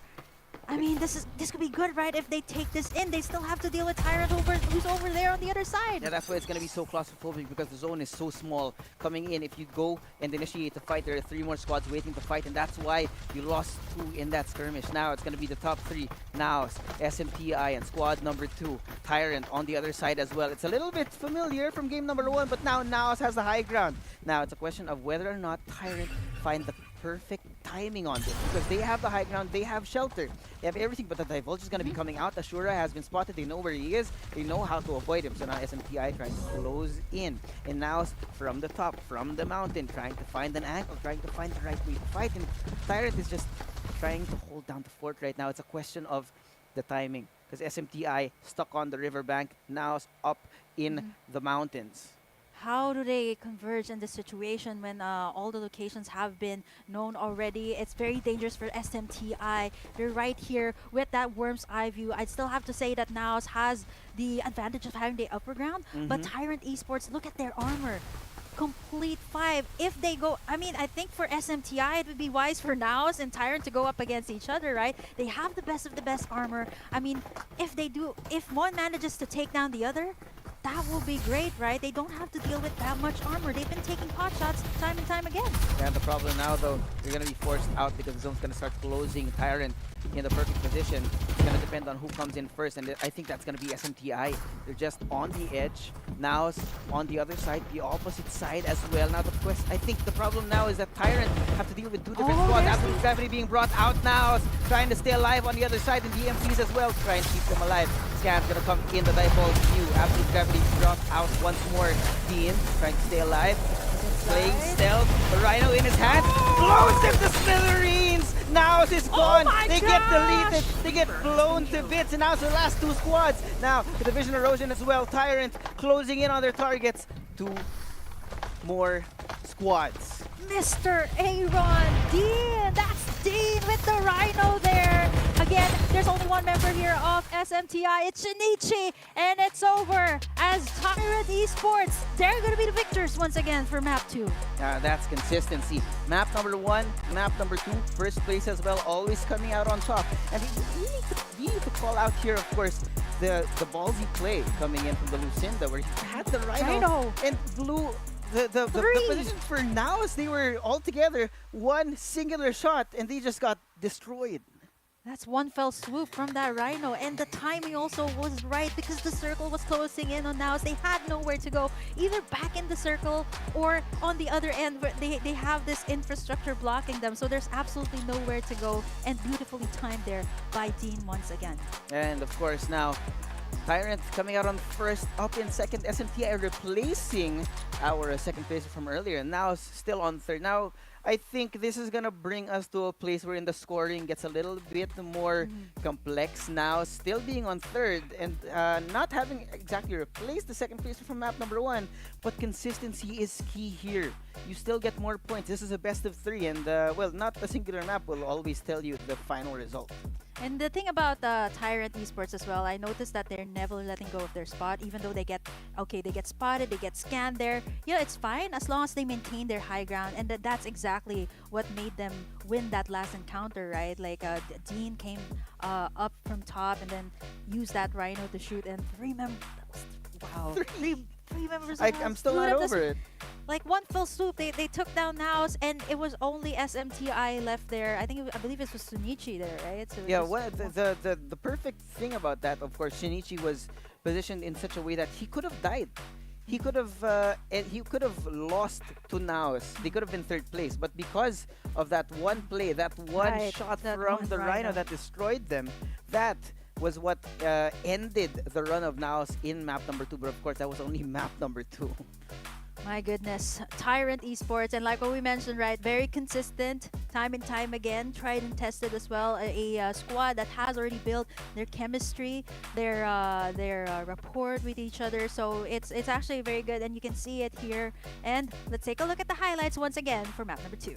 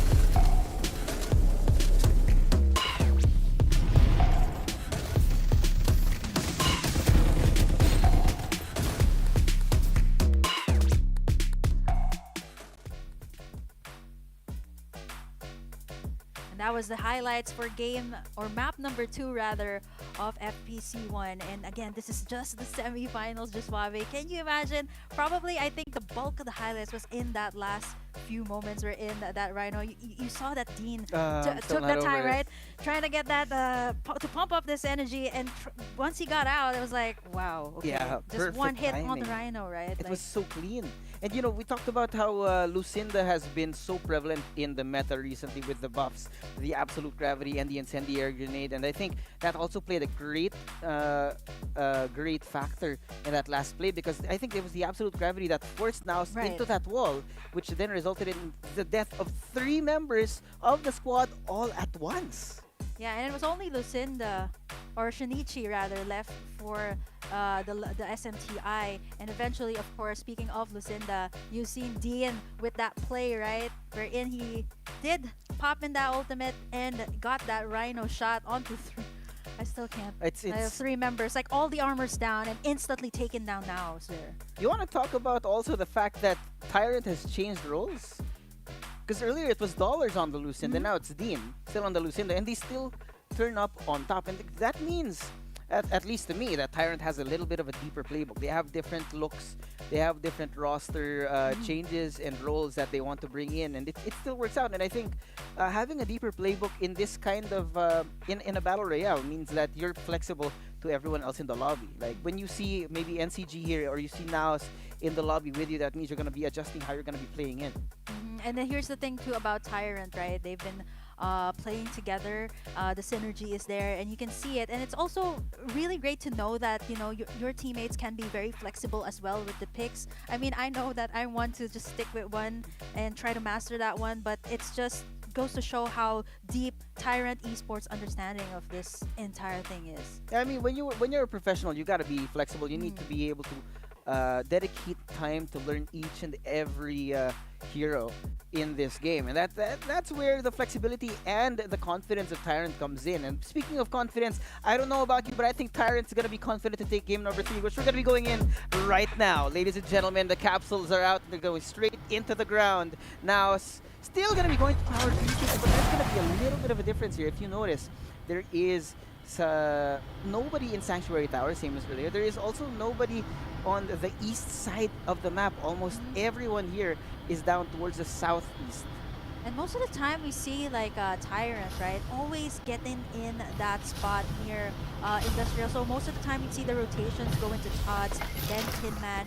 And looking at Vagabonds and Naos, right? It's surprising that they never actually met, right? Right there in the middle, in between Nova, Planetarium, as well as Power 3 up there on top. So most of the time we'd see skirmishes happening there on the middle of it all. Look at Bren. Yeah, they're split up. They're split up, one in each area. Now, Tyrant, of course, taking stock of the side of Riverview. It's going to be a little bit awkward. I think they got spotted by a recon, but I'm not exactly sure where it came from. Squad number 11 all the way to their northwest, and 2 members of AP Bren coming in from their northeast as well. I don't understand what was accomplished by that skirmish, but at least they have information now. Yeah, Dean here, our MVP for the last game. That's still on the Lucinda. And we have respawners up already as early as now for AP Twin. I mean, they were scattered, right? It's a risk that they're willing to take. It's a question of how you're going to distribute the loot, right? I mean, we talk about in Group A and in Group B, where you see NCG actually intentionally split up. But the way that AP Bren is doing it, I think they're giving too much space to cover for only 4 players. Yeah, they're split up, trying to get, I guess, as much resources as they can, knowing that, some of the power squads are within the area, right, that they are looting in. And as of the moment, we see that, as well, as of the moment, they might actually go head-to-head here with Tyrant. This is not something you would want. Zell taking in shots here, trying to take down the armor as early as now. He's trying to get into that area, trying to get in those EXP shields, but you see Tyrant has a solid hold of that area. Yeah, the thing about OA here is that they're actually bringing out the Momoy and the Phantom, which we haven't seen in a while, and they want to take this more passive approach, right? You try and create the situation that will end up in your victory, right? They were taking shots at I think it was Tyrant from the other side, and are trying to flank them on the other side as well with the usage of the optic camo. But we haven't seen it happen a lot, and I think that also speaks to how this lobby in particular plays. But now look at Chi. All alone here again. inside motel. The backup's gonna be coming, but I don't think they're gonna be here in time because SMTI already has him surrounded. She's already down. AP Bren, vehicles out. Gonna try and come in as backup with a War Spider. The absolute gravity being brought out as well as the EMP. Now shot coming in from MCAV, trying to find it from a distance. But the problem is he knows that there's somebody coming in from behind, from on top as well. AP Bren trying to find the perfect timing, trying to find the perfect formation to take them down one by one, but they're just falling like flies. They're dying one at a time.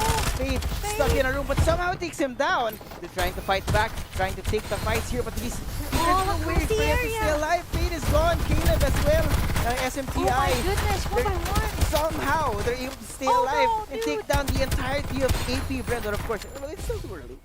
They still have their wait, do they still have their respawners up? No, okay, there only a few of them do have, and again, they did risk splitting up, right? And as of the moment, two members of AP Bren. Oh my goodness, just SMTI having a very, very good coverage of this area. Fade as well over there on the bottom side, getting in on the War Spider, gets spotted in here by Shinichi. Good night. And there we have it, SMTI. Just I think AP Bren just wanted to converge there in the motel area, but the timing.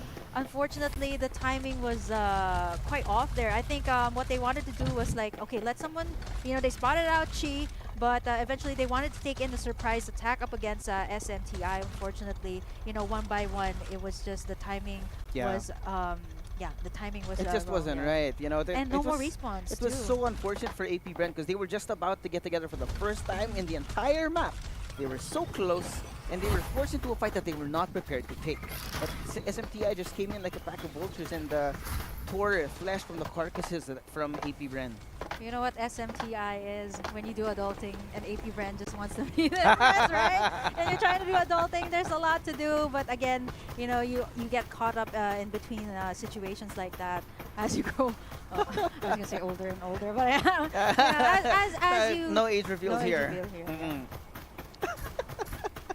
Oh my goodness, look at the Tyrant Esports there. They're gonna go up against OWA that actually took down a lot of their armor. Look at this though.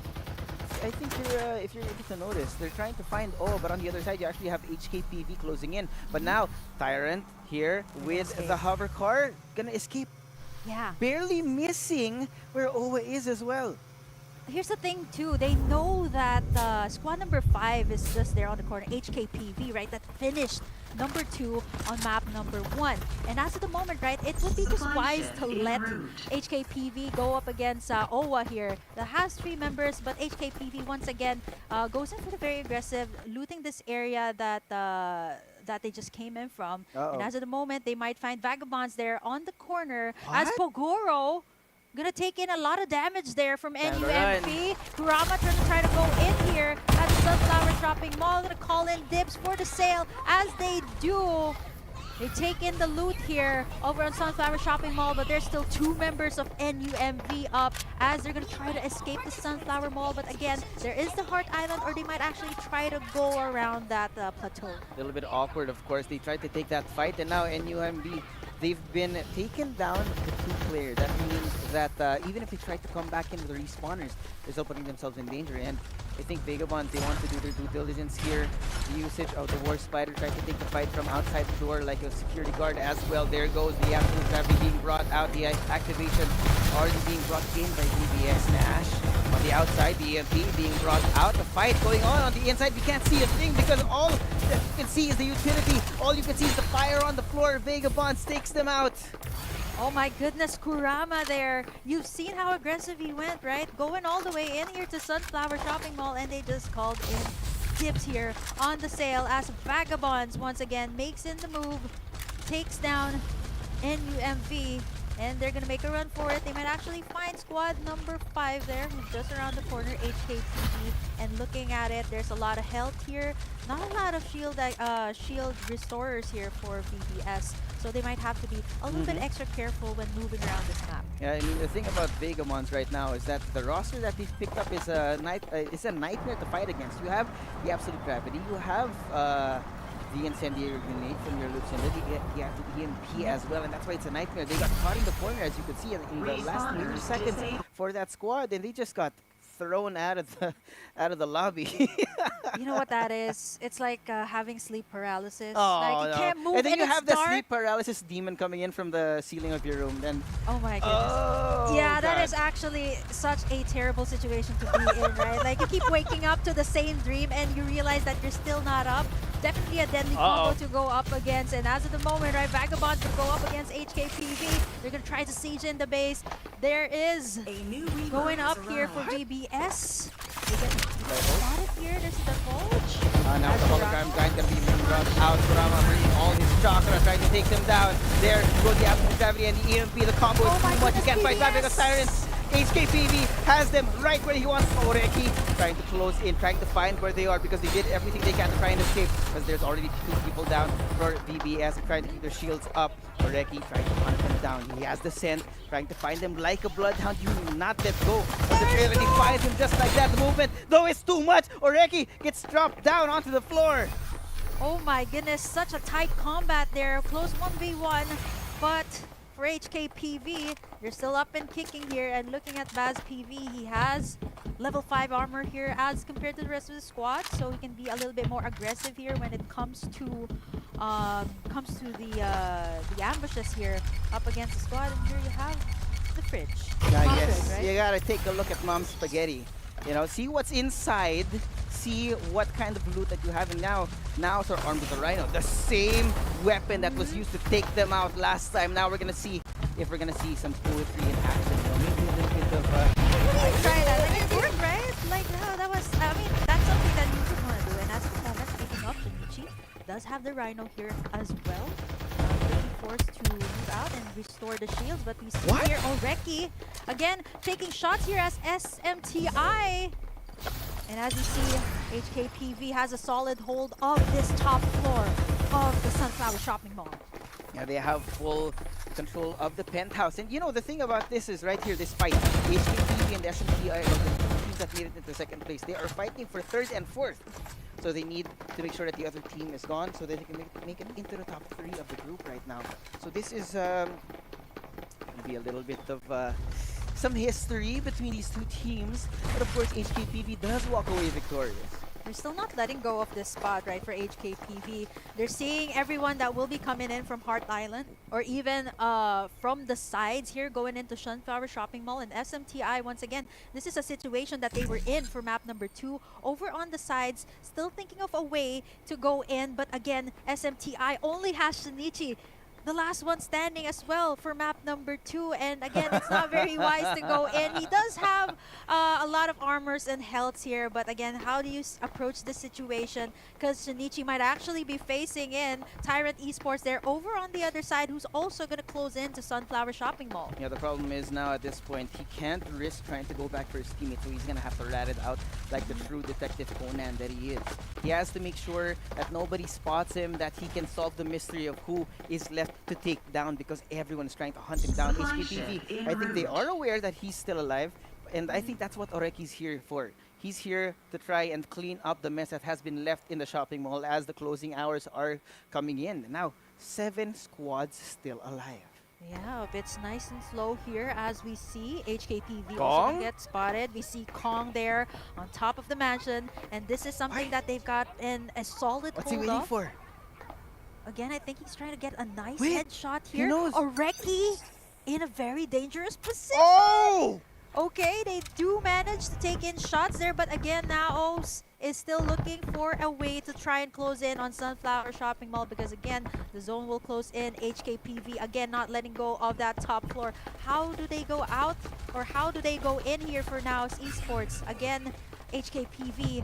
I do like their spot, but they might have to face here Tyrant Esports, who's over there on the top side as well. Gonna try to close in. I think they know. They can see the Bat Cave and the War Spider on the other side of the hill. That means Oreki should have a view of what's going on the other side. But the problem is right now he's not exactly equipped for the occasion. He has a White Dwarf and the AK-77, which are both guns that are not used for long range fights. But again, you know, I do commend the fact that he's been taking shots from time and time again here. And looking at HKPV, they have a very, very good vantage point of where everyone's gonna come in. Again, this is a spot that you would love to have right on top of the Sunflower Shopping Mall, where all the goods are. And as we see, all the ultimates being thrown out here. NUMV, Zeke there. Fight's going. NCG situation. Trying to take the fight now. It's Zing trying to close it in, but he's just rained down. Blood is down on the floor. It's gonna be Pong up against this entire squad of OWAA on the outside. Pong gonna take the fight just on the outside of the zone, but it hurts so much. I know. It hurts too much. It's not gonna be enough. He's gonna fall. NCG4 down to the last two members in OWA, waiting for the dredges, waiting for the last sections of meat that they can take down, trying to get as much nutrition as they can, because now here comes the Absolute Gravity EMP being brought out as well. NCG4 will be forced to move back. Divulge being used as well. Mangatay on the backside as Ev is moving forward. Zay takes him down because they can't see a thing inside the smoke. NCG4 on the outside of the zone. They can't fight back.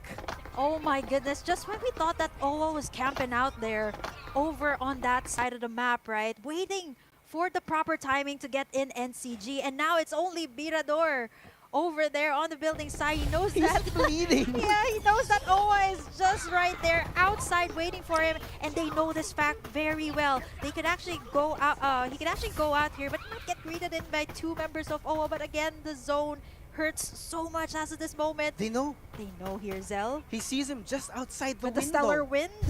That's gonna be so painful. OWA has 3 people waiting for Mirador to show his face, because all these windows out, all the doors wide open. They know where he is, so he's gonna try and weather the storm. Try to use all the med kits, try to stay alive for as long as possible. They're already shooting him down. The zone's getting worse. He has a vehicle. He's gonna try to stay alive with the mobile turret, but he's trying to find something on the outside of the river. Alive. He's still alive somehow on the outside of the lake. Mirador, so low! He's gonna die, and he's gone. Mangangatay on the other side though. Now the problem, having taken that fight, is the problem that Mangangatay now is forced to try and run away. I don't know if he has enough time. Can he do it? Yes, he does. He's still alive. That was such a wise call by OWA, right? Forcing Birador to use all of his remaining health packs, and just as he jumps out, even though he has a vehicle upper hand, there was just nowhere to go. The time was running out, the zone was closing in, and looking at it here, now over onto the sides as well, thinking of a way on how to converge there to Sunflower Shopping Mall. But then again, let's not forget HKPV is up there on top, has a very good idea of where everyone will be coming from. But looking at our tiny zone there, it might actually be out in the open, not actually in Sunflower Shopping Mall. Yeah, straight up. The problem now for HKPV is they're all gambling on where the final zone's gonna be, and it's gonna be closing in. It has been revealed. They do know that they have a small section of the east of Sunflower Shopping Mall, and Tyrant, OWA, and now it's gonna be closing in soon. That means it's now a question of who will fight first.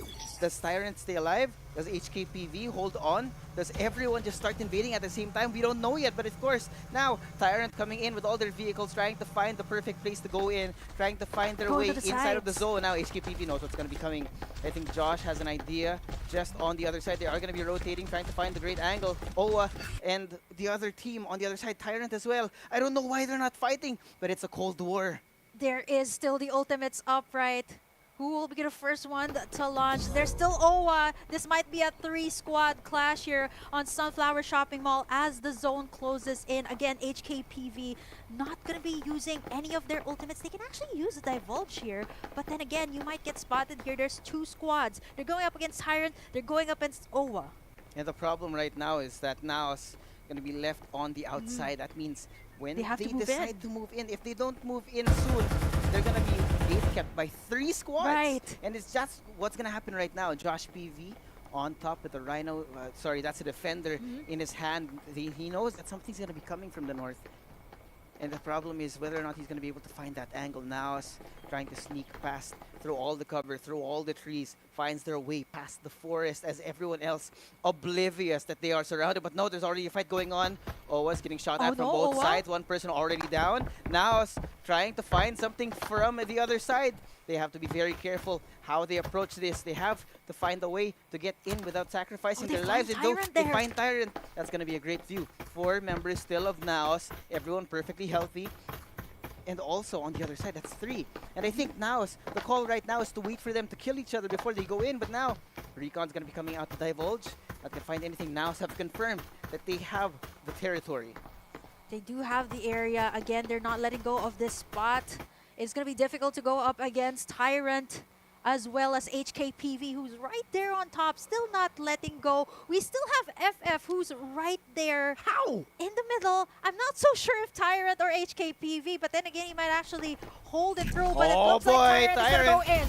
Gonna be going right in base. He knows what's coming. He saw 4 people right in his face. HKPV trying to close. He trying to hold down the fort as everyone is closing in. Tyrant moving forward. Zell brought back into play. That means that Owen now has 2 members. That means that we have 3 squads right in the middle. Dollars trying to hold on to the chest, trying to hold on to the treasure, trying to stay alive on the inside. Does not know. Because right now, Owa right on top being sprayed down from the outside. The shotguns also taking down Tyrant one by one. FF is somehow still alive. We still have 4 squads. They get scanned here. They know they're scanned. We know where it is. The Rhino's in the hands of Dean. Everyone else from the outside now is taking them down one by one, fracturing them one by one, making it worse. And then with every single second, they know where they are. Stuck in a corner trying to close in, but no. HKPV has so much to go for here with a high ground. Incendiary grenade now being brought out in the zone, starting to close in. HKPV on the top, Tyrant at the bottom. But no, there's a the vision erosion and the optic camo being brought out as well. That means that there's going to be a fight on their own on the inside. Absolute Gravity EMP as well being brought out. Now is waiting for the fight to end on the other side before they strike. And there goes Owa. The strike out. 1, 2, 3. You are out. Here it comes. HKPV closing in from the south. He gets pulled in. Now is trying to hold it off. HKPV's gone. We're down to the last 2.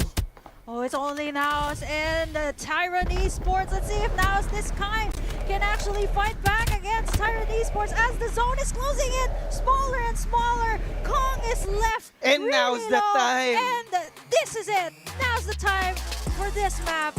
And they finally take in the victory against Tyrant Esports in the closest circle that we've ever seen. Can you imagine this rivalry that has shown up in this group? Naos versus Tyrant and everyone else trying to hold on to what is left on the buffet table. Oh my goodness. You wouldn't want to be the last one there, right? You want to be the last one there, but definitely here in Farlight 84, you would want to be the last one standing. Probably the longest standoff that we've seen there. And looking at Naos, how they approached the situation was also was key to getting in their victory, right? There were 3 squads there standing in Sunflower Shopping Mall, and actually, I would have expected HKPV to have a very good idea of where everyone was. They were on the high ground, but unfortunately, again, it was how they approached the situation. And this time, now's the time for Naos Esports taking in the victory for this map. Yeah, I think it was a long time coming. We saw Naos Esports come out for the first time in last week, not exactly having the best performance, but today they showed that they do have the seeds of greatness. They had the perfect situation, right? Just on the outside of the wall, you had HKPV on the inside, and HKPV was smack dab in the middle of these 2 squads, wherein the fight was going to be between Tyrant and HKPV before they even touched Naos. And here's the thing too, you see how it was calm before the storm, wherein you were like, why isn't anyone using the ultimates just yet? They just perfectly timed it in that last moment wherein I think it was a combination of the absolute gravity, the EMP shock, and to top it all off, you got the vision erosion, right? You can't move, it's dark, it's difficult to be in that situation, and I think for now it was the time to go in. Yeah, now is the time indeed. And just now, I think that should actually put Naos at the very top of our scoreboard, if I'm not mistaken, because they got not on top of the fact that they do come out as top number 1. We do have a new code coming in. Of course, that's going to be Lighting, LIGHTING. For the first 1,000 viewers, get your R Jetpack Blitz, ladies and gentlemen. Lightning with lightning speed. I hope you guys got that. You have to be fast type in those codes, open your Farlight 84 accounts right now, and be sure to get this jetpack that is up for grab for our viewers. And once again, we'd like to thank you guys for joining us here on FPC 1. Honestly, this is just the beginning. This is still Group C, by the way, if you just tuned in. Yeah, we have another best of 3 coming in, ladies and gentlemen. Don't go away. But of course, we're going to go back and take a look at the highlights from this map right here, because that's a lot to digest.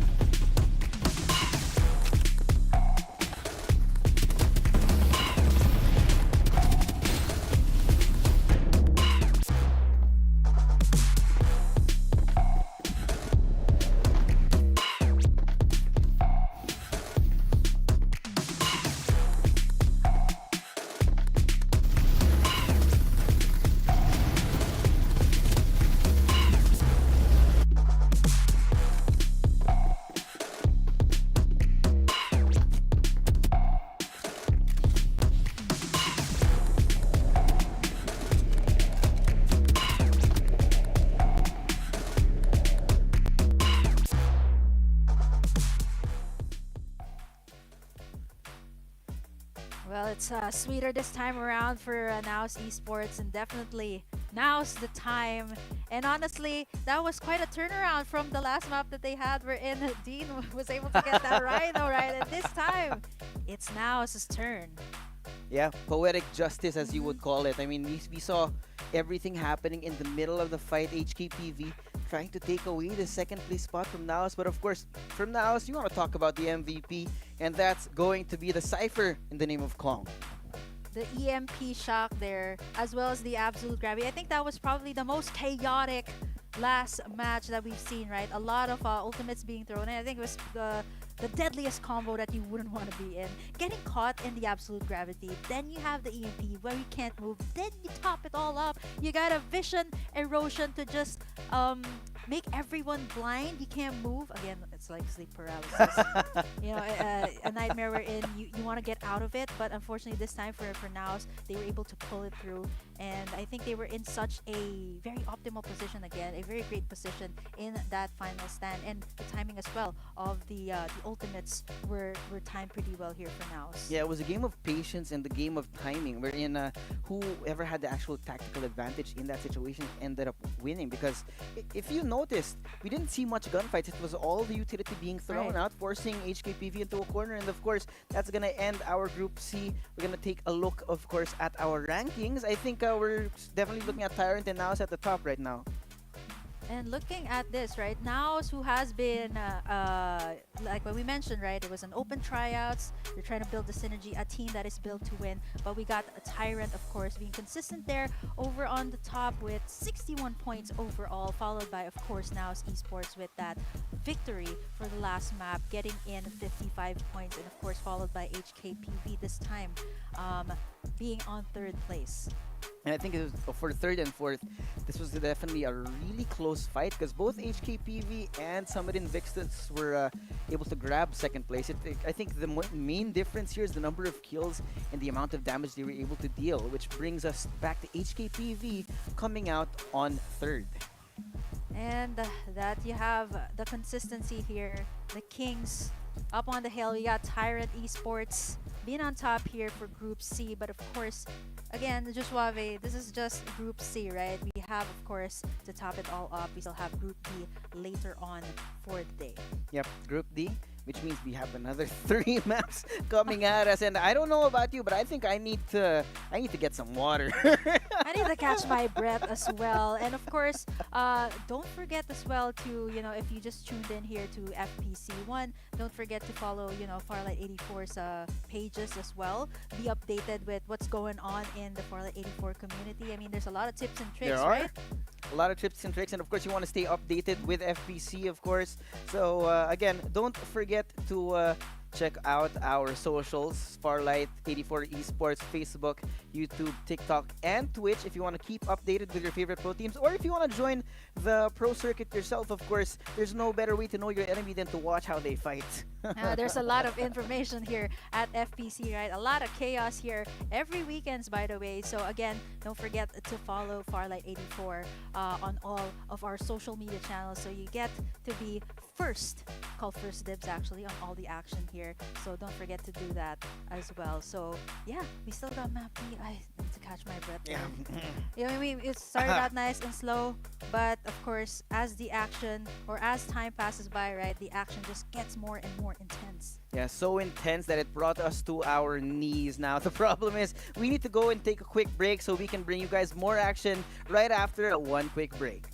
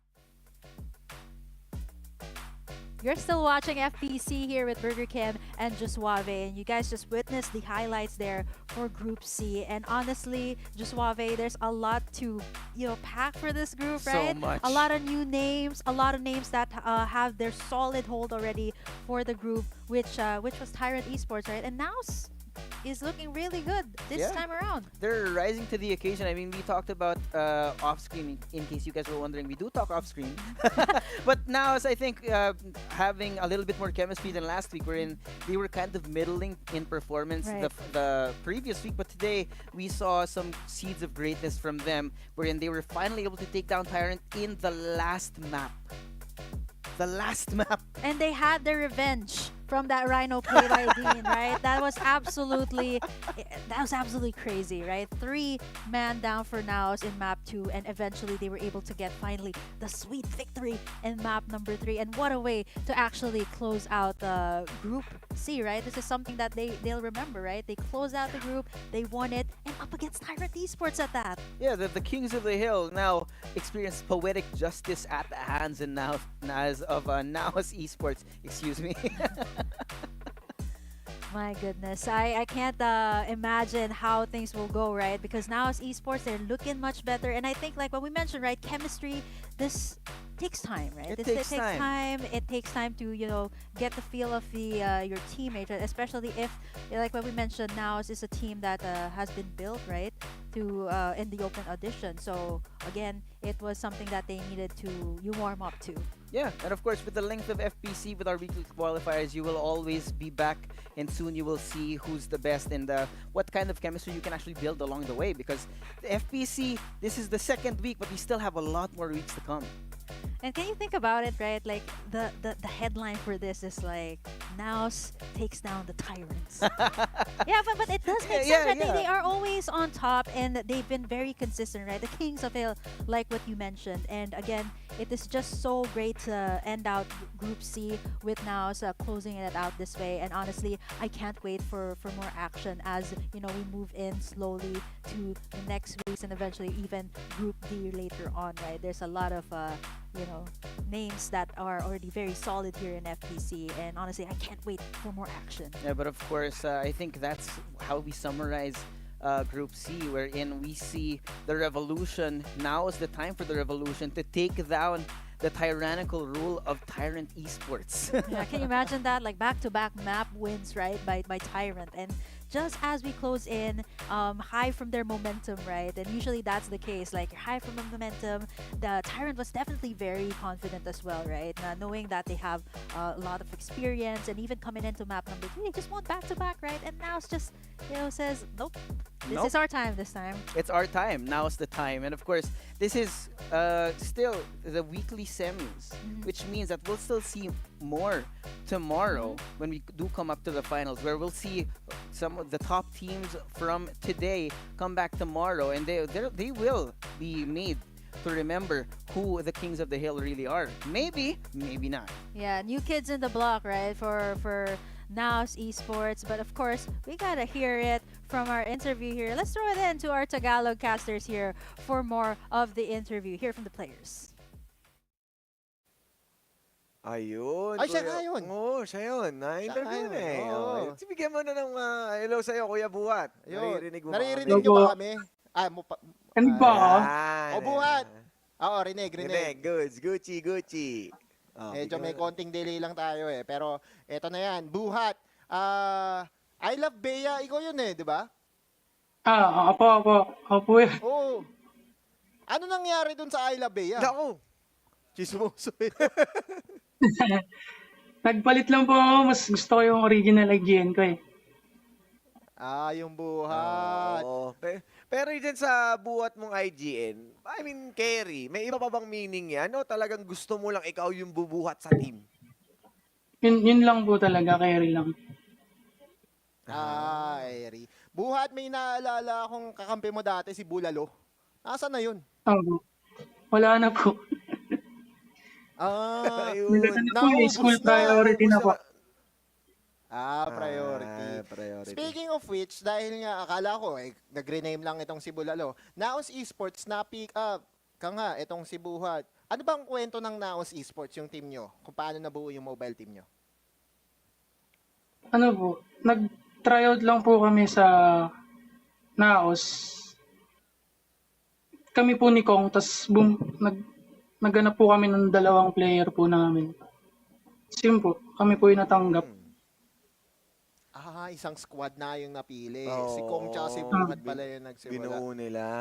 Ikaw na, Kuya Osay. Ayan, so, yun nga, under sa org ng Naos. Kumusta naman yung experience? Kasi nung All Capsulers Cup, parang wala pa namang organization. Ngayong meron na back up na ng Naos. Kumusta naman? Mas ano ba? Mas exciting Ano po, ba? mas nakaka-pressure po ngayon kasi dinadala po namin is big org. Okay. May tanong lang ako, Buhat.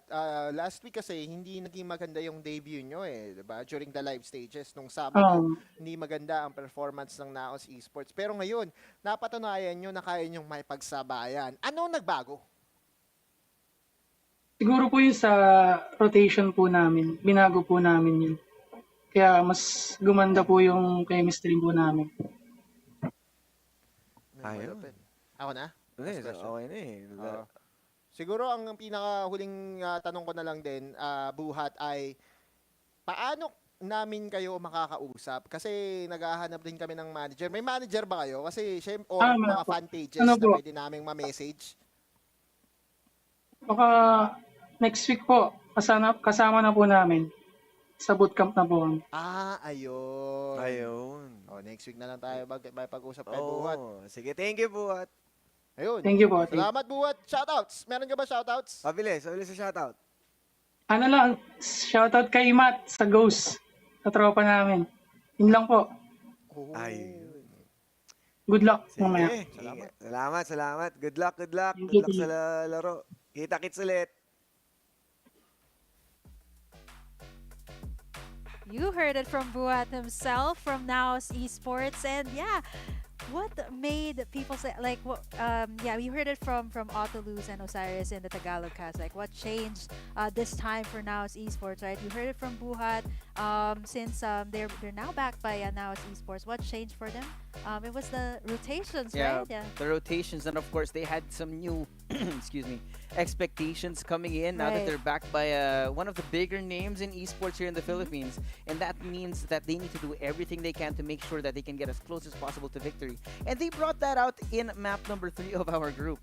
Yeah, nice way to close in Group C, and honestly, it's also a nice way to wrap things up here for Group C, hearing it from Naos Esports themselves, Buhat, and honestly, I can't wait for more, right? Moving on as we close in to this day with Group D later on, but of course, with all of the action here in Group C, we have to catch our breaths here. This is Burger Kim and Juswave, of course. Don't you guys go away. We'll be right back after this break here in FPC. Just a bit. I'm just kidding.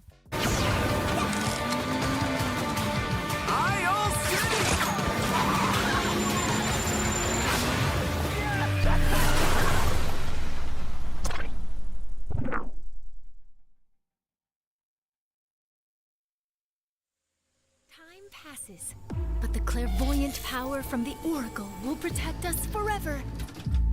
The fanatical power that everyone desires shall only belong to the strong. Adventure has already begun. Yes, you can call me Mr. Reaper. Survivors, welcome to Isle City.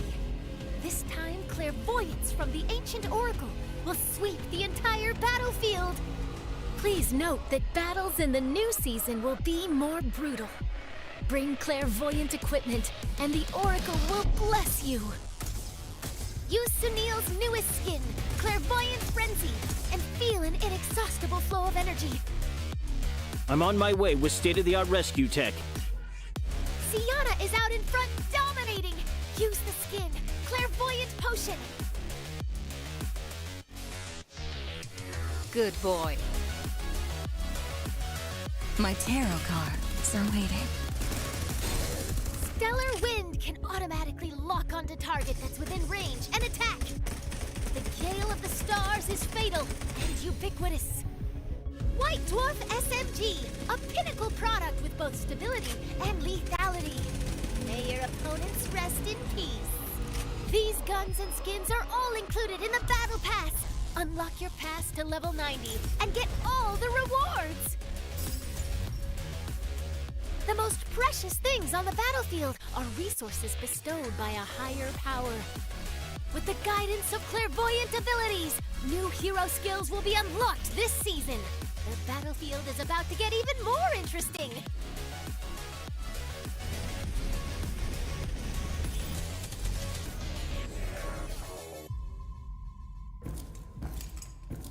I look forward to meeting again.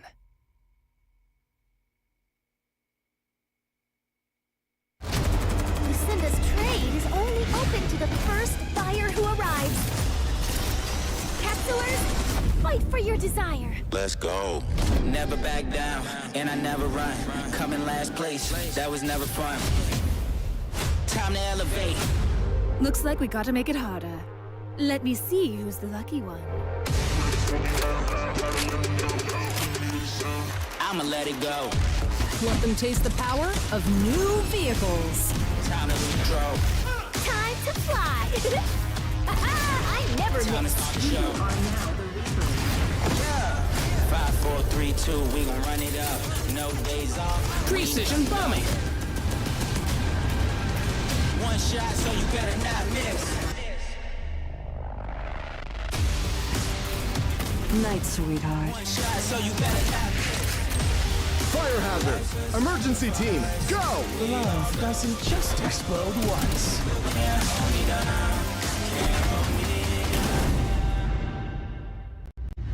Feel the gravity of fate.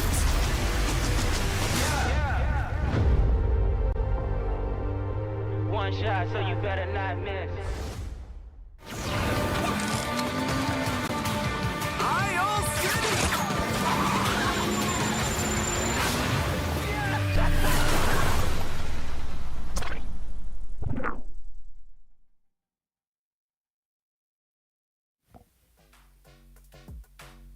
The chaos is still not over as we head into Group D here today for FPC. Welcoming you guys back. My name is Burger KM and together with me is Juswave. Ladies and gentlemen, welcome back. And that was an entirely different experience that we saw here in Group C. To say the least, explosive. Speaking of rhinos coming in your face. That was a lot, right? Like a lot of rhinos coming into play. Let's see it here for Group D here. I think this is pretty exciting here for Group D, knowing that one of the top teams as well that is known in Farlight. We have a lot of known names here as I'm checking in Group D. But later on, we'll get to that later on. But you know, what am I looking forward to? We've seen a lot of the rhinos. We've seen a lot of the tarantula action. But speaking of the teams, here are the qualified teams here for Group D. And GSRI is in this group as well as another Vagabonds team. VB Nomads is also here as well. Yeah, the thing about the the Vagabonds teams is that they do have a similar playstyle, and they're of course still both vying for victory here. The thing about VB2 and Ghost Reborn, but of course on the other side we have some also familiar faces from ACC. NU4 Spade is there. We also have SRNCG Main 2, which is again another team from Nakage. Similar to VB Nomads, they want to show that they can also be at par with the main teams of their organizations. Yeah, definitely have to live up to the name as well of the organization that has been supporting them. And just like what we mentioned, right, sometimes it does, they do need the time, right? Just like what Naos did, and definitely this week was now's the time. But of course, we're talking about Group D here, and looking at Group D, we have, of course, another Kings of the Hill, which is Ghost Reborn. And this, if I'm not mistaken, this is, of course, the team of BBC and MacPro, if you're familiar with them. Yeah, the names are familiar, but the team is not. That means, of course, that that doesn't necessarily mean that if it's a new team, we're not going to see the best performance out of them, because, again, they're familiar names for a reason, and that the reason is because they've been able to dominate in some of our earlier events as well.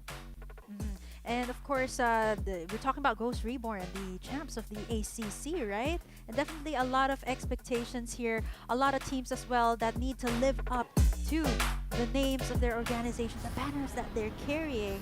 But let's head over here into Sunset City. This is Group D, map number 1. As we see, this time the capital is over on the west side, going up to the east side. And exactly, now it's a question of who will get there first. And this is going to be a little bit more interesting because it's a new group. We're going to see the behavior of each of these teams. But of course, if you look towards the south, you actually see 2 squads vying for control of Sunflower Shopping Mall.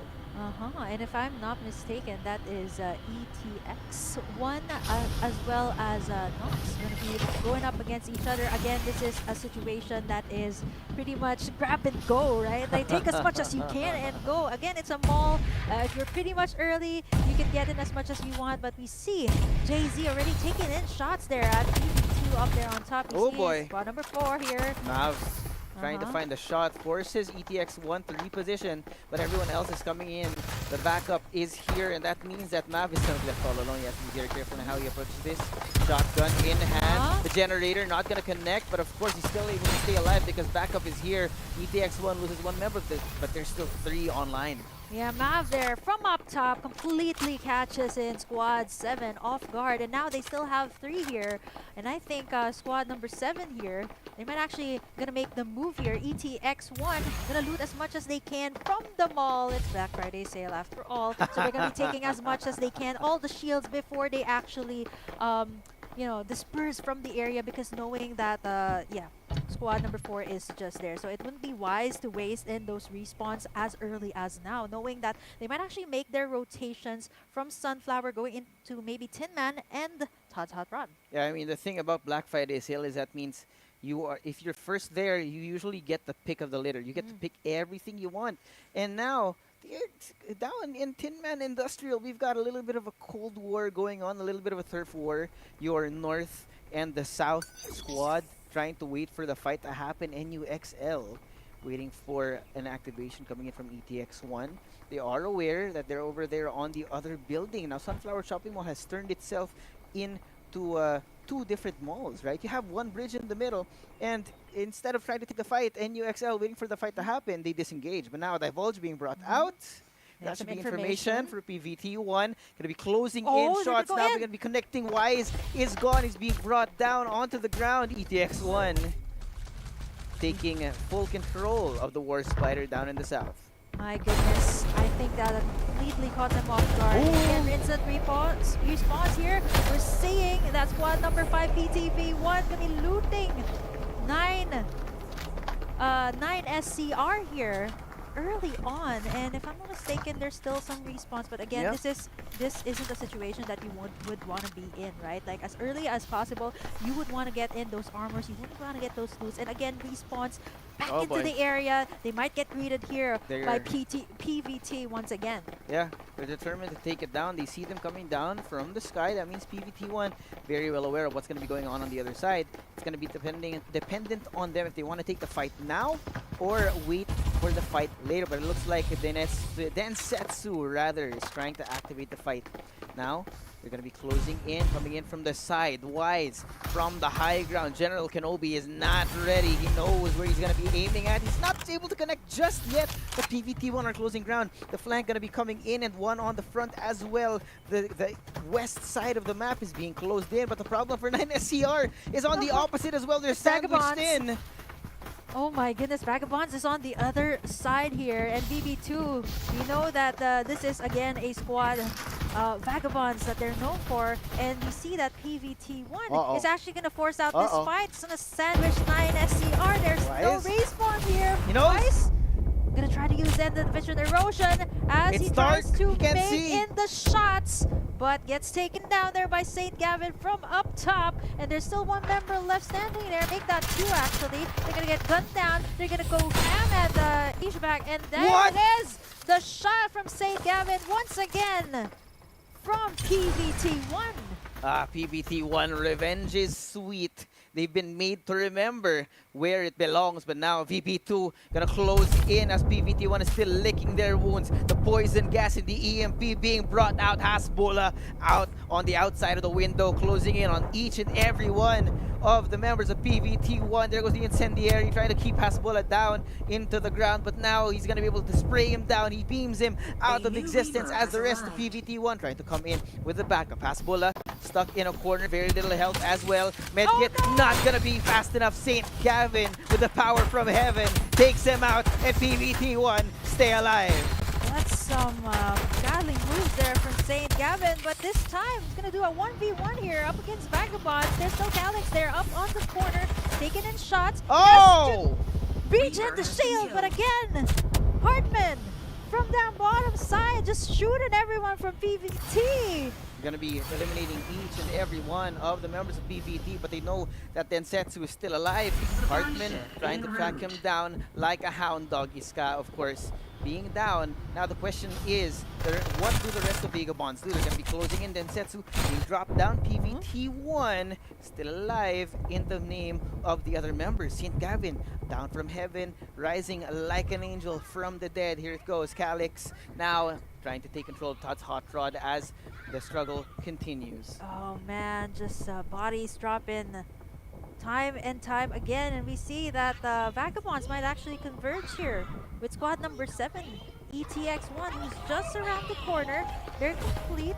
They came down from south side, from the Sunflower Shopping Mall. They got a couple of armors, and they're going to do their very best to take in as much as they can here. But as of the moment, right, zone is closing in. We see in the ultimates being popped here. Here comes Angelo going up against GSR here, and Angelo just waiting for the proper time to go in, but again the zone is closing in. They have to face Ghost Reborn here. They are in a very good position. They're up top here on Iris Rush, and look at the damage coming in from Angelo, causing Ghost Reborn to actually just back away. Boy. They still have the armors up. They're waiting for the time to take it. The shot to Kaludi from the top. Gizmo being forced to back away and regen some shield and HP in that 3 that he's in. Oh, but they're closing in. Look at the NU4 Spade. Full Pro in the front, trying to spray down on JZ. Roswell trying to do his best to stay alive. Gets out of danger just at the last second, but now Ghost Reborn coming in from the side. Ludi taken down, and there comes the EMP. Gets Full Pro down. It's gonna be have to be very careful here because he's out of ammo. He has to reload. He has to bring his shield back, and now the time is ticking. And you force Spigot on one side of the barn as Ghost is holding the house. He has the cards, and that's exactly what you want to bring forward. Now Full Pro playing stealth, finds BBC on the back. He tries to take the shot, but he's not enough because he's just too slow. But he's able to find Mac Pro, takes him down, try to shoot them down one by one. JZ and BBC have him surrounded. Full Pro not able to fight back in a 1v2. Oh my goodness, and that was BBC for you again with those clutch plays. Ghost Reborn is still up and kicking, but they have to regen as much as they can here. They do have a lot of med kits here, a couple of shield resources here as well. Look at that. Looking at the NU, they're gonna go up against squad number 2 here in a very tight spot. Oh my goodness.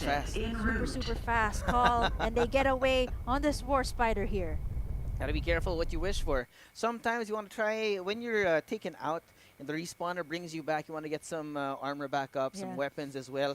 Unfortunately for them, they actually just walked right into where V1CI was. Super quick actually from so their unfortunate, side. man. Oh my goodness. Squad 6 and 7 again in a sticky situation wherein they have to face each other. The zone will close in on the Bat Cave over there, so eventually for spot number 7 they have to move in. They have to face here SRN, the other SRN team here that's just waiting for them. And now they're taking as much shots as they can from afar to ensure that either to get their shield XPs to be used up, or maybe even use up some of their med kits there before they go in. Again, the armors are up here for 6. Look at Tom. Oh, they know. They get scanned here. Great scan coming in from one SRN. That means that ETX1 has been spotted. They know exactly which part of the map to watch. Look at this angle from Sean Sanity. He's trying to get rid of the vehicle that they do have. If that's taken away, their mobility is taken away. War Spider being brought into the corner. Primo He knows exactly what's going to be going on. They're trying to hold it off. And now it's a question of trading the resources, trading the space, waiting for the right time to strike, because right now one SRN are on a pedestal and they're not going to be letting go of the high ground. Definitely, right? You would want to greet here squad number 7 or ETX1 here with open arms here. Again, ETX not in a very good position as the zone or the circle will close Primo? in. So it's inevitable that they will have to face them as Primo to try to make it out of the War Spider as he gets gunned here by Sean Sanity, as well as the rest of the members here of SRN. There's another vehicle there driving in on the edges of the circle as it is going to be them trying to evade that one. But on the other side though, we see VB Vagabonds here.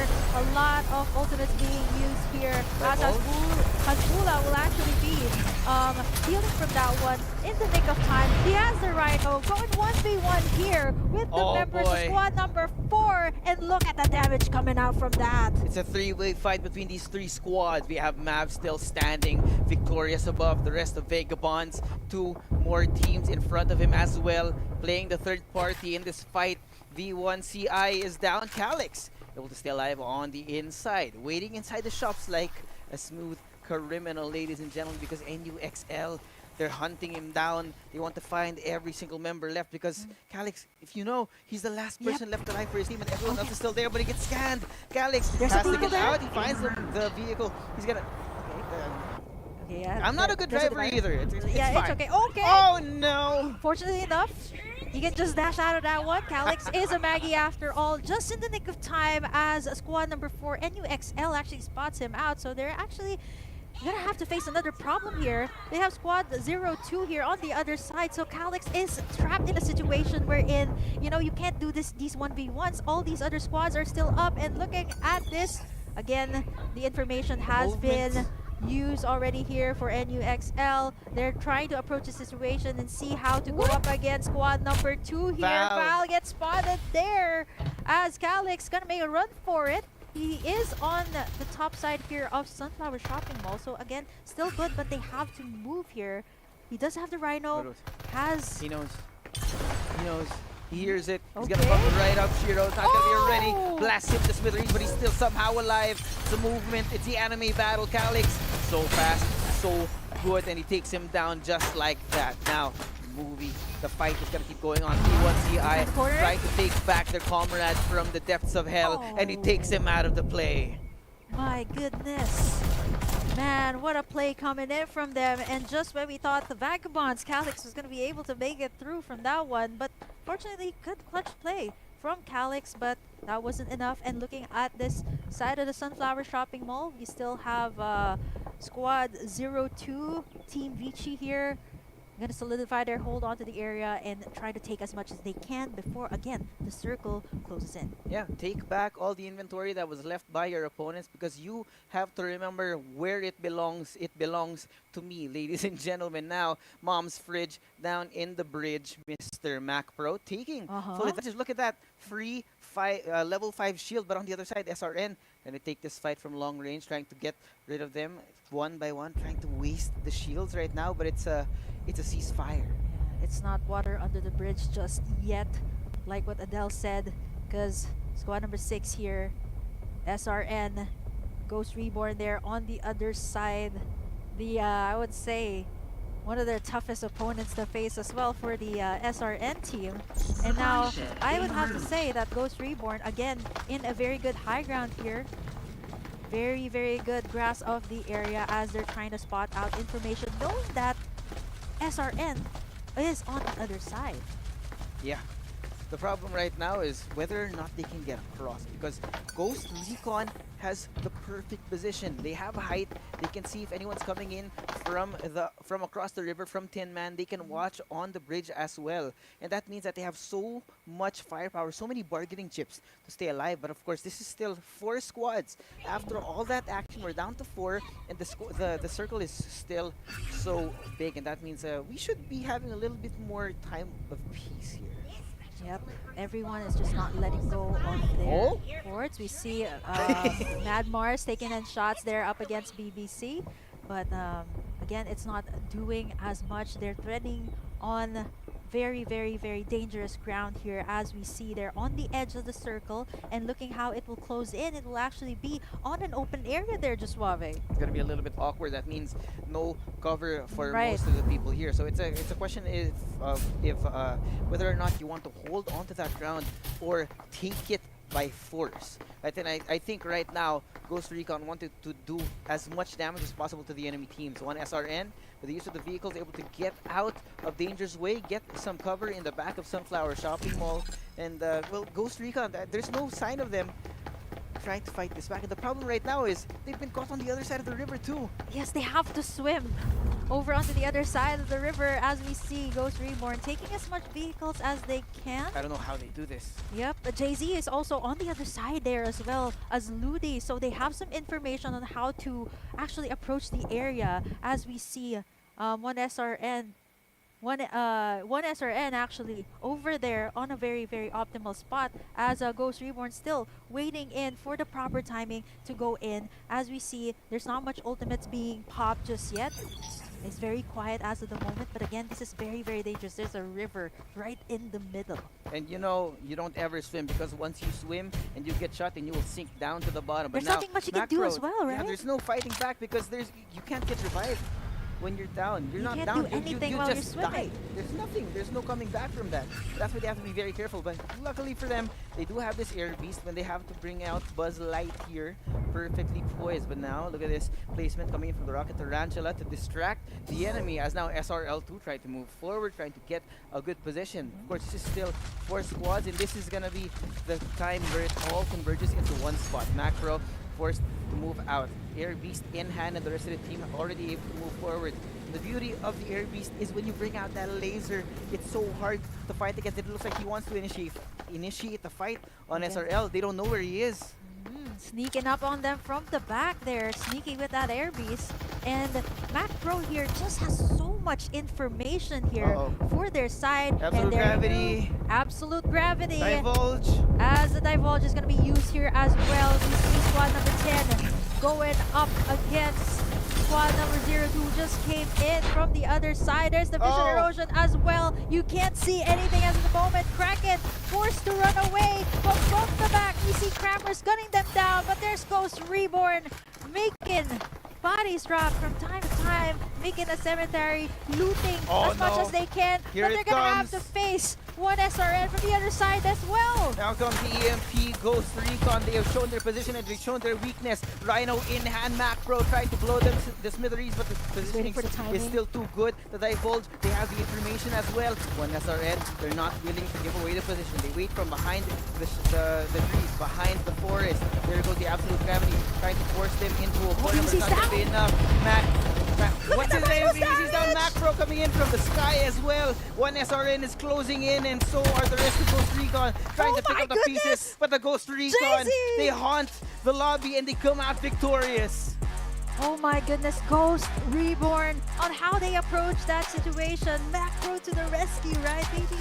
Like, oh my goodness, that's such a tight spot to be in. A lot of open area, but Ghost Reborn managed to pull it in. Can you imagine?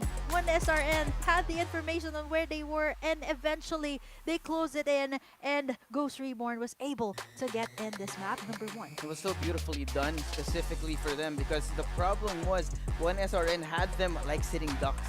They were at the bottom of that tiny cliff, and they were closing in on Ghost Reborn, but they were still able to take it away. They were still able to come in with a clutch play coming in from Macro with the usage of his Rhino to just destroy the rest of SRN. I think that's going to be a recurring theme for today. The Rhino always comes out on top. Yeah, this is why you see that you know, the members of Ghost Reborn were going for Mom's Fridge, right? And there's most of the time there's always really good loot there. I mean, if that was my fridge, it's probably empty. I only go for groceries once a month, so it's free. It's full once a month. Once a month, yeah. but this is a time wherein you would want to have the best of the best, right? The Rhinos, time and time again, we've seen the damage that it puts, right? All the armors down, and just like that, it would be so much easier for your other squad mates to just go in for the final kill. And that's why it was so beautifully done, because despite the fact that Ghost Reborn were injured and bleeding, they were still able to at least deal some damage to one SRN. And in the end, of course, Mac Pro with the clutch play was able to do the rest, play the cleanup crew. Yeah, and Jay-Z also in that last final clash, he was able to take down, I think he was the one who did the last final few shots there up against one SRN and eventually taking this W for map number 1. And Jay-Z is one of the players that is new to Ghost Reborn, but definitely has a lot of that mechanical skills, and definitely not surprising, they have meshed pretty well here for Jay-Z, who is a new member of Ghost Reborn. Yeah, I think you have to respect that, of course. This is the proving ground of all the teams, and of course that's gonna be the first map of map number 1. That's had a lot of great moments. Let's look back for a bit.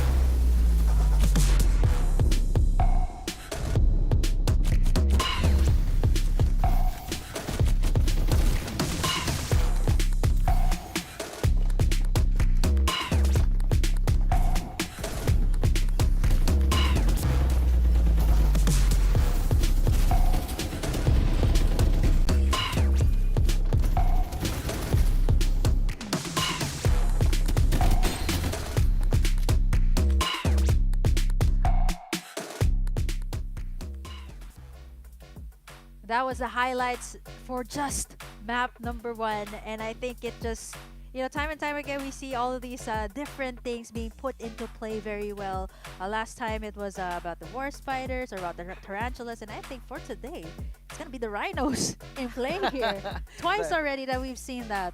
The explosive plays coming in today from Group C and Group D, but of course, map number 1's MVP would of course be Mac Pro. We've called him out a lot in the 2 different events now. We saw him in ACC. He's back now as a professional, trying to prove that he is literally a pro, and that's why he's called Mac Pro.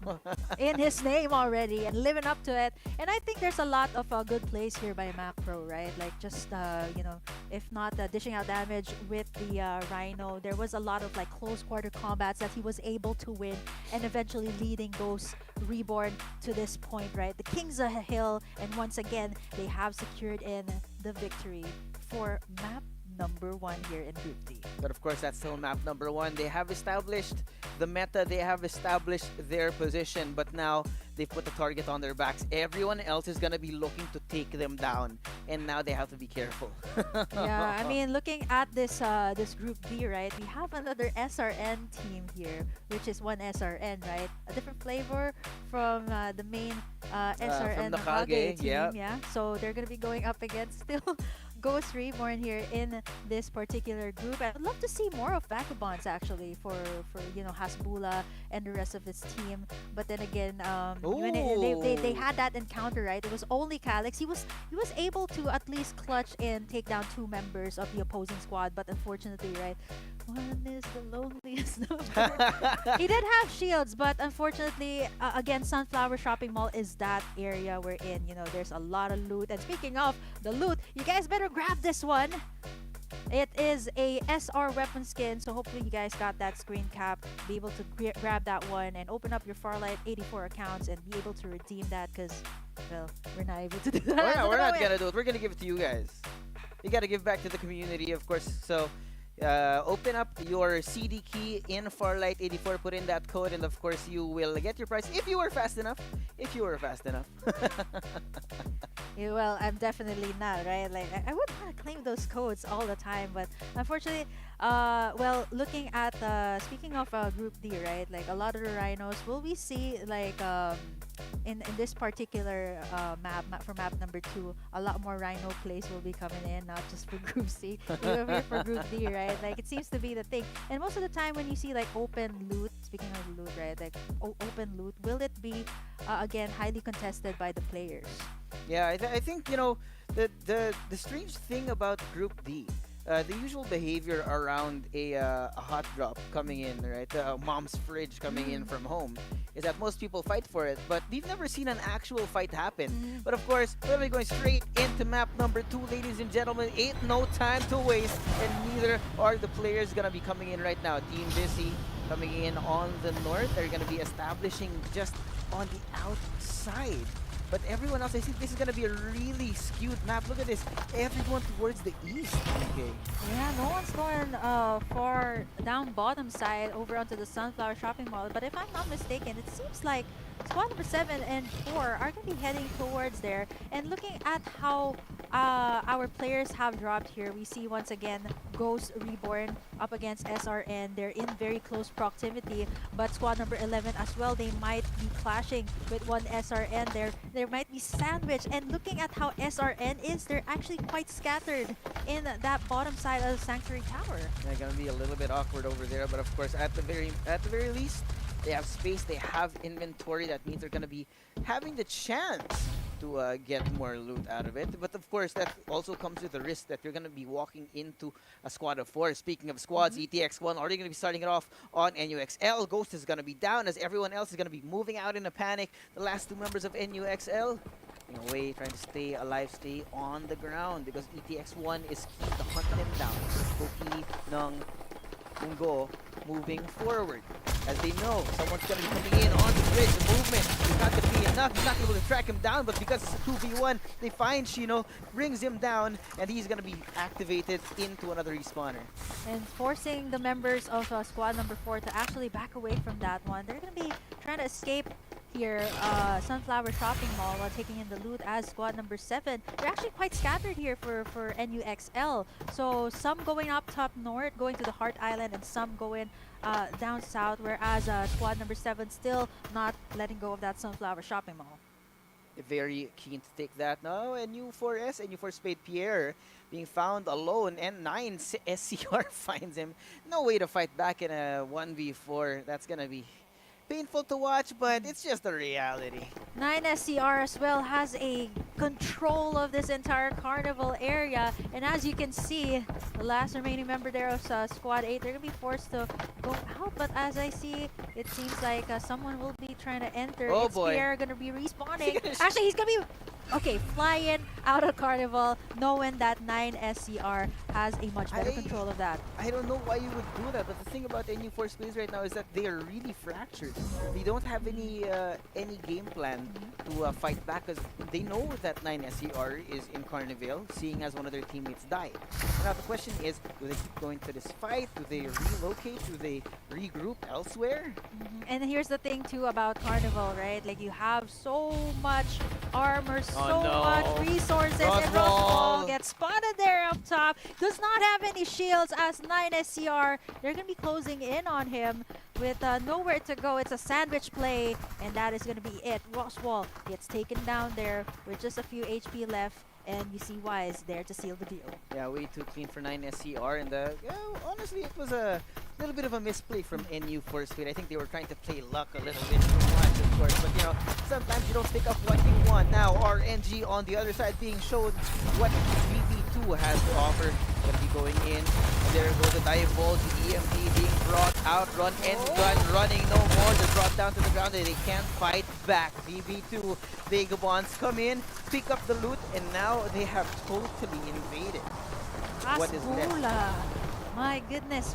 Timing in that EMP as well as, going ham at the members of that squad and eventually being able to loot them, and as well as getting in the solid hold of this area as well, that there's a lot of shield XPs, a lot of vehicles, and you know that Vagabonds is that Vagabonds from their names already. Yep. You know that they love to traverse around Sunset City, right? They will move and travel and take what they want in the process, just like that Hasbulla and the rest of the squad, Calix, along with Iska. They know exactly what they want. They will take it by force. And now VC, look at this, Nova Planetarium. Everyone's going out for a tour, but now Pierre, the last remaining member of NU for Spades, stuck in a corner.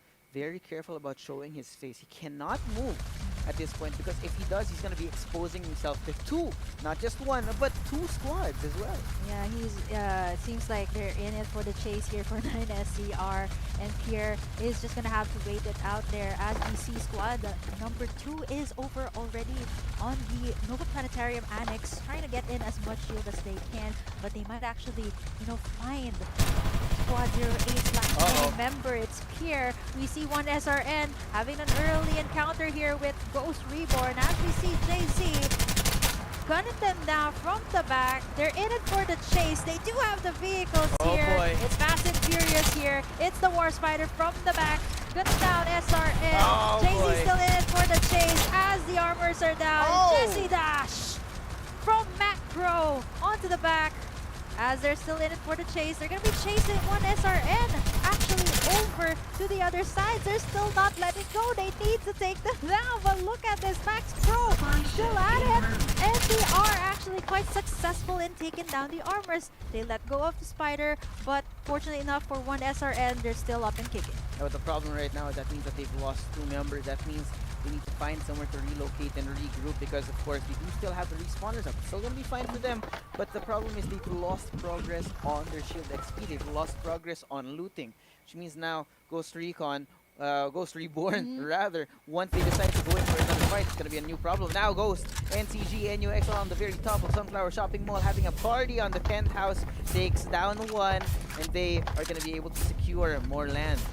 And now they have to close in here for NUXL. They take in the War Spider, but again, they will have to face in squad number 10, who's over already traversing their way, making their way across the map. But as of the moment, right, you see Ghost Reborn here. They might go face to face with Vagabonds that also has their choice of vehicles here, a War Spider. But it seems like they are going to be choosing to move over instead of going up against Ghost Reborn early on. It might be the best call. I mean, Ghost Reborn, of course, being the top of the lobby in the first map means that they are, of course, to be reckoned with. So VB2, they might not want to take that fight, because they at the end of the day, you don't need to get the kills. You still get more points out of surviving. And being second, third in the lobby means that you can easily catch up to Ghost Reborn if you're careful. Yeah, Pierre is still wrapping this one out, and fortunately, he's able to escape where he is.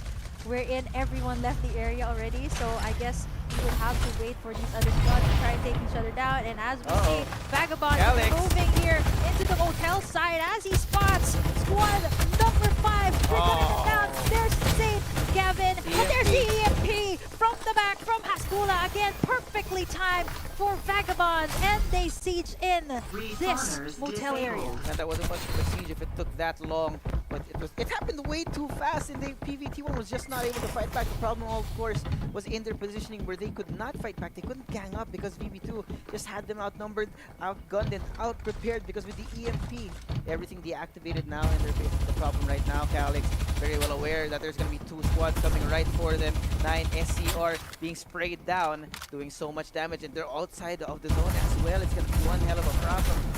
Yep, they have to move in knowing that Vagabonds has control of this high ground. They got a War Spider, and you see Calix taking in. Again, hot shots up against them. They might actually try to traverse the other side wherein there's a hill. But then again, you see the bombardments coming in, knowing that there is... man, the damage as well as the circle closing in here. You see Vagabonds trying to approach this situation carefully. Yeah, they're very careful, but they also want to make sure that they're not letting a risk survive. They're not giving themselves away. And now there goes Calyx, there goes the Rhino, and the absolute time the EMP. Calyx being down to his knees as the rest of the team trying to catch up, but Hasbulla can do nothing in the face of these two members of 9SCR. Iska is going to be left alone with the rest of VP2. They're down to the last two members, and it looks like 9SCR is determined to hunt them down. Hartman trying to deal some long-range shots onto the members of 9SCR, but with an AK-77, it's going to be way too hard. Iska also coming in from the flank, trying to take the fight. Hartman moving it on to the Rocket Tarantula because now Iska's gone. The problem now is that it's going to be a 1v4.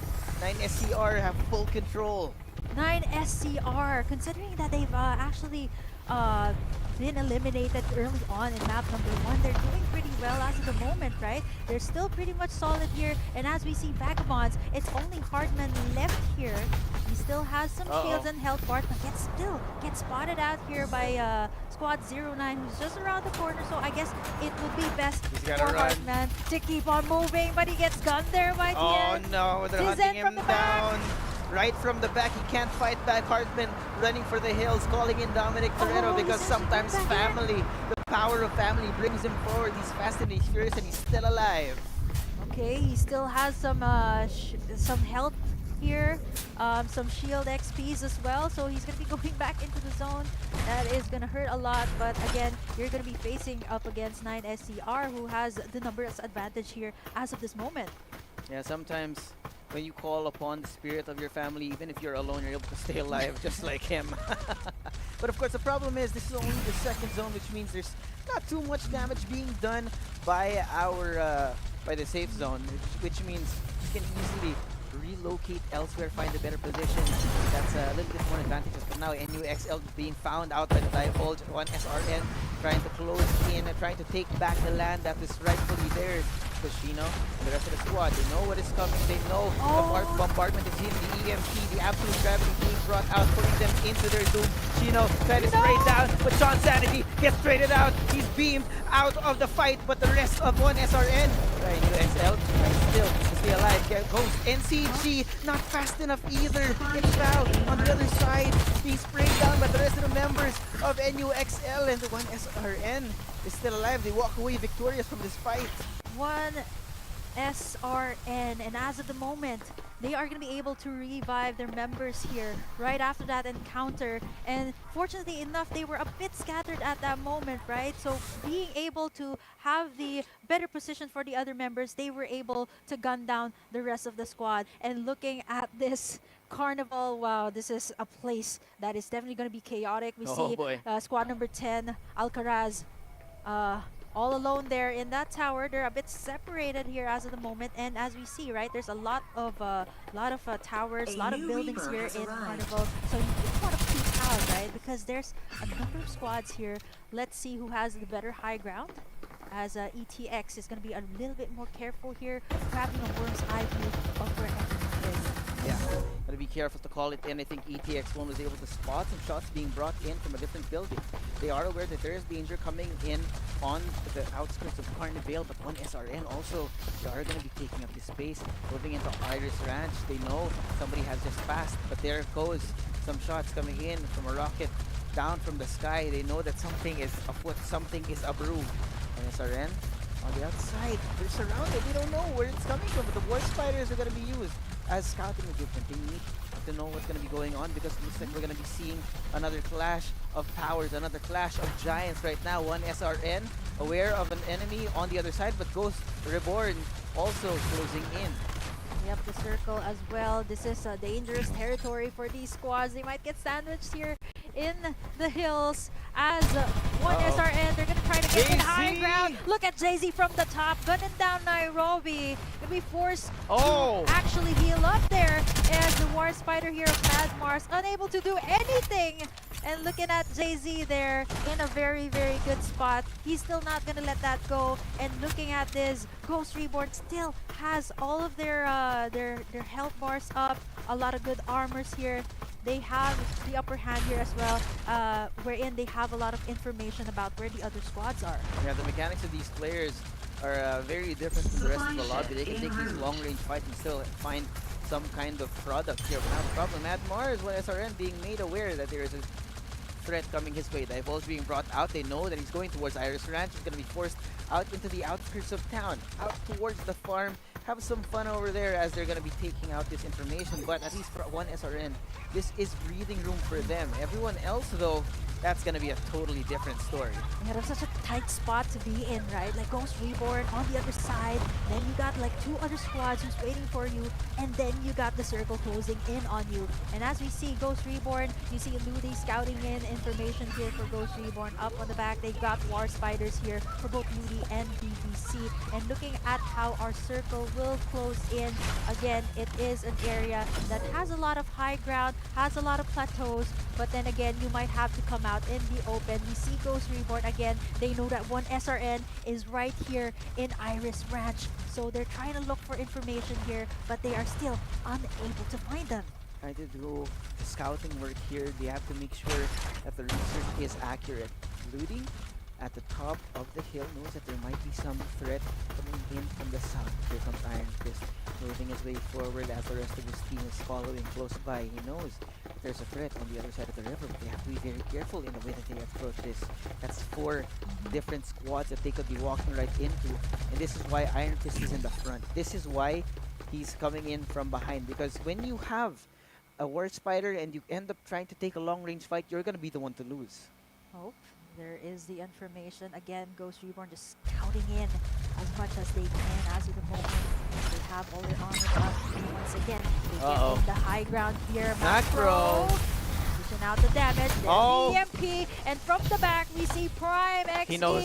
He's in for the chase. Macro is out for blood. And then he gets himself in, trying to you see convert him? it for information. As we see Macro doing a 1v1 here up against the members of ETX. It's an Ember you're going up against, but he gets gunned down as well from the back side. But on the flip side as well, we see the other members of Vagabonds as well as squad number 7, who's still up alive and kicking here. Calix is still up as well. It's gonna be a little bit of a problem now. ETX1 having been fractured down. There's only 3 members left for them. Everyone else totally complete, so they have to take back the land that has been taken. Now the scans, the recons, and the absolute gravity being brought in as well. There's gonna be a fight now down towards the ribbon. 1 SRN and the PC are being taken down. The rockets coming down from the sky blows them to smithereens because there is no bunker. Kramers now on the other side. They know where he is. He has a position, but he's at least safe for now. They do have the scan, and they do have our springboard as well, and they're able to get out without any kind of threat towards their lives, because ETX, just as they get out, they find the spot to move forward. Now it's BBC closing in. Ghost Reborn once more showing their power. Rocket Tarantula in their hands. They're gonna go nuclear right now. They're gonna blow them up, blow them down. Bro, it's gonna be disgusting right now because they are closing in now. Right in the middle of an open area. BBC is the only one left here for Ghost Reborn. Oh boy. And SCR Reaper has been killed. still up alive and kicking. We see some EMPs already being used, and we see Tizen healing himself up before he goes in. Their squad 10 and 0 right around the corner. Oh no, the absolute gravity being brought in by BBC. It's gonna be a trap. Incendiary grenade burning him at the feet. Calix somehow finds a spot. Oh my god, he gets out of the window, blows him to smithereens, and he can't fight back, and it's now 9 SCR back behind this bus. They know that VC is on the other side. They're waiting for the right time to strike because it's only 3 squads left. You cannot waste time because for 9 SCR, there's only 2 members. Everyone else is down. That means that this is we have 3 squads, 5 people still alive. No squad is left here fully healthy, and that means that whoever blinks first will die. Calix with the usage of the Rocket Tarantula in his hands, but here it goes. The engagement now going towards 9 SCR. Usage of the Divulge to reveal their positions. And of course, Vici moving forward, sprays them down. Iron Fist gets rid of 2. It's going to be down to the last 2 squads. VB2 versus Team Vici. Oh my goodness, last 2. It is going to be Iron Fist and Kramer. Calix is right there, up at the back. Does have a Rocket Tarantula. Wait, he doesn't know. Look at on this. the other side, though, they Coming might in. actually try to corner him. From behind the flank, Calix, healing up. none the wiser. He knows what's going to be coming, but they know where he is. He switches to the Rocket Tarantula, jumps out just in time. Kramer's done, and it's gone. It's over. Vici comes out victorious. My goodness. Vici this time, they placed in second for map number 2. And this time, they did it they got in the victory here as 9SCR actually finished in podium this time because if I'm not mistaken for map number 1, they were up on the bottom getting eliminated early. So this is really a stellar performance from them. And this is beautiful. This is a new look to the fights here in Group D. That means that there is no clear king of the hill because Ghost Reborn were forced down to 5th place. That means that there's so many other teams that were able to create or collect more points here in map number 2. I think it's also great like that 9SCR was able to finish in 3rd here, knowing that they were able to seize in I believe that was Sunflower Shopping Mall, and they were able to loot their way over onto the sides, getting in a lot of equipment, a lot of guns, a lot of armor as well. So I think this is, I guess, a much better rotation for them. Yeah, I think there was also a lot of adjustments here in map number 2. We saw everyone actually change their positioning here, wherein that means that for this particular group, people are not exactly set in their ways, which is both a good thing and a bad thing because number 1, you're not exactly able to eliminate the randomness of a battle royale. But number 2, that also means you're flexible. It means that you know how to find the advantage despite the fact that you don't exactly have exactly what you want. Sometimes I think for that last stand, right, Calix did have that Rocket Tarantula, but unfortunately for Vici, they just went all the way in and just, I mean, it is very important at this point to get in information, right, and that's exactly what Ghost Reborn was doing, but unfortunately, right, they weren't able to close in podium finish here. But again, we have a new victor here for Vici. And speaking of our victors here, let's take a look at the highlights here for map number 2.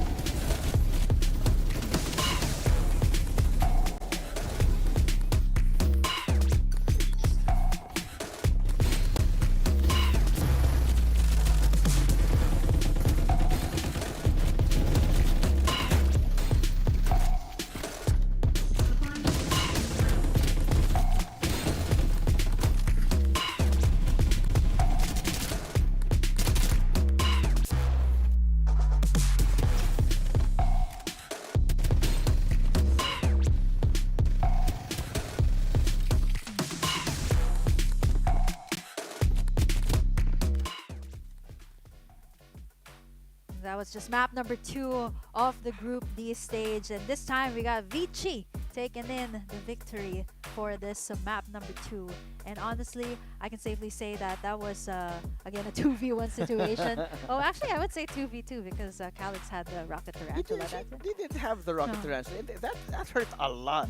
They were out in the open, and that actually almost equalized the numbers between the last 2 squads in that fight. But of course, Vici still coming out victorious in the end. But I like this. This means that this lobby is not exactly set in its ways. But of course, you know what is set? The MVP of map number 2, and that is going to be the Yong in the name of Iron Fist. This is new because this is the first time we're seeing a Yong as the MVP. Yeah, actually, I think you pointed it out earlier. Like it was Iron Fist, the one that's going in first, right? Like going in first to the clashes, just getting in information here for the members here of Vici. And looking at the damage here, I think for this particular match, right? Like last 2 members standing, and it was just very vital. And I'm pretty sure you love this. You main Young, right? Yes, I am a Young main, ladies and gentlemen. Yes, those wings are very familiar, and of course I love that. But the problem now is for Group D, this means that there is no King of the Hill. This means that there are no two rivals like Group C. Group C, we had Tyrant and Naos always on top. Now, this can be anyone's game. Yeah, it was a back-to-back win for Tyrant there for Group C, right? And now it just shakes things up, right? Like Ghost Reborn getting eliminated early on, and now we have like the new Kings of the Hill trying to get in that top seed. And as of the moment, right, Vici this time from placing in third, they finally placed in first place here for map number 2. And let's see how it will go here for map number 3 here of the Group B stage. And again, like what you mentioned, there is a lot of action here, a lot of surprises, and we don't know what's going to be happening in map number 3. I mean, that's the beauty of it, right? I mean, who doesn't love a good underdog story? And who doesn't love I like rivalries as much as the next person, but of course it's always more exciting when everyone has a chance to win. And at the same time too, like I have to point out that 9SCR plays very well here, knowing for a fact like it's very different, right? Like placing down bottom and being able to finish podium. And now let's see where it will go here for map number 3 here as we close in this Group B stages with this last and final map. One of the first 4 squads to jump out of the plane in their capsules. They're going straight for Iris Ranch. It's going to be a problem because it's going to be a struggle for power here. Vici and Run and Gun on top of Iris Ranch. Everyone else moving towards the east of our map. But one thing is for sure, nobody has dropped to the same place twice. And here's the thing too, right? Like earlier on for map number 2, there was more of congestion over there on onto the top side, over to the east side of the map. And as of the moment, right, we see that some of the members here of 9SCR might just go up against one SRN there over on the outskirts of Sanctuary Tower. But I believe that 9SCR might actually take the time, you know, to get in their items going into Sanctuary Tower. But looking at Iris Ranch here, you did mention there is like 2 or 3 that dropped right here at this POI. Yeah, look at this Run and Gun with the 3 members outnumbered but not outmatched. They're prepared to take this fight if they want to. They have taken shelter in Big One and they're waiting for Vici to show their faces. But the problem is they've actually created so much noise. This means that Vici are definitely going to be aware. The defending champions of this lobby know where they are. Scan now going to be coming in. They know where it is. The Rocket Tarantula coming in as well for the rockets down from the sky, pouring down fire from the heavens. Kramers and the rest of Vici trying to find them. Link scans them out. Find the information, the recon on the outside, just outside the window. Vici are trying to find the right angle, and now it's a Cold War. Who will blink first? Who will fight first? But look at this. There goes the recon. The EMP being brought out in the optic camo in an attempt to get out. RNG try to fight back, but it's not gonna be enough. Vici close in, trap them inside, and execute them.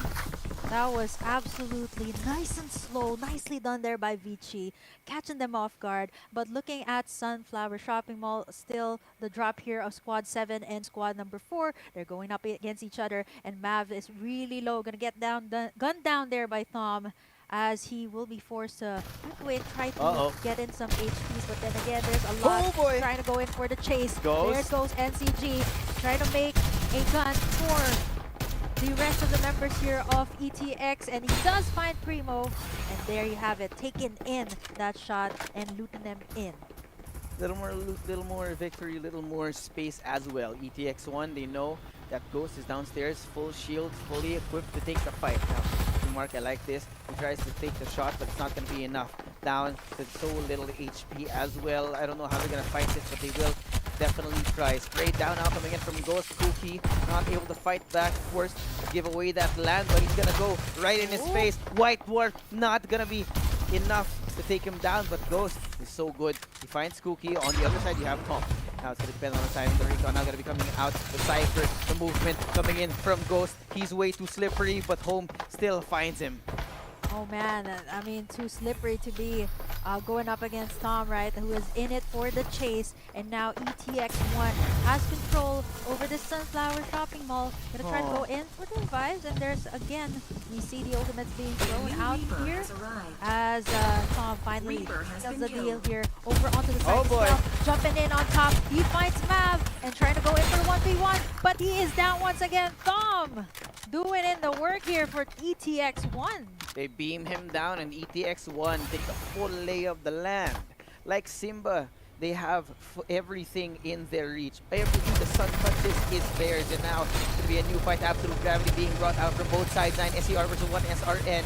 A deja vu right in our faces. The Rocket Tarantula being brought out. Kizit trying to take it up from close range, but it's not going to be enough. Sean Sanity, though, trying to keep them alive, trying to keep that fight because the Divulge has been used. 9 SER still very much alive, but 1 SRN still now on the high ground. It's East back, cannot fight back.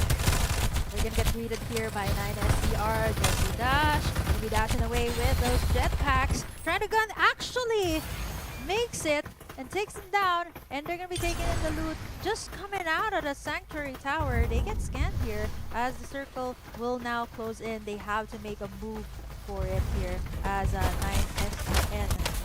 Oh, back away, no. but now he's down from the back. We EMP. see Ghost Reborn. Macro. Macro in for the chase once again onto 1 SRN. They're gonna make a run. They find Jesse Dash here onto the side and takes him down. They have the Tarantulas here, and we have Vagabonds as well onto the other side. Taking in hot shots up against Ghost Reborn. They're gonna try to make in the shots, but the circle once again they have to move here. They have to try and take down Ghost Reborn, who just came in from Sanctuary Tower. Look at Calyx all the way from the back, trying to take down the armor of Ghost Reborn before they go in it for the clash. They tried to take it up, but it's not going to be enough. Fortunately for both teams, they're both still alive. TSRI, though, be opening it up on Iska. There goes the EMP and Ghost. They're trying to close in. They're trying to take the fight. There's backup coming in right ready. Macro in a 1v2. They know where he is. He's trying to play on top of the roof, and he's trying to spray down. But Macro's not able to fight. Not going to be against them. Now Haskula and the rest of the team getting beaten down by the outside zone as Vagabonds. They're able to walk away a little bit better than their opponent because BBC is so low. He doesn't have any shield. He doesn't have any health. But he's going to try and take this fight anyway. They spray him down. He moves too fast, but it's not going to be enough. Not enough. Hartman and Calyx take him out of the field. Again, 2v1 situation as Vagabonds has control over this Sanctuary Tower. Oh boy. But then again, there is the response up here for their side as Ghost Reborn again coming down here. They're going to get greeted here by Hartman. There is Hartman here dropping in as much damage as he can. And now Jay-Z going to try to go in onto Hartman. But unfortunately, unable to do so. But the rest of the members of Ghost Reborn still around the corner. And Vagabonds knows that very well. They might actually try to go in. They're coming in from the sky, coming in to close in. Haskula and Iska are down. Hartman now all alone. Macro leading the charge. He's trying to run for the hills, but it's not going to be enough. DB2 are taken out. Here at the circle here as well as Macro this time. Gonna be taking in the shot. Again? They're coming in for revenge again, Kim. They are still going to be landing onto the same spot as BBC. Ghost Reborn will be taken in as much as they can. SRL as well here on Sanctuary Tower, right there on top, fighting up against Ghost Reborn. Again, if they get caught here, there is no escape. They have to eliminate SRL, who is here over onto the other side. They're healing up as much as they can. And you see Calyx as well there, taking in that War Spider, gonna try to go in for the backside. It's a feeding frenzy. Everyone's coming in. It's a shark attack because everyone in Ghost Reborn is stuck in the middle of all this danger. He's gonna make a run for it. Trying to run for it. The War Spider in his hands is not going to be enough because there's so many people coming right in there. Kraken distracted by the War Spider in his face. Did not see Ludi going right in.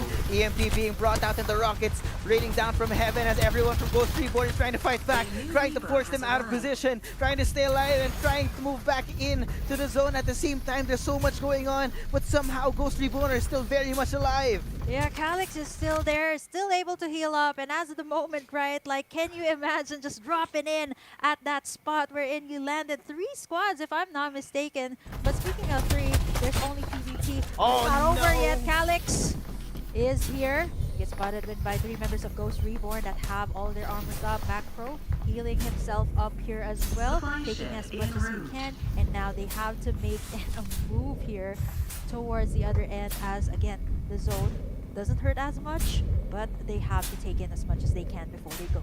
Yeah, the problem right now, though, they've had to do so much. They wasted so much time, so much resources, and now they're definitely not going to be in good graces when they get back inside of the zone. But now, still, you do still have 5 squads very well alive.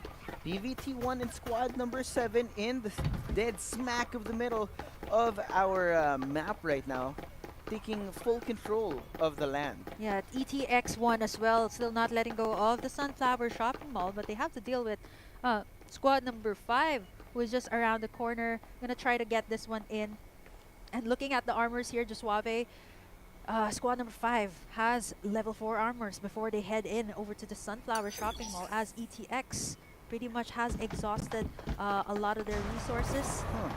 So they have to wait it out first, as a PVT1 all alone in this area over on the side, waiting for the proper moment to actually take in the Sunflower Shopping Mall. Yeah, I don't know if you saw, but our rankings right now, we have VG and GSRI actually tied for the top spot.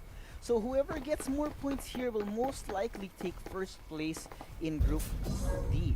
Now, GSRI still outside of the still outside of the zone. They know that they're in danger because they can't cross this bridge.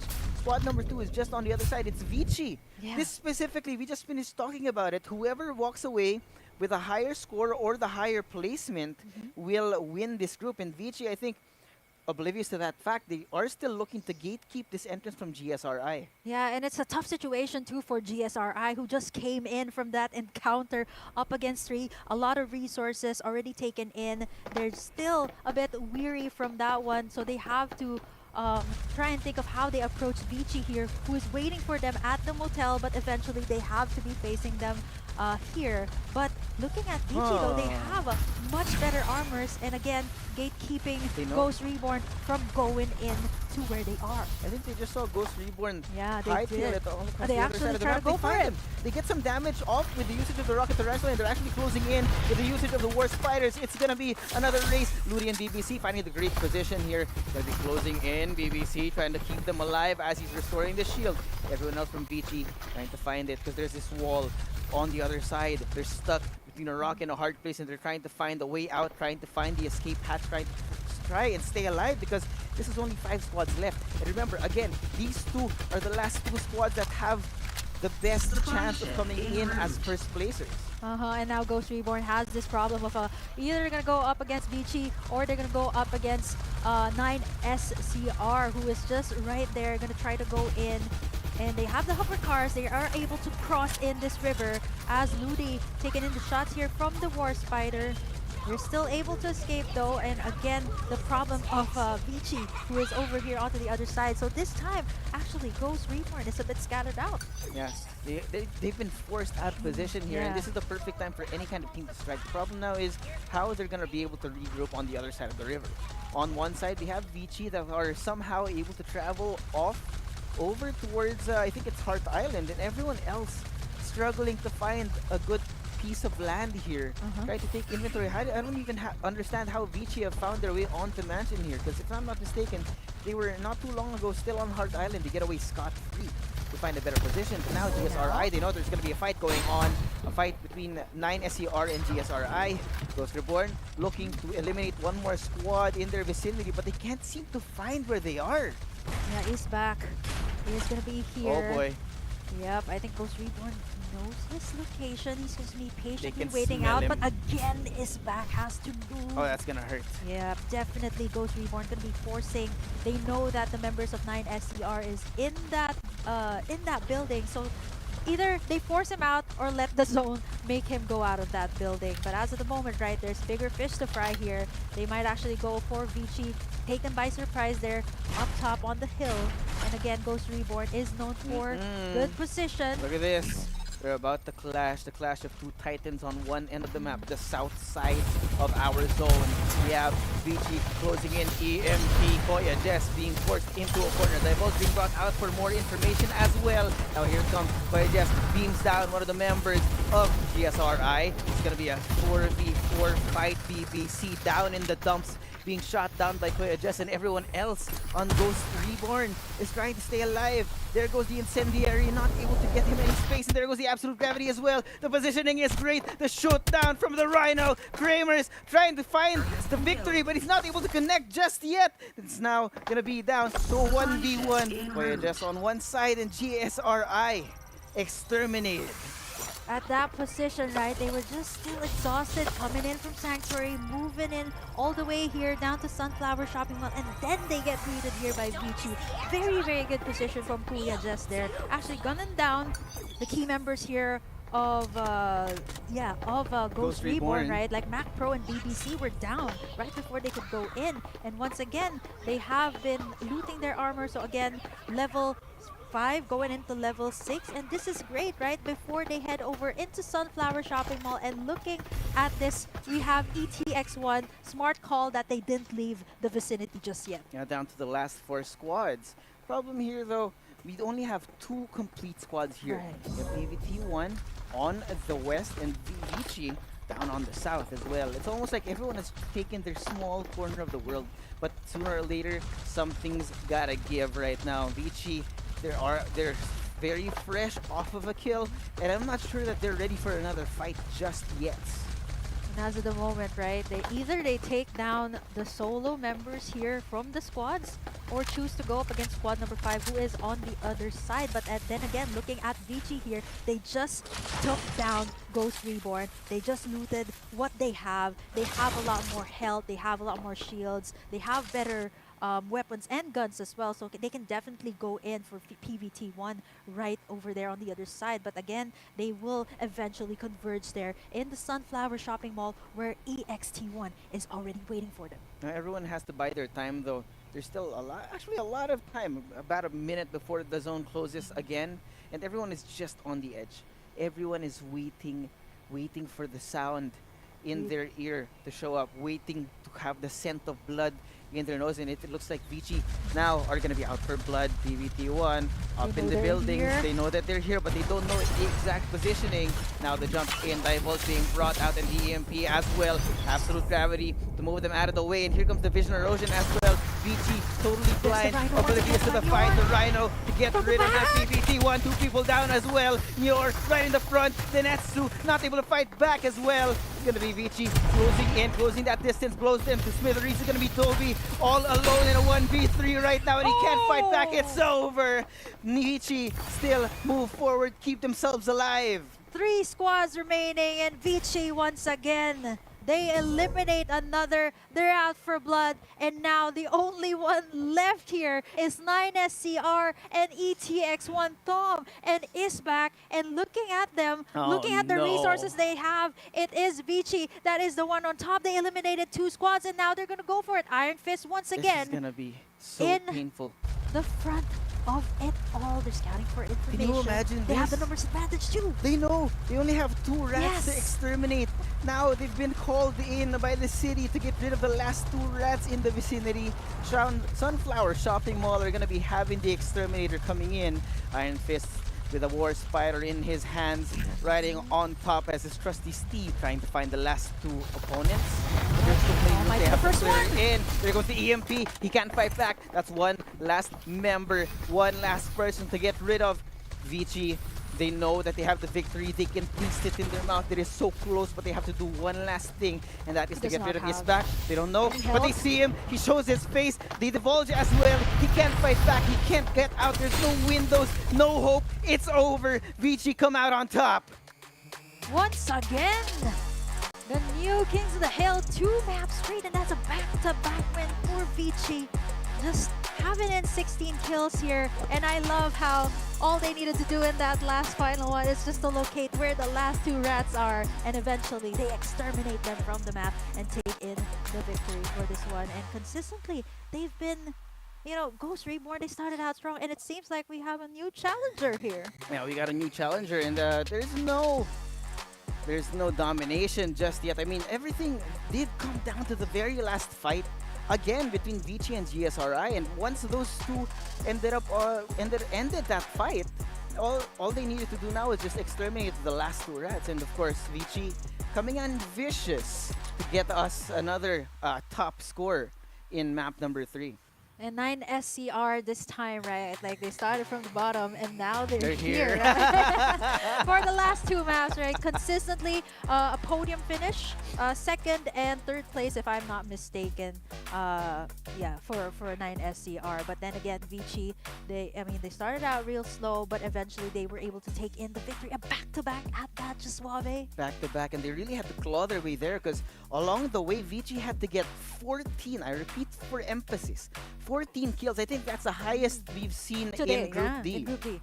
Yeah, because Group D is that kind of group we're in, you know, as compared to Group C, right? Like nice and slow, then they go in for the chaos, and then eventually here for Group D, right? When it's there. A lot of rhinos as well being utilized very well here to Suave. So I think for Vici, they just approached the situation much better. And to think that they were on the outskirts fighting in Ghost Reborn at that, and all they needed to do was either take down the powerhouses and then eventually go in. It was poetic justice for Vici, right? They take away the top spot and then they establish that they are the actual kings of the group. 2 maps in a row, taking the top away from Ghost Reborn, which are of course returning favorites from last week. And for Ghost Reborn too, they've gone up against a lot of squads, right? Before they went in, and I think Vici just caught them in a time wherein, you know, there's a lot of resources already used up, and then going up against Vici, who has like much better position, who has much better resources as well, you know, coming in from Ghost Reborn, who just fought in like 2 or 3 squads before facing Vici there. Yeah, I mean, it was a mountain to climb and then some. They had to really go in like a full marathon, honestly. There were so many fights taken by Vici, one after the other. I'm surprised they didn't get tired at that point, because if I was them, I'd be out of gas after the first. Yeah, I mean, imagine that, like drop in at the same spot, right? I believe that was Sanctuary Tower, where in that Ghost Reborn, and then eventually like everyone just wanted to, you know, they wanted the take piece in of revenge. Ghost Reborn. Yeah. Everyone wanted to gang up on Ghost Reborn. Yeah, and that's exactly what you mentioned, right? And speaking of course, we have a lot of the highlights prepared for you here in map number 3. Check it out.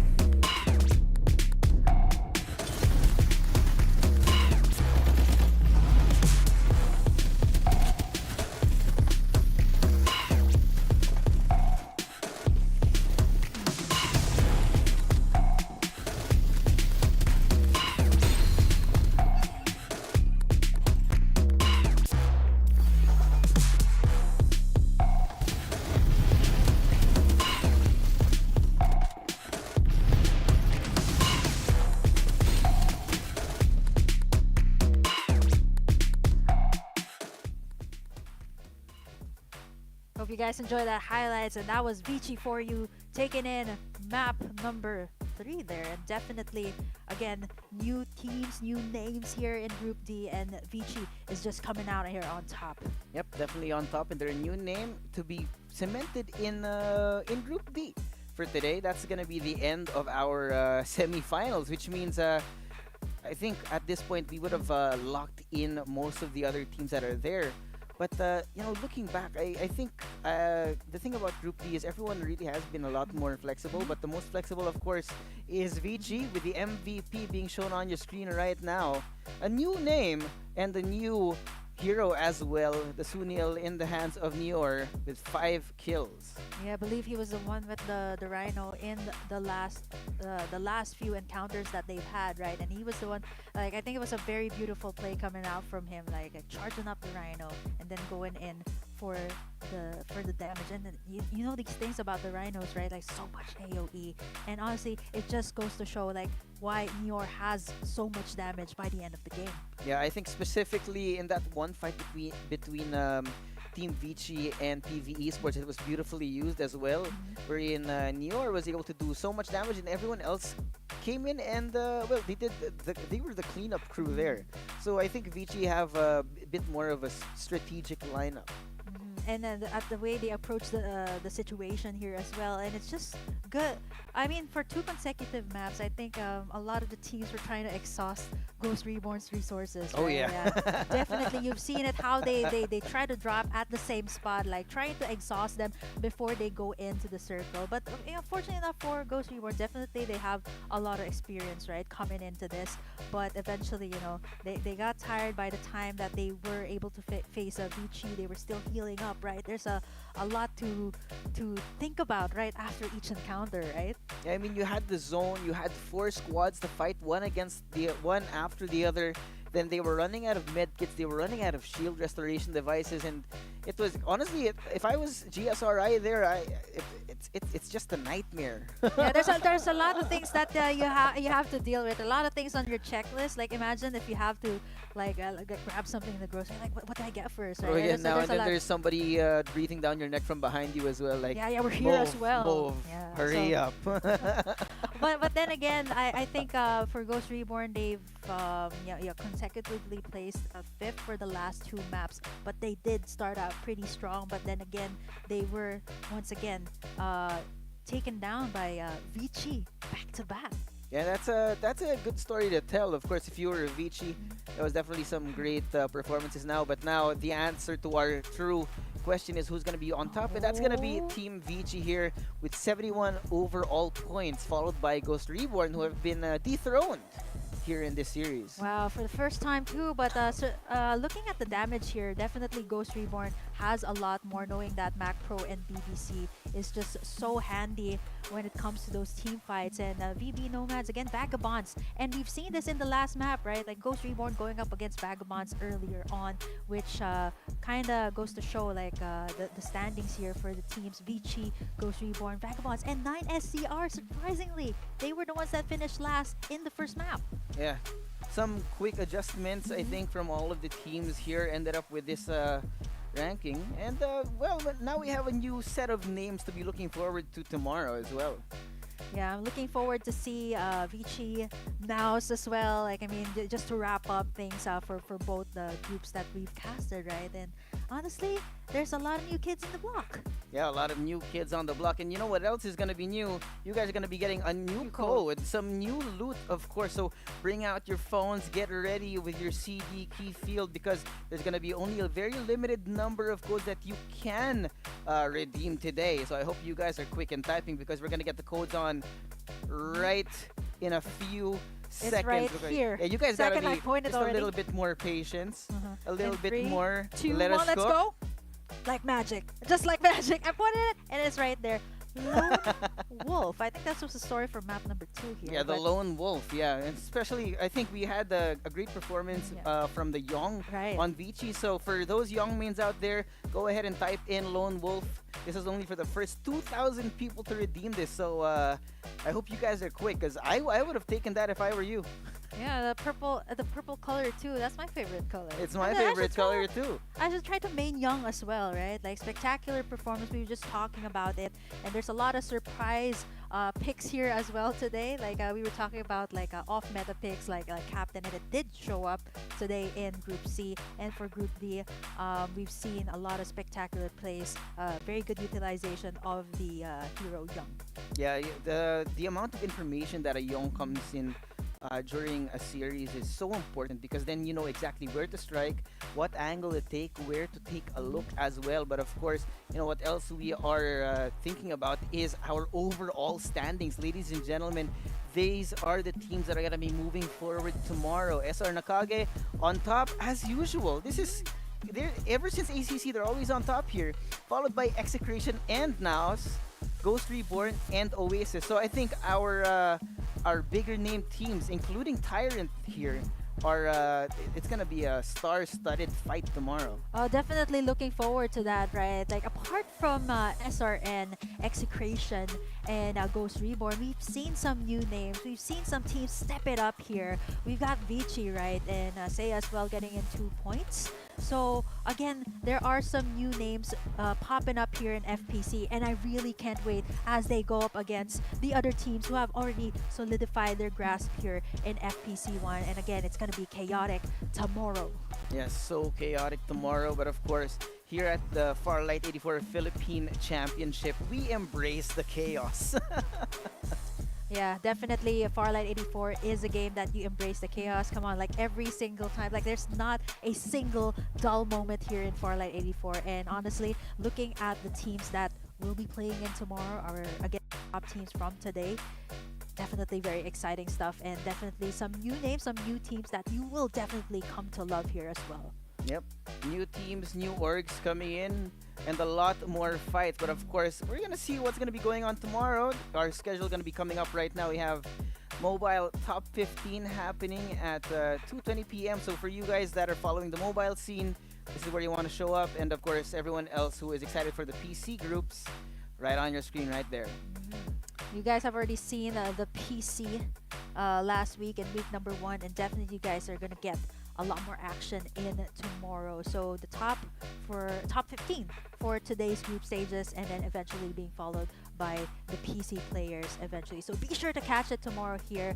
Check out the time, take a screen cap already, and be sure to grab your popcorn, have a front seat already, and definitely tomorrow is gonna be chaotic. Yeah, don't forget to follow all the socials of Farlight 84. If in case you forget to take a look, at least the notification will show you. We're on YouTube, Facebook, Twitch, and of course TikTok. There's a lot of social media channels wherein you can get information. You can definitely get in some updates about not just FPC1, about Farlight 84 as well. So don't forget to check it out. And again, once again, thank you so much for joining us here today in FPC. My name is Burger Kim, and together with me is Josuave. See you guys once again tomorrow for more action in FPC.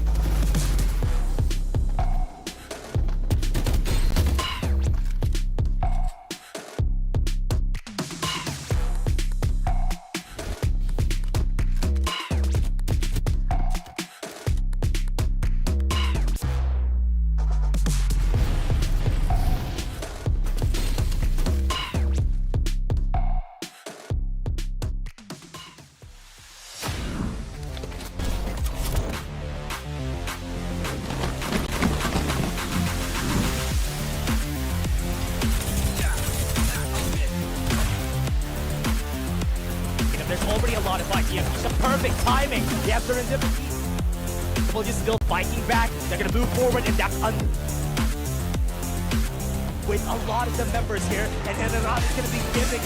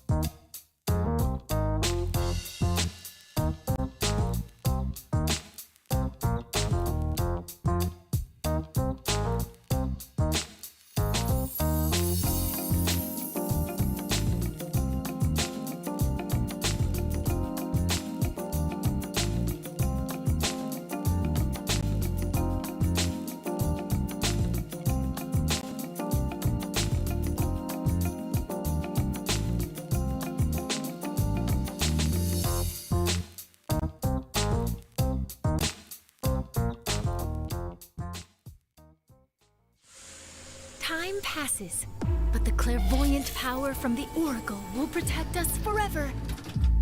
The fanatical power that everyone desires shall only belong to the strong. Adventure has already begun. Yes, you can call me Mr. Reaper. Survivors, welcome to Isle City. This time, clairvoyance from the ancient Oracle will sweep the entire battlefield. Please note that battles in the new season will be more brutal. Bring clairvoyant equipment, and the Oracle will bless you. Use Sunil's newest skin, Clairvoyant Frenzy, and feel an inexhaustible flow of energy. I'm on my way with state-of-the-art rescue tech. Sienna is out in front, dominating. Use the skin, Clairvoyant Potion. Good boy. My tarot cards are waiting. Stellar Wind can automatically lock onto target that's within range and attack. The Gale of the Stars is fatal and ubiquitous. White Dwarf SMG, a pinnacle product with both stability and lethality. May your opponents rest in peace. These guns and skins are all included in the Battle Pass. Unlock your pass to level 90 and get all the rewards. The most precious things on the battlefield are resources bestowed by a higher power. With the guidance of clairvoyant abilities, new hero skills will be unlocked this season. The battlefield is about to get even more interesting.